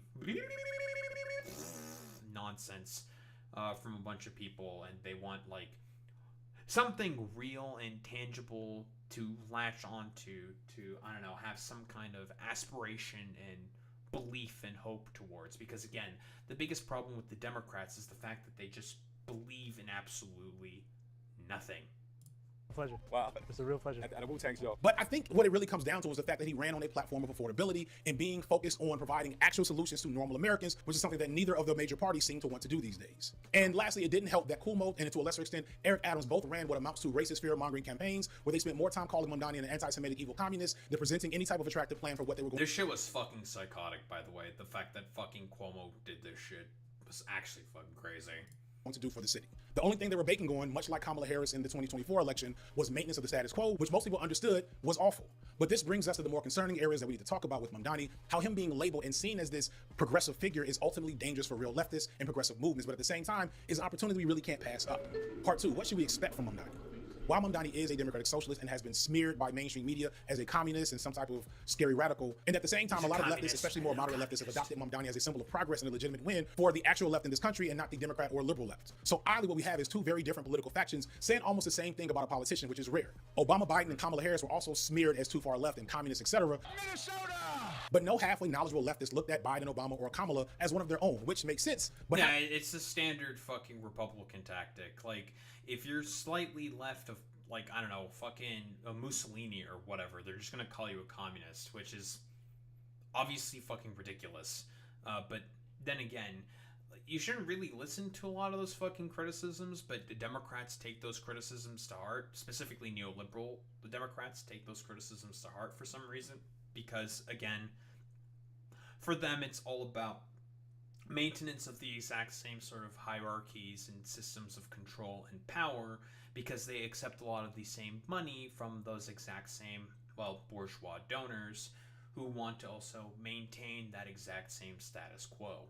How sensible is it to claim Mamdani as a real leftist in the same circumstance? The fact is, Mamdani has done about as much as he can to distance himself from that label, and his policies, while progressive, aren't necessarily socialist policies. The sad reality is that Mamdani's platform and political goals seem radical and extreme in a country that's been ruled by neoliberal fascists for around 50 years. I love the memes where, you know, I mean, here's the thing, right? Like, I don't think anyone's really expecting, like, Zohran Mamdani to be the vanguardist sort of revolutionary who's going to overthrow the Winter Palace of America. Like, I don't think anyone's coming away with that expectation. Like, people are gonna meme about it, right? Like, because it's funny, right? It's funny, like, seeing the, I don't know, the Kuomintang, retreating in Staten Island. Meanwhile, the Maoist Republic, Socialist Republic of Zohran Mamdani is the ascendant power within the rest of New York. Like, that's just, I mean, those are funny memes and everything, but nobody's really coming away with the expectation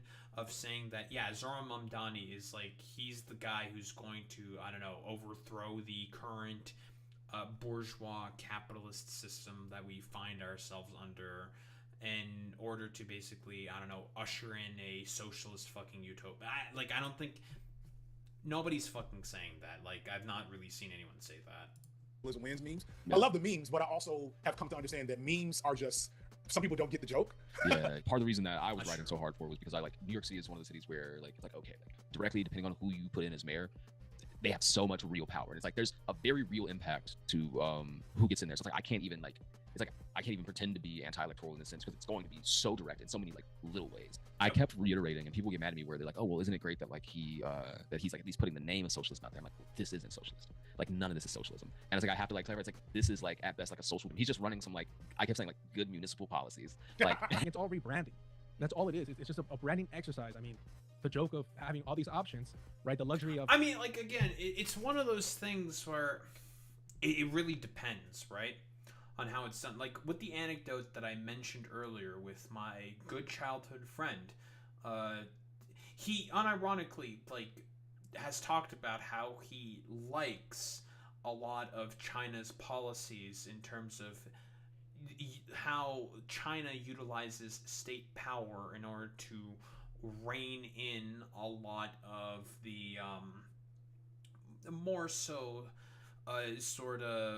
corporations that operate within China, and how they use state power. And he's talked about how it's socialism. Now, obviously, any learned Marxist or socialist out there knows that China is not a socialist state. It's not a proletarian state. They have not gone through any of the necessary steps in order to begin the transitions from socialism, well, the lower stages of fucking socialism, into communism. Like, that's nonsensical.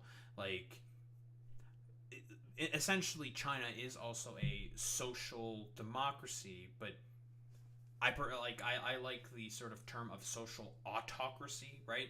They use their state power in order to run a socially democratic sort of system.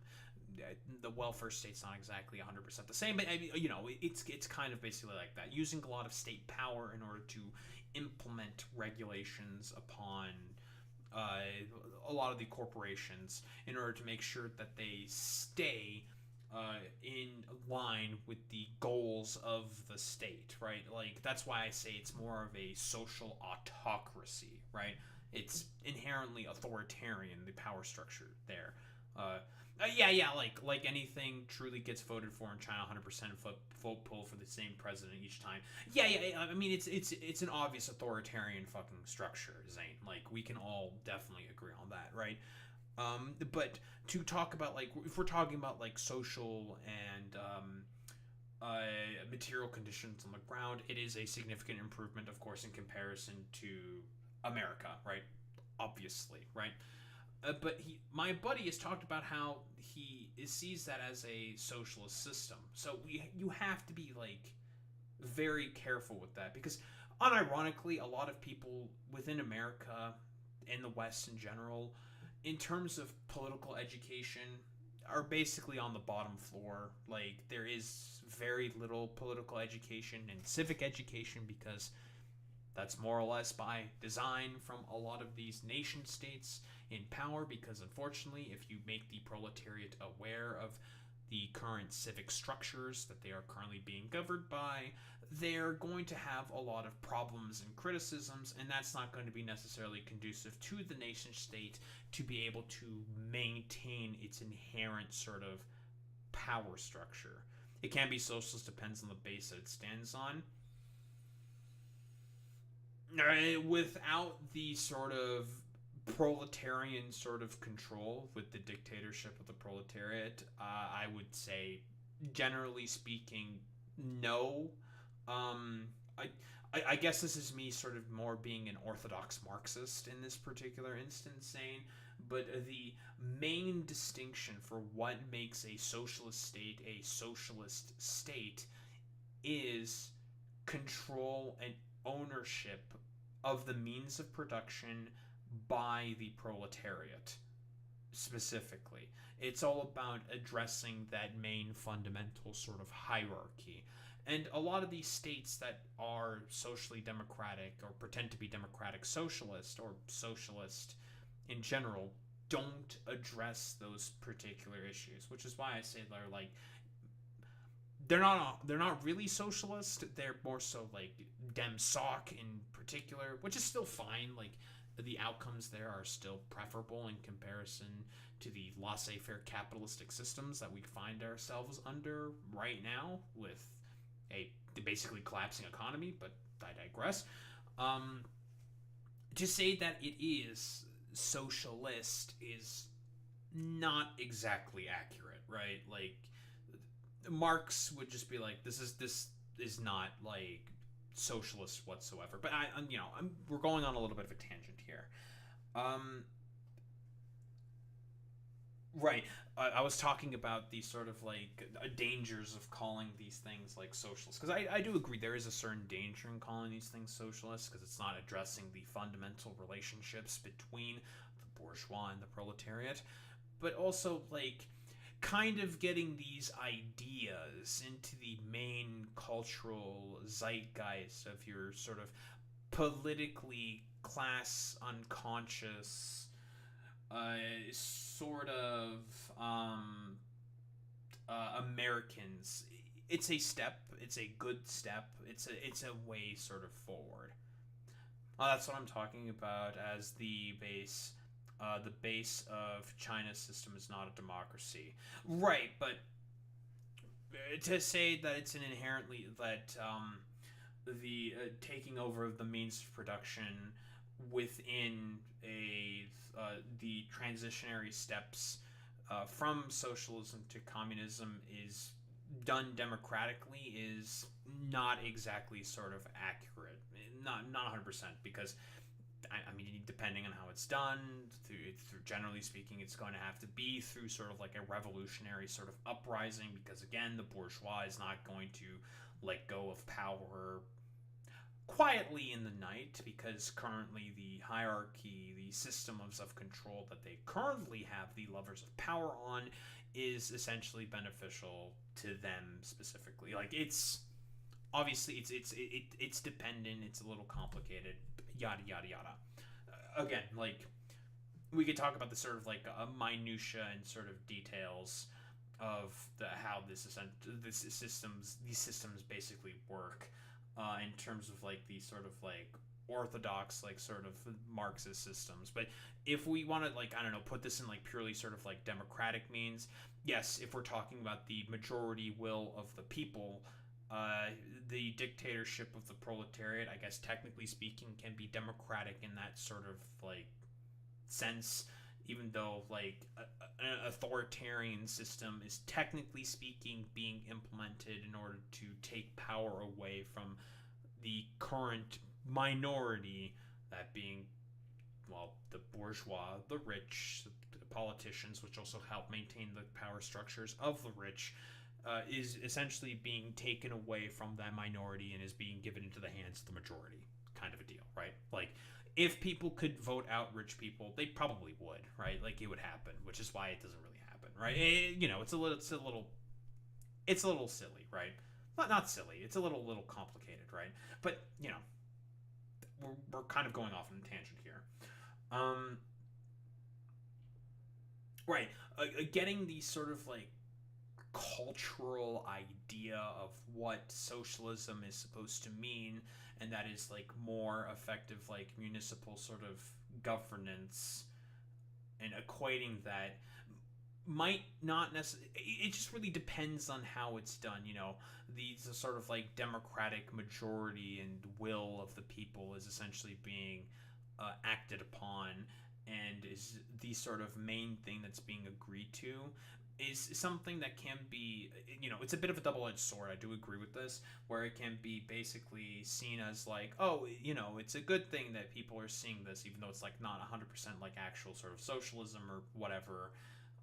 It can be like a good thing because people are now equating this with significantly sort of a better state policy in order to help rein in the out-of-control sort of structures of power that currently exist, to at least have some form of regulation. But in reality, it's not actual real socialism, because those sort of structures of power are not being inherently dismantled, right? Like, it's a complicated like sort of balancing act, and a sort of step forward in bringing forth like some form of class consciousness in a population that has effectively been propagandized to for the past like 75 years of being against their own active class interests. It's a discussion that I certainly think is warranted to have, and it's one of those things where I think in my mind it's a sort of like difficult sort of balancing act, because I mean, again, if you talk about like dictatorship of the proletariat, you be explicitly Marxist about this, that's going to be a turn off to most people, and that's not going to sell really well politically. Of the United States, they have two capitalist parties, right? All that stuff is very true. It's all about branding. I mean, Glenn Ford talked about this, the great late Glenn Ford, Black Agenda Report, where they're able to be the more efficient evil because we do give them grace, right? Because they're not abhorrent monsters that we have to turn away from or immediately recognize as white supremacists, but they uphold white supremacy. They uphold the status quo. Kwame Ture told us about, the pitfalls of liberalism, and these are the people that we have to recognize are our enemies, and they already chose a side. But why are we pretending otherwise, right? I mean, this is true. I don't disagree with this, but like, that's going to be really hard to sell politically, right? Like, I don't disagree with this assessment. It's just like selling that to the general sort of population that's a tough sell. That's a really, really tough sell. But again, it's all marketing. It's all to make us more comfortable and think that we're progressing somewhere, that we're moving forward, right? That we're somehow, we haven't claimed victory, but we're winning breadcrumbs. But where are those breadcrumbs leading us to? Americans have gotten so used to the government being subservient to oligarchs and the rich that we've somehow been convinced that the government serving regular people directly is socialism. Rent freezes and affordability isn't socialism. It's regulation of what is still very much a free market. The only seemingly socialist plans Mamdani has are the city bus and grocery programs that he's hoping to have. To that end, you've proposed city-run grocery stores, fare-free public transit. A network of municipal-run grocery stores, one in each borough, so 5 in total, would cost the city $60 million. The city is already set to spend more than $140 million subsidizing corporate supermarket chains without any guarantee of affordability from that subsidy. And if we're realistic, those are probably two plans that are more likely to fail than his others. This is a really important thing for leftists of any ilk to keep in mind, as it represents an attack on the left from both sides. On the more obvious end, if Mamdani fails, or to be realistic, whenever he does inevitably fail at something, it will be presented in the cultural zeitgeist as a failure of leftist ideology as a whole, regardless of what favor of left you abide by. We're all just being... This is true, by the way. The media will run with this as, we knew it,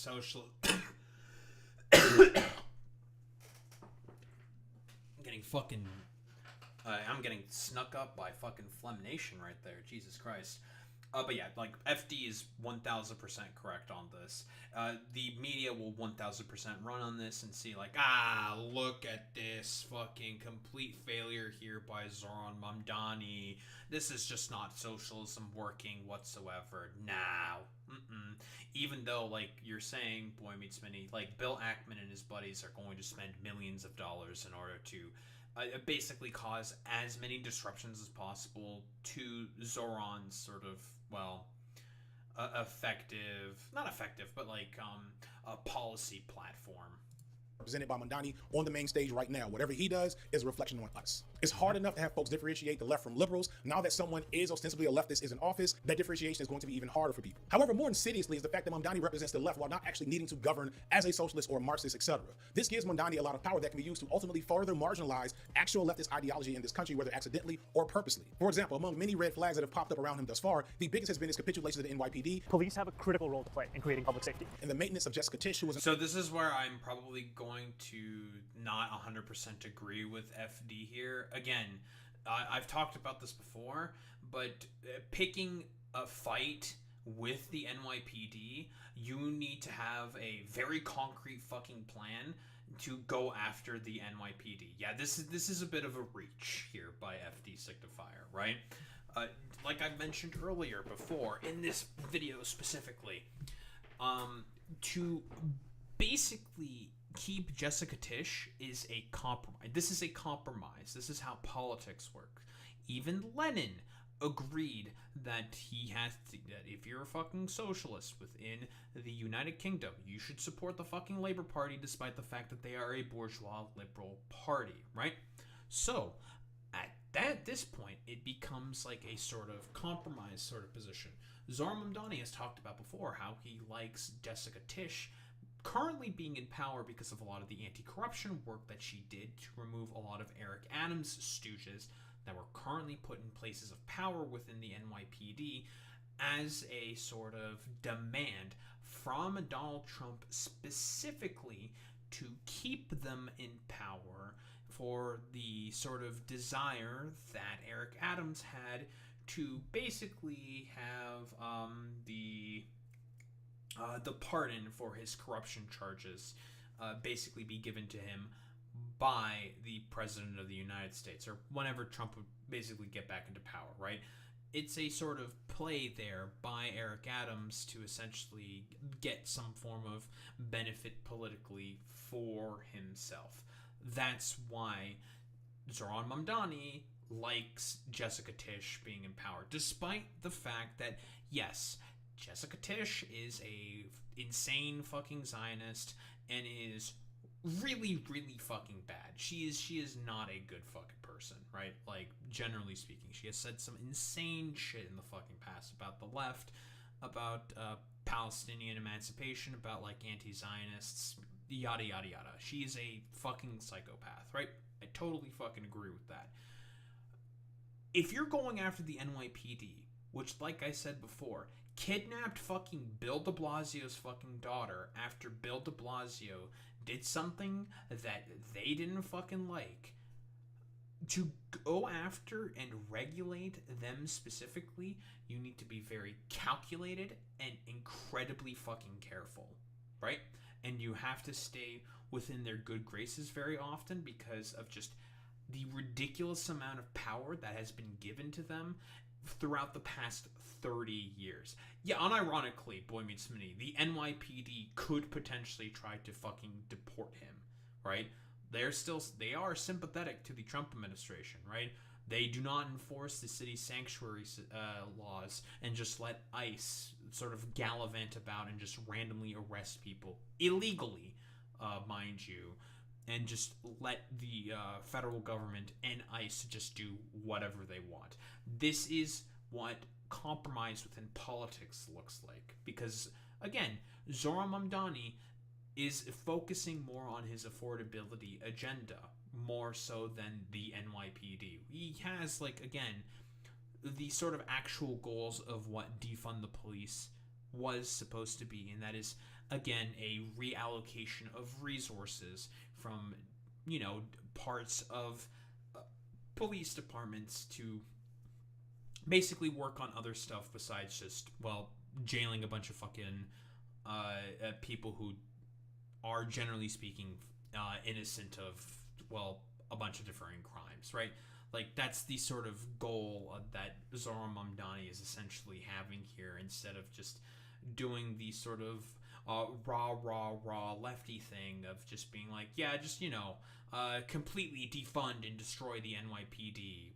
Like, we're gonna destroy the NYPD because we hate the NYPD. I'm a leftist, yada, yada, yada. It's like, that's not gonna work, man. Like, that's gonna be a complete disaster.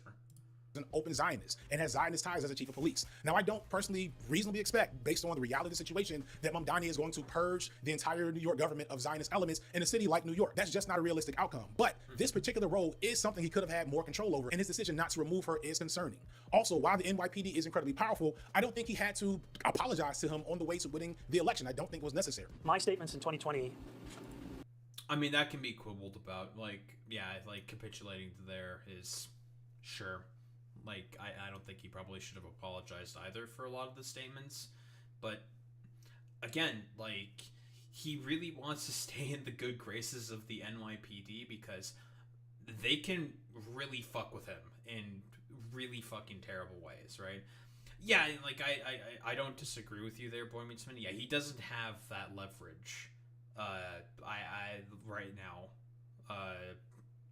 FD. I was blanking there a little bit. It's a little late. But yeah, exactly. Like, there's just, he doesn't, like, he's still the mayor-elect. Again, I think what's going to be more effective, to be quite honest, yeah, it is dumb how the media is pressing him on this, and him owning up to it, again, does, you know, it makes him look like a fucking coward, like he's fucking capitulating. But what is he going to do, right? He doesn't have the political capital in order to, like, start swinging his dick around. Now, if his policies get implemented and he starts having political wins, then he has the political capital and potential will to essentially start being able to start, you know, actually having an effect on the NYPD. Because, again, what are you going to do? Like, what, you're going to go against the highly popular mayor of New York City who's essentially being like, well, fucking, what, you're going to, like, fuck with me? Considering how high my approval rating is right now because of my highly successful fucking policies, what's the NYPD going to do in that instance? Zohran Mamdani now currently has leverage politically over them, right? That's how it works, because he's not, this is the overly sort of cynical stuff that I've been sort of talking about here, specifically with a lot of the elements of the left for Zohran Mamdani, is specifically on a lot of his policies and the capitulation seemingly that he's doing to the NYPD. He's not really in a position right now to start picking a fight with the NYPD. Same thing with, again, him not supporting, like, Che Osei in his attempt to challenge Hakeem Jeffries. Why pick a fight that you just don't have to? Just stay out of it. He's still the mayor-elect. He needs more political capital if he wants to be able to start swinging his dick around and being the fucking alpha Chad in the fucking goddamn room. He needs political wins first before he can start throwing his weight around. Very, very fucking important, right? He's already staking quite a lot of potential political capital on being able to implement his policies right now. And I think he's going to do more stuff, sort of like politically speaking, in terms of having more sway in terms of a lot of, like, House elections and whatnot, if his agenda gets implemented and is successfully implemented, which he doesn't have a lot of time to do. So it's more important that he focuses on that specifically, and picking a fight with people like Hakeem Jeffries, people within the Democratic sort of establishment, people within the NYPD, that's not going to be very effective at the moment. Like, it's only going to make his job significantly more difficult. So again, very important to be strategic in this particular moment. Were ones made amidst a frustration that many New Yorkers held at the murder of George Floyd The campaign that I am asking New Yorkers to consider is one that has been clear on its public safety approach. It's one that speaks about a desire to work with police officers. And then on top of this, there's rumors about him and AOC holding back other progressive candidates, among other things. Coming back after the fact here to say that this was not a rumor, this ended up being actual fact. While it was unlikely that Osei would have ever beat Jeffries, it still kind of shows Mamdani to be more of a politician than any type of revolutionary. Well, yeah, that's kind of the job that he was running for, right? Like, because again, like, I don't think that Chiose was probably going to win that in, like, sort of, like, Hakeem Jeffries' district, I believe, is one of the few majority black districts within within New York and within sort of within the America. Jesus, I was blanking there for a second. Jesus. Within America, right? One of the few majority black districts that does exist within America. And that's going to be predominantly sort of populated with a lot more older black people. And someone like Chiose is not going to really resonate with them specifically. I don't know, like, probably people online are saying that Mamdani is a revolutionary. I don't think most people have ever really been under this sort of idea that people thought that Zohran Mamdani was a revolutionary running for, I don't know, the mayor of New York City. Like, I don't think so. Look into all the details, and he has since tried to plead his case as to why he thinks that was a good idea. I don't really feel him on this explanation, but at the end of the day, it's him being a politician, and that's kind of the whole point I'm trying to make here. This is important to keep in mind because Mamdani is legitimately a paradox. He represents both a huge win for the left and in the world of electoralism, but that fundamentally is not necessarily a win. He also presents a proof of concept on electoral politics, having the capacity to shift toward populist, anti-capitalist, and pro-working class centered appeals, and as flawed as it may be, reintroducing the concept of socialism to public discourse at a large scale is a huge deal and would be a big benefit to the actual people of New York that would benefit from his policies. As I've spoken to in a few other... I mean, again, like the thing that I mentioned earlier, Lenin himself also said that socialists should support bourgeois liberal parties if there is no sort of socialist alternative to make sure that reactionary capitalist forces are basically seen as basically slowed down and are not put within positions of power. Again, he said himself that you should support the Labour Party within Great Britain, within the UK, despite the fact that they are just a bourgeois liberal party. It's just like, in comparison to what is currently available right now, you need to also sometimes operate with a bit of compromise. This is politics. Like, what ultimately matters in politics is being able to get power to put your agenda in place. Election-centered videos this year, the left is simultaneously way far behind in our power in this country while also being more visible, more organized, and more powerful than we've ever been since probably the 70s. Nixon, COINTELPRO, J. Edgar Hoover, and the Cold War put the American left on life support by the mid-70s, and Reagan finished the job by the early 80s and put into motion a generation of misinformation, counterinsurgency, and a distorted history to ensure that many Americans would always perceive anything left of liberalism as evil or foolish. I'm talking about like in the like 1920s and 30s here, boy meets many. Like, I'm not talking about like modern day like the Labour Party. I mean, like the Britain's fucking basically cooked. It's basically dead. The point where I assure you there'll be people in the comments saying stuff like, how are you a socialist yet you make money on YouTube? Please, they're coming. Stay with me now. They probably didn't even get to this point. They're going to be there. Ironically, I think the wave of Obama and his subsequent failures sparked a few embers for those like myself who were left inclined but didn't really have the baseline knowledge to understand the philosophies behind the left, to pursue that and go deeper. And that wave that's been going on for a good decade plus now has resulted in 2 socialist mayors in America. Take that for what you will, but the fact that I can joke about this, about the... is he talking about India Walton, or is he talking about Katie Wilson of Seattle? Because she's also a socialist, I would say, right? Like, I mean, Zohran Mamdani is certainly some brand or flavor of, like, democratic socialist. I 1000% agree with that, you know, in line with, well, Martin Luther King Jr. Probably same with, like, Katie Wilson as well. Like, she has also, like, probably... I don't know as much about, like, Katie Wilson in Seattle as much. I don't know, like, they're really the only person who'd probably done more segments in that in particular would probably be Vosh, considering the fact that he lives in Seattle and canvassed and probably worked with that campaign through Progressive Victory to get Katie Wilson in power, but I digress. That's Seattle. She's very similar to Zohran Mamdani, also, again, democratic sort of socialist, Like, again, we can quibble about like the degree of like socialism, yada yada yada. It's a complete fucking shit show, obviously. Predictable, uneducated responses from people about socialism is indicative of a broader cultural movement than it was just a few years ago. A lot of that comes from social media, but it's bleeding into normie media and now legitimately into governance. But it is moving, and not just online, in real life. But understand, Mamdani doesn't get credit for that. You do. But that's also the thing we have to guard from. We have to resist the stand moment that is developing behind him. We have to resist. I don't disagree with, like, again, stand culture, but I don't know how effective that's necessarily going to be right now in general sort of broader American politics, right?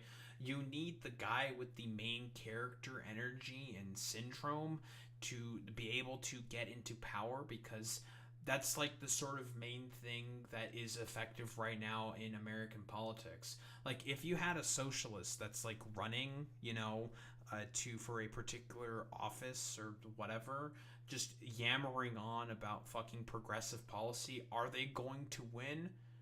Probably not, right?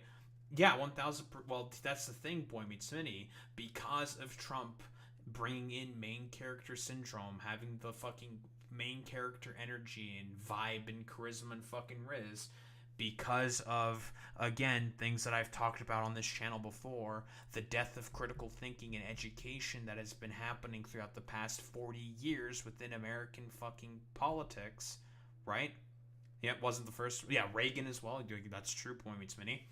Like, because of the death of subjectivity, critical thinking, and education within America, civic education is basically fucking dead in America. It has made it such that the dude with the best vibe and energy is the main guy who's going to win. You can mention the policy and talk about the policy. That's always good. That's never a bad thing. But unfortunately, the main thing that's going to get into power is the guy with the fucking energy, the guy with the riz, the guy with the big dick, the dude who's basically got the main sort of energy to carry that into a victory. Stand culture in general, but that's another video. And the thing that makes me realize that this is very much possible is that I chose my guests for this video representing what I thought were different views of Mamdani because I thought they would be more different. But I was very pleasantly surprised to see that they weren't as different as I had initially thought. We are not nearly as polarized among the left as we often tend to think we are. Contradictions within the political reality we're in, where we don't have to have the leftist infighting TM over stuff that is obviously true in two senses. Yeah. And so, like, even I had moments like this where I'll think about, like, someone be like, oh, okay. Yeah, so far, like, all of the Brianna Joy Grays and socialist MMAs of the world are not being very effective right now in their stupid propaganda to try to take down Zohran Mamdani. It's fine to critique Zohran Mamdani, and in the moment someone does critique Zohran Mamdani, they're like, how? Like, I do feel that, like, the TM leftist infighting is kind of a necessity. It's like part of how it functions is this, like, consistent, because as long as it doesn't become a thing that, like, bogs you down from doing action, like, it's good to sit here in all of this, like, contradiction. And I think that, like, yeah, I find it a lot of these platform issues, a lot of these things, I don't think he's selling a river, but you can also acknowledge the fact that, like, yeah, there's these parts where he's clearly doing the politician bit. He has good intentions. The buses might happen. You can watch the way that he's code switched about Israel. You can watch the way that he's code switched about safety. Like, you can see it all in there. And it's like, we're looking at a Democratic Party who just capitulated to Donald Trump and his shutdown. And I grew up on welfare. I grew up on WIC and all these things. Like, that was my childhood. That's what we needed to live. This isn't something that I read in a book. This isn't something that I hear secondhand. This was my childhood. I don't really talk about my life like that because while I know that a lot of people hearing of it would either relate to it or won't be able to relate to it, I still think that I was beyond privilege. And yet I'm still working class. I'm still crazy in debt, student loans, all these things, right? Living paycheck to paycheck, like literally living paycheck to paycheck. And because of that, student loans, not in spite of it, but because of that, I know that we need to do more than what the Democratic Party is providing and what DSA is attempting to sell us, because yes, you're right. I want Mamdani's platform, his agenda to be completed to the fullest. It's not, we all know this, it's not, let's stop lying to ourselves, but even the crumbs will benefit people, in situations that I grew up in, situations that I'm still sort of in, to be honest with you, as uncomfortable as it makes me to this day. The issue is that But again, it's like is being said here, you need a starting point. You have to give people that hope, so then they are interested in engaging and being able to push for further, which is why I think Zohran is as important as he is, and being overly cynical about that specifically, and not being able to sort of like not capitulate, but compromise on that in order to be able to celebrate the wins that, yeah, we all know are not going to be necessarily enough and that more needs to be done, blah, blah, blah, blah, blah. We all know this. Like, there needs to be radical fucking change, and everyone wants that fucking radical change. Everyone acknowledges this. We all agree on this.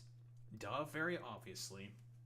But, again, we have to acknowledge the wins, no matter how big or how small they may be. It is important to be like, yeah, this is a good thing, right?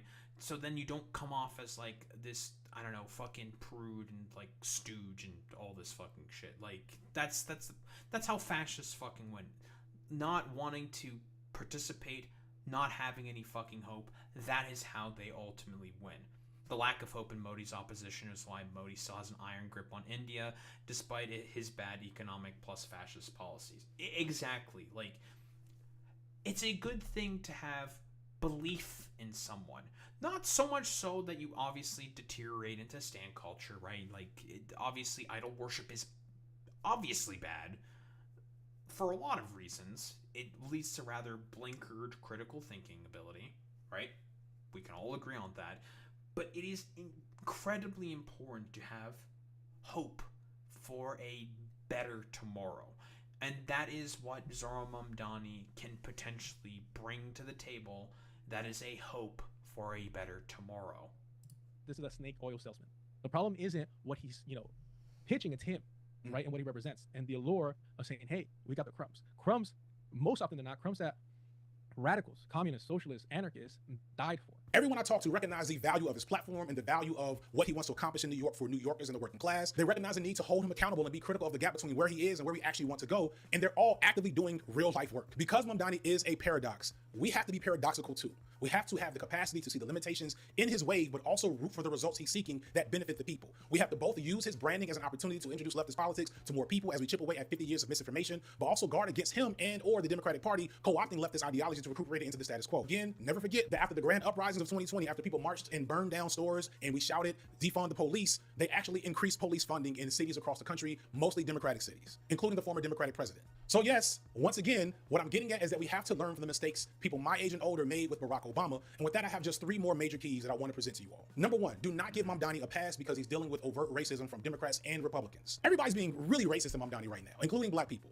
Acknowledging that this will happen and that it will be blatant and ridiculous along with covert and dog whistling, that is something we should do. We must and should contend with this when it's encountered. Still, it's important not to allow the fact that Mamdani is going to face racism to lower your standards on what should be expected of his position. This was a grievous mistake made with Obama. When Barack Obama became president, it really triggered the beginnings of what would eventually become Trumpism. I think a lot of black folks who should have known better turned off their critical faculties to the point that we gave him way too much grace. By the end of his presidency, black people were supporting the war in Iraq. It was a complete failure on so many levels. And the reason we failed to address it is because while he was in office, he was constantly being bombarded with gross racist ridicule. It seemed wrong under the circumstances to criticize him at the same time. It's the epitome of— Yeah, dude, it's like all the stupid, like, dumbass, like, liberal Orientalism, like, stupid, annoying fucking,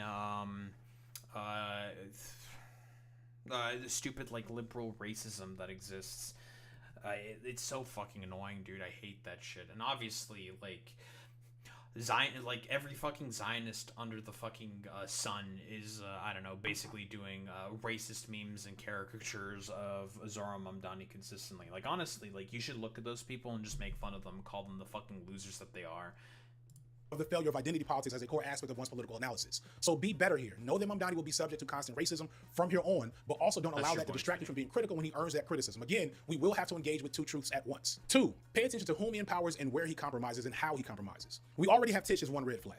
There will probably be others. We need to be ready on his head each time we see one. In the same vein, to give credit where credit is due, Mamdani also appointed Dr. Derek Hamilton to his Transition Committee on Economic Development and Workforce Development. I'll link the video that Dr. Jared Ball made about it already, but to point out why this is kind of a cool thing, Dr. Derek Hamilton wrote the intro to Dr. Ball's book, The Myth of Black Buying Power, which is one of the more important books I think a lot of black folks need to read, which seeks to help dispel the ideology that buying power and black excellence and black millionaires and billionaires is what black people need to save themselves. But I love us to get a conversation.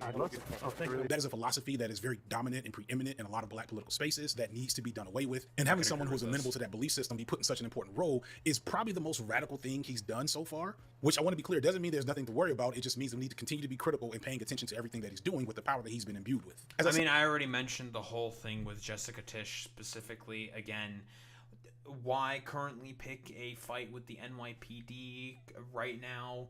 He's still, again, the mayor-elect of New York. the NYPD is one of the most biggest, most powerful gangs within the United States of America, which has institutionalized power. Like, yeah, exactly, Boy Meets Smitty. We should wait until he, quote unquote, levels up and basically has political capital under his sort of belt before he can take on an institution that is as large and as powerful as the NYPD, right? Like, that's what needs to happen. Like I said before, he's probably way more focused on the fight that's going to happen for him to implement his agenda of free busing, the grocery store stuff, his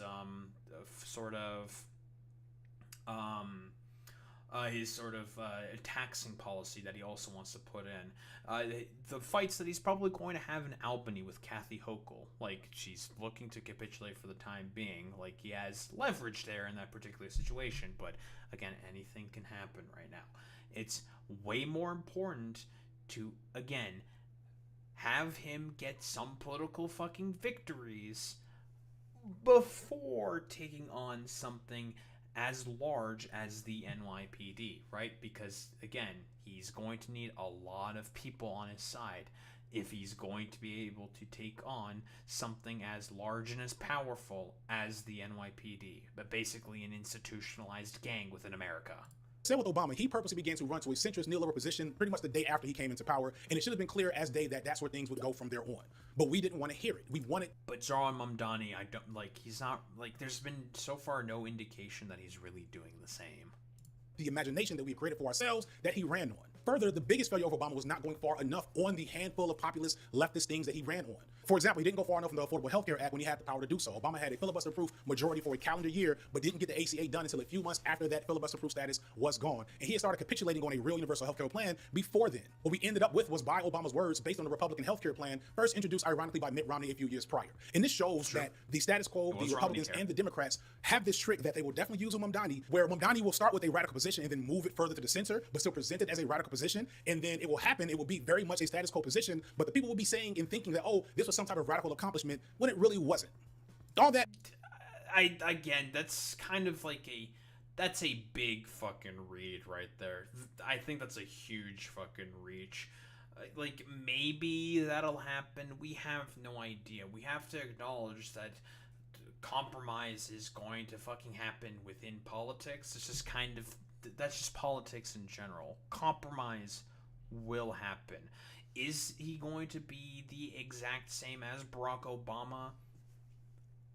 Personally, I don't really think so, because again, we are seeing, and FD Signifier has acknowledged this himself, a lot of the progressive sort of advocates and people that he's appointing in positions of power and within his fucking cabinet and in his transition team. Like, he got fucking Lena Khan, for example. Like, again, like, that's not the same thing as Obama, who immediately appointed a bunch of establishment fucking stooges within his cabinet as soon as he could, and essentially snubbed progressive momentum within his campaign that basically helped him get in power in the presidency. Zohran Mamdani has not done the exact same stuff yet.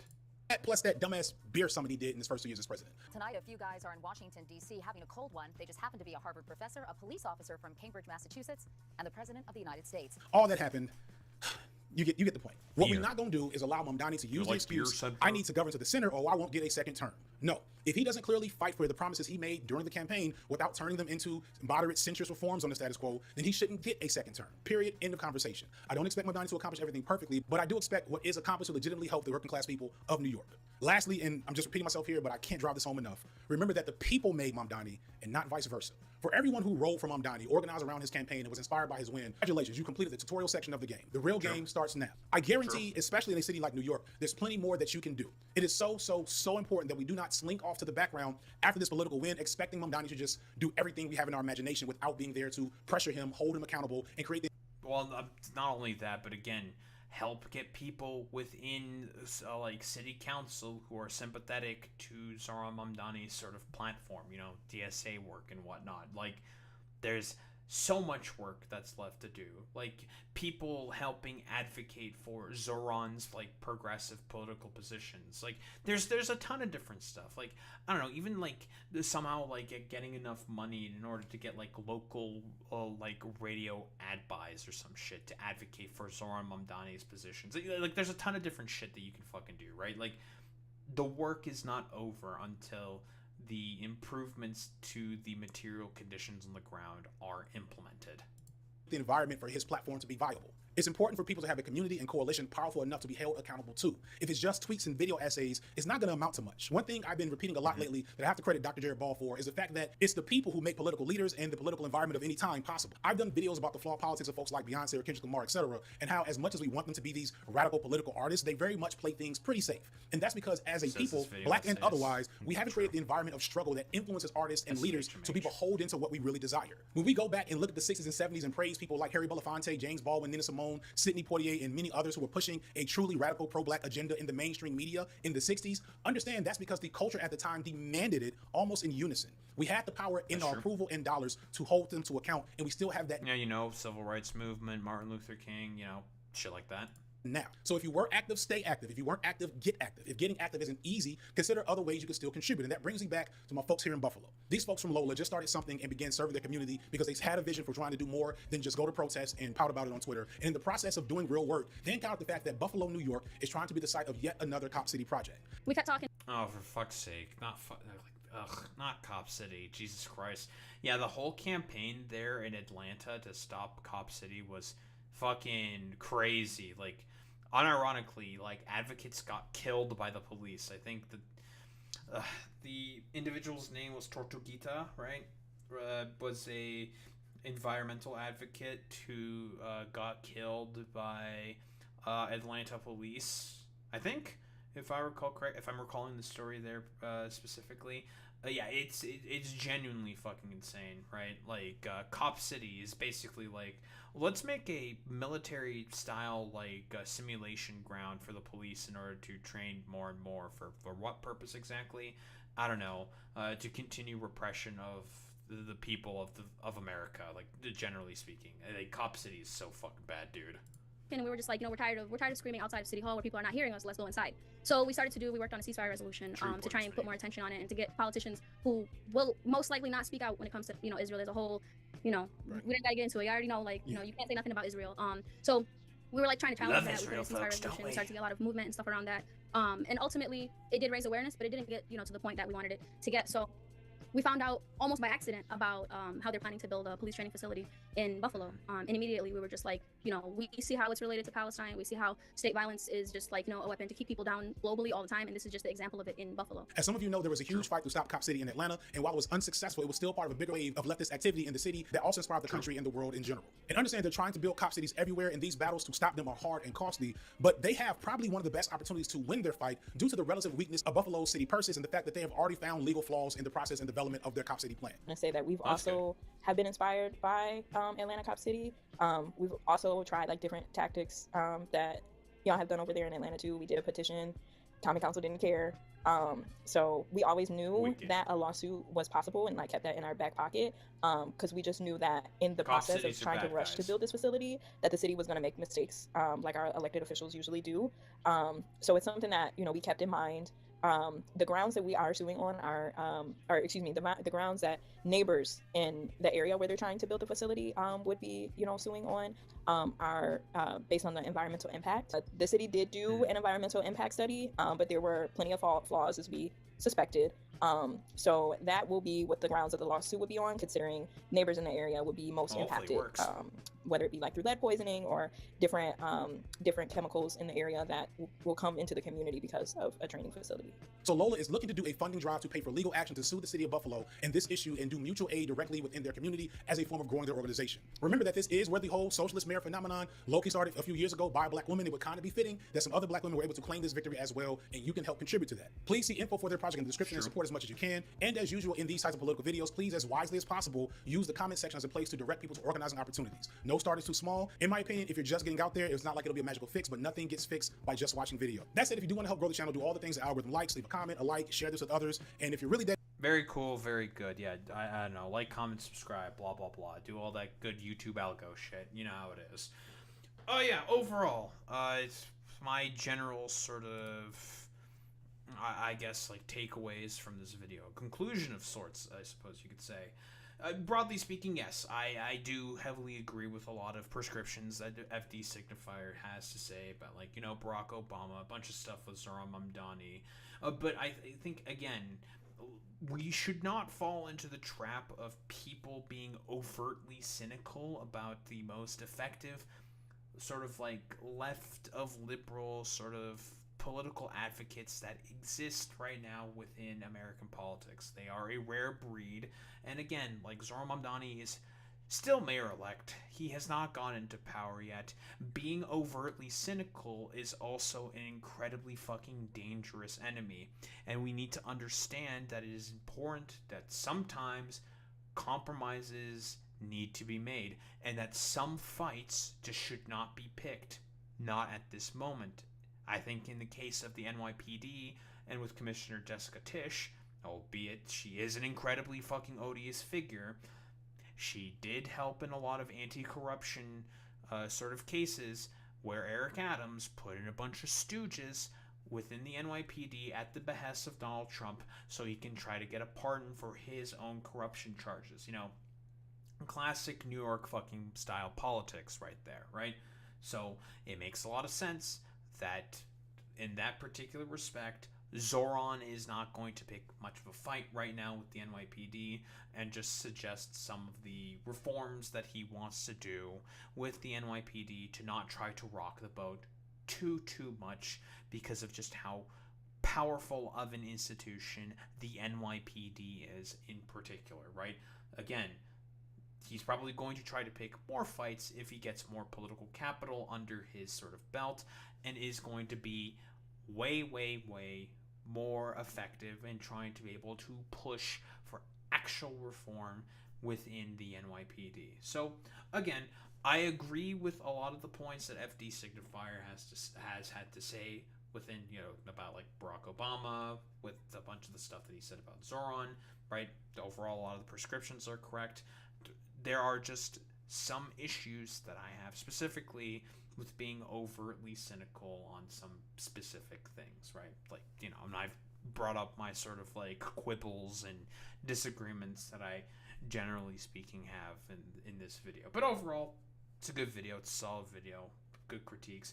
Don't be afraid to believe in people, right? Like, we can yammer on about policy, how the left wins in terms of policy, but if you don't have that fucking main character energy, considering how critically uneducated the American populace is by design through a lot of the destruction of the American education system that has happened throughout many fucking decades, we need to be able to acknowledge that it is okay to have belief in someone, to have hope in people as well, besides the overtly sort of cynical sort of takes that most lefties would have about politicians who are saying big things and are promising some stuff. Give them the room to be able to breathe in order to be able to try to implement some of these policies. I mean, even FD himself said, like, I mean, it's probably not going to be 100% perfect, but I'm overall, you know, for some of the improvements to the working class that Zohran is suggesting. It's like, okay, so then give my man some fucking room to be able to try to implement that stuff. Because you pressing on him for these sort of potential, I don't know, wanting to not preempt failure, but sort of like talk about how the sort of like cynical criticism and the likelihood of failure being as prominent as it is not really going to help the situation, is only going to make things harder. So again, it's a difficult balancing act, but it is okay to have hope in order to be able to have some form of improvement to the material conditions that are currently on the ground within New York City. Because overall, in all leftist sort of goals, that is what we all want in general. Improvements. bettering of the material conditions for the working class all across the world. So that's generally speaking all I really have to say on this. It's good to have hope. It's good to have belief in someone who is willing to basically bring forth some form of change, and being overtly cynical right off the get-go I don't think is very, very productive either. Albeit it is useful, I don't think it is productive. It's, again, like I said before, difficult sort of balancing act. I don't think there's really much else to say besides, well, that.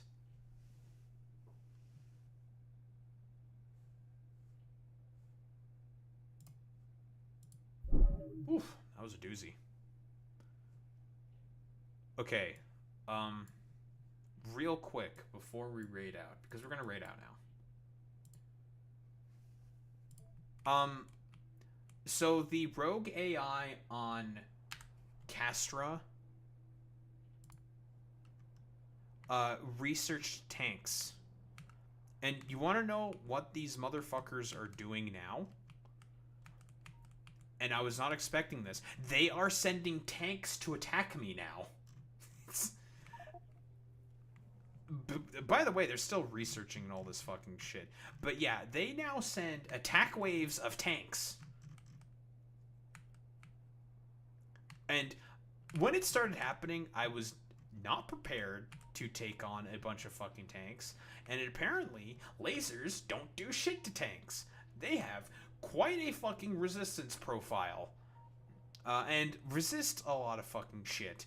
And as a result, I'm just like, oh fuck, I need guns in order to be able to do damage to them. So I'm just like, well, I need to establish a bunch of defensive fucking hard points. And some of these motherfuckers avoided some of my guns in some instances. It's like, oh fuck, Jesus Christ, like, get away from me. Genuinely fucking insane. Like, I don't have a ship currently in position to show off these fucking goddamn tanks, right?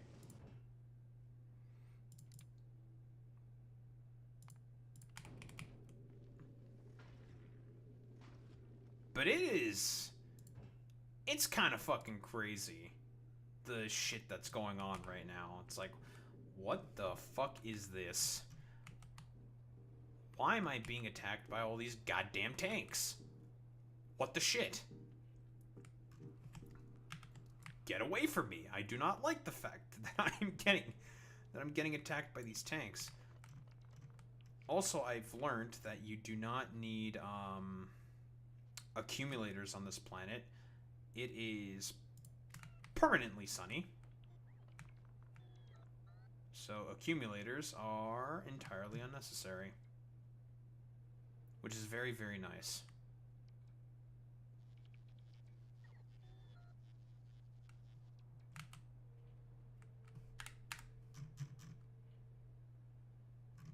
Okay.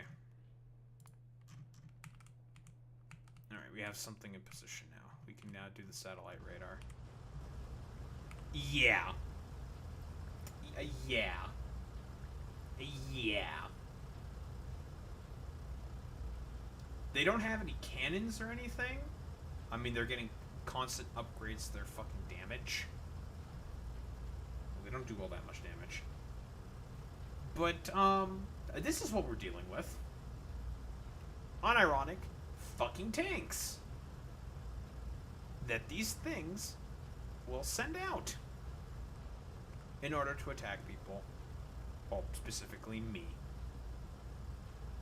But yeah, that 4% battle tank, I didn't think much of it initially. And then it researched tanks. And now it's starting to spawn in tanks. Like these. Yeah. And it turns out lasers, not all that effective against them. Yeah, I'm gonna have to come back here and do a bunch of nuking again. Because they have laser turrets now. That's a lot of tanks. Oh, that's a lot of tanks. Oh, that's a lot of tanks. Yeah, we're gonna have to do some nuking. And guess what they can also do now? They can also build roboports with repair packs and do mobile fucking repair. You see this shit right here? Oh, also they're reclaiming fucking territory that I already blew up. That I'm gonna have to blow up again. Well, we're fucked. They have roboports now, and they can do automated fucking repair. So guess what? I'm gonna have to come back to this planet and do some more fucking nuking. Probably going to do this in a helicopter. I'm probably gonna have to bring in a helicopter, load it up with a fuck ton of nukes, and start nuking again. But right now, I'm stuck on the Halo ring, so I can't do that at the moment.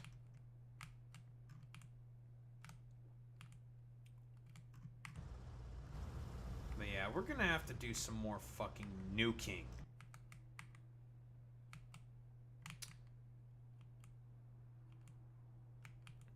What I'm probably going to do is I'm probably going to bring a Spidertron on this planet, so then I can remote control the Spidertron and use the Spidertron to do remote mobile attacks. That's probably what I am going to have to do. Which means I need to make that shit on Novice. Because I need fish to do that. And rich magic tesseracts. And then I have to ship them over to Castra and then load them up with a bunch of nukes. And start having them run around with a bunch of thruster packs like dickheads.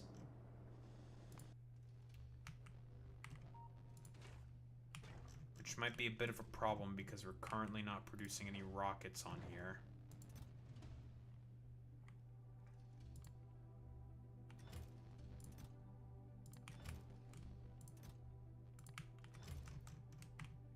Because it turns out our thorium processing is not going all that great.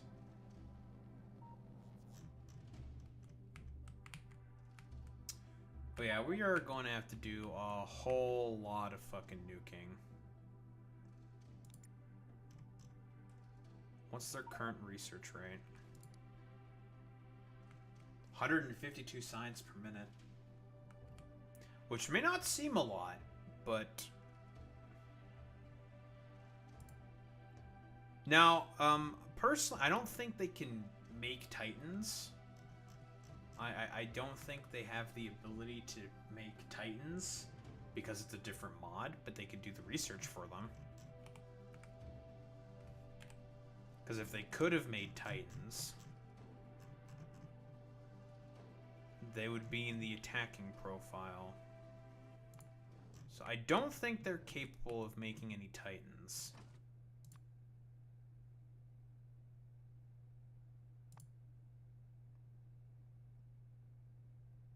Yeah, I think the biggest things that we're probably going to see are going to be just the tanks.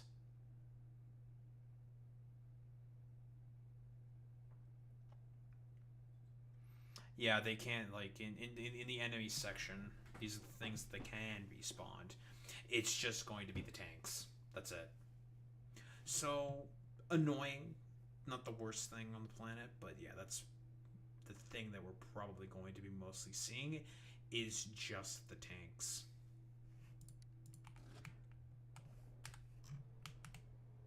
But we're currently stuck here on this planet right now, and we can't do anything about it at the moment. So, you know, we've built some stuff here. We just need to get bitumen processing working now, and a bunch of other shit. Yeah, we're gonna have to go to war again. You know, standard Factorio stuff. But we're gonna have to bring in some new toys in order to be able to take care of our problems. And this is how we're going to do it. We're gonna use Spidertrons and a whole lot of nukes. Spidertrons and nukes. That's pretty much going to be the main plan.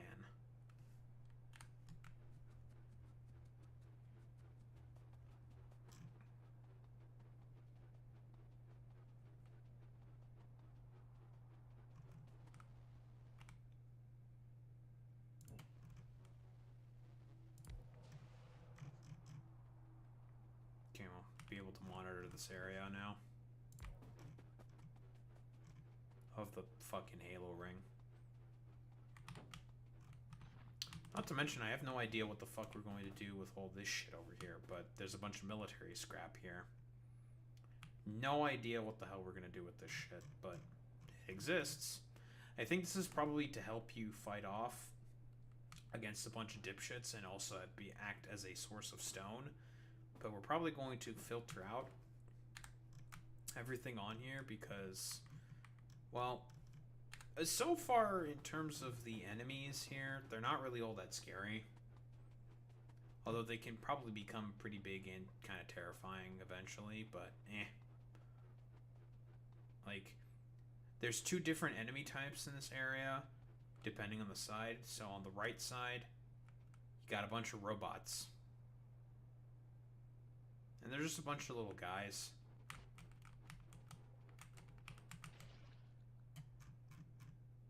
And they did a bunch of damage to my shields. They're all dead. I murdered all of them. With just lasers. Even though I should have Tesla weapons. But that's fine. And then there's the snappers. Which are basically armored biters. They're like little crab guys. But those guys, they're not too threatening at the moment because the evolution factor is just so low. Yeah, we have a small train and everything.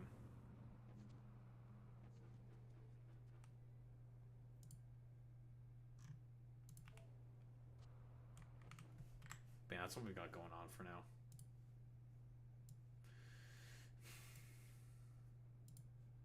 We're gonna have to go to war again.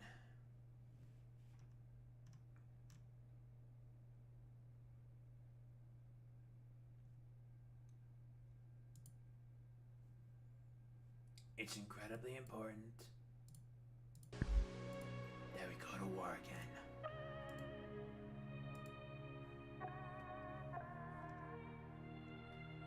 Who the hell are we going to raid out to today, folks?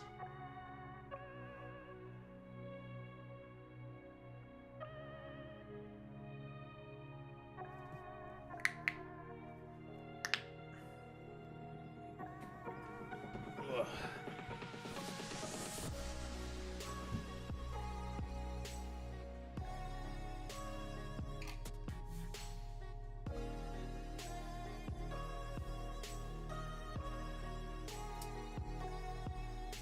Reminds me, yeah, it's gonna be the 31st relatively soon.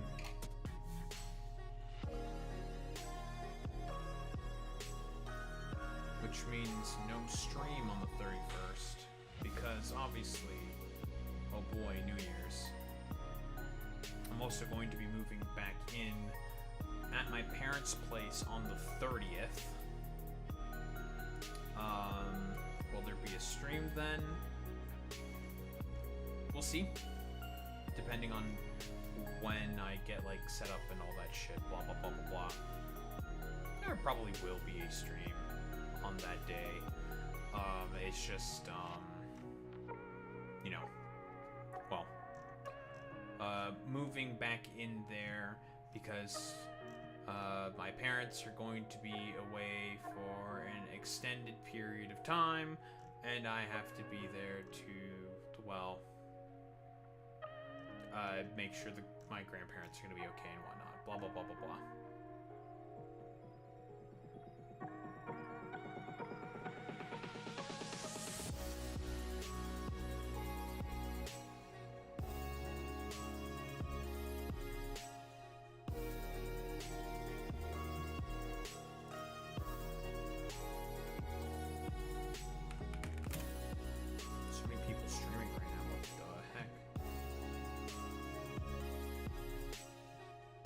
Decision paralysis.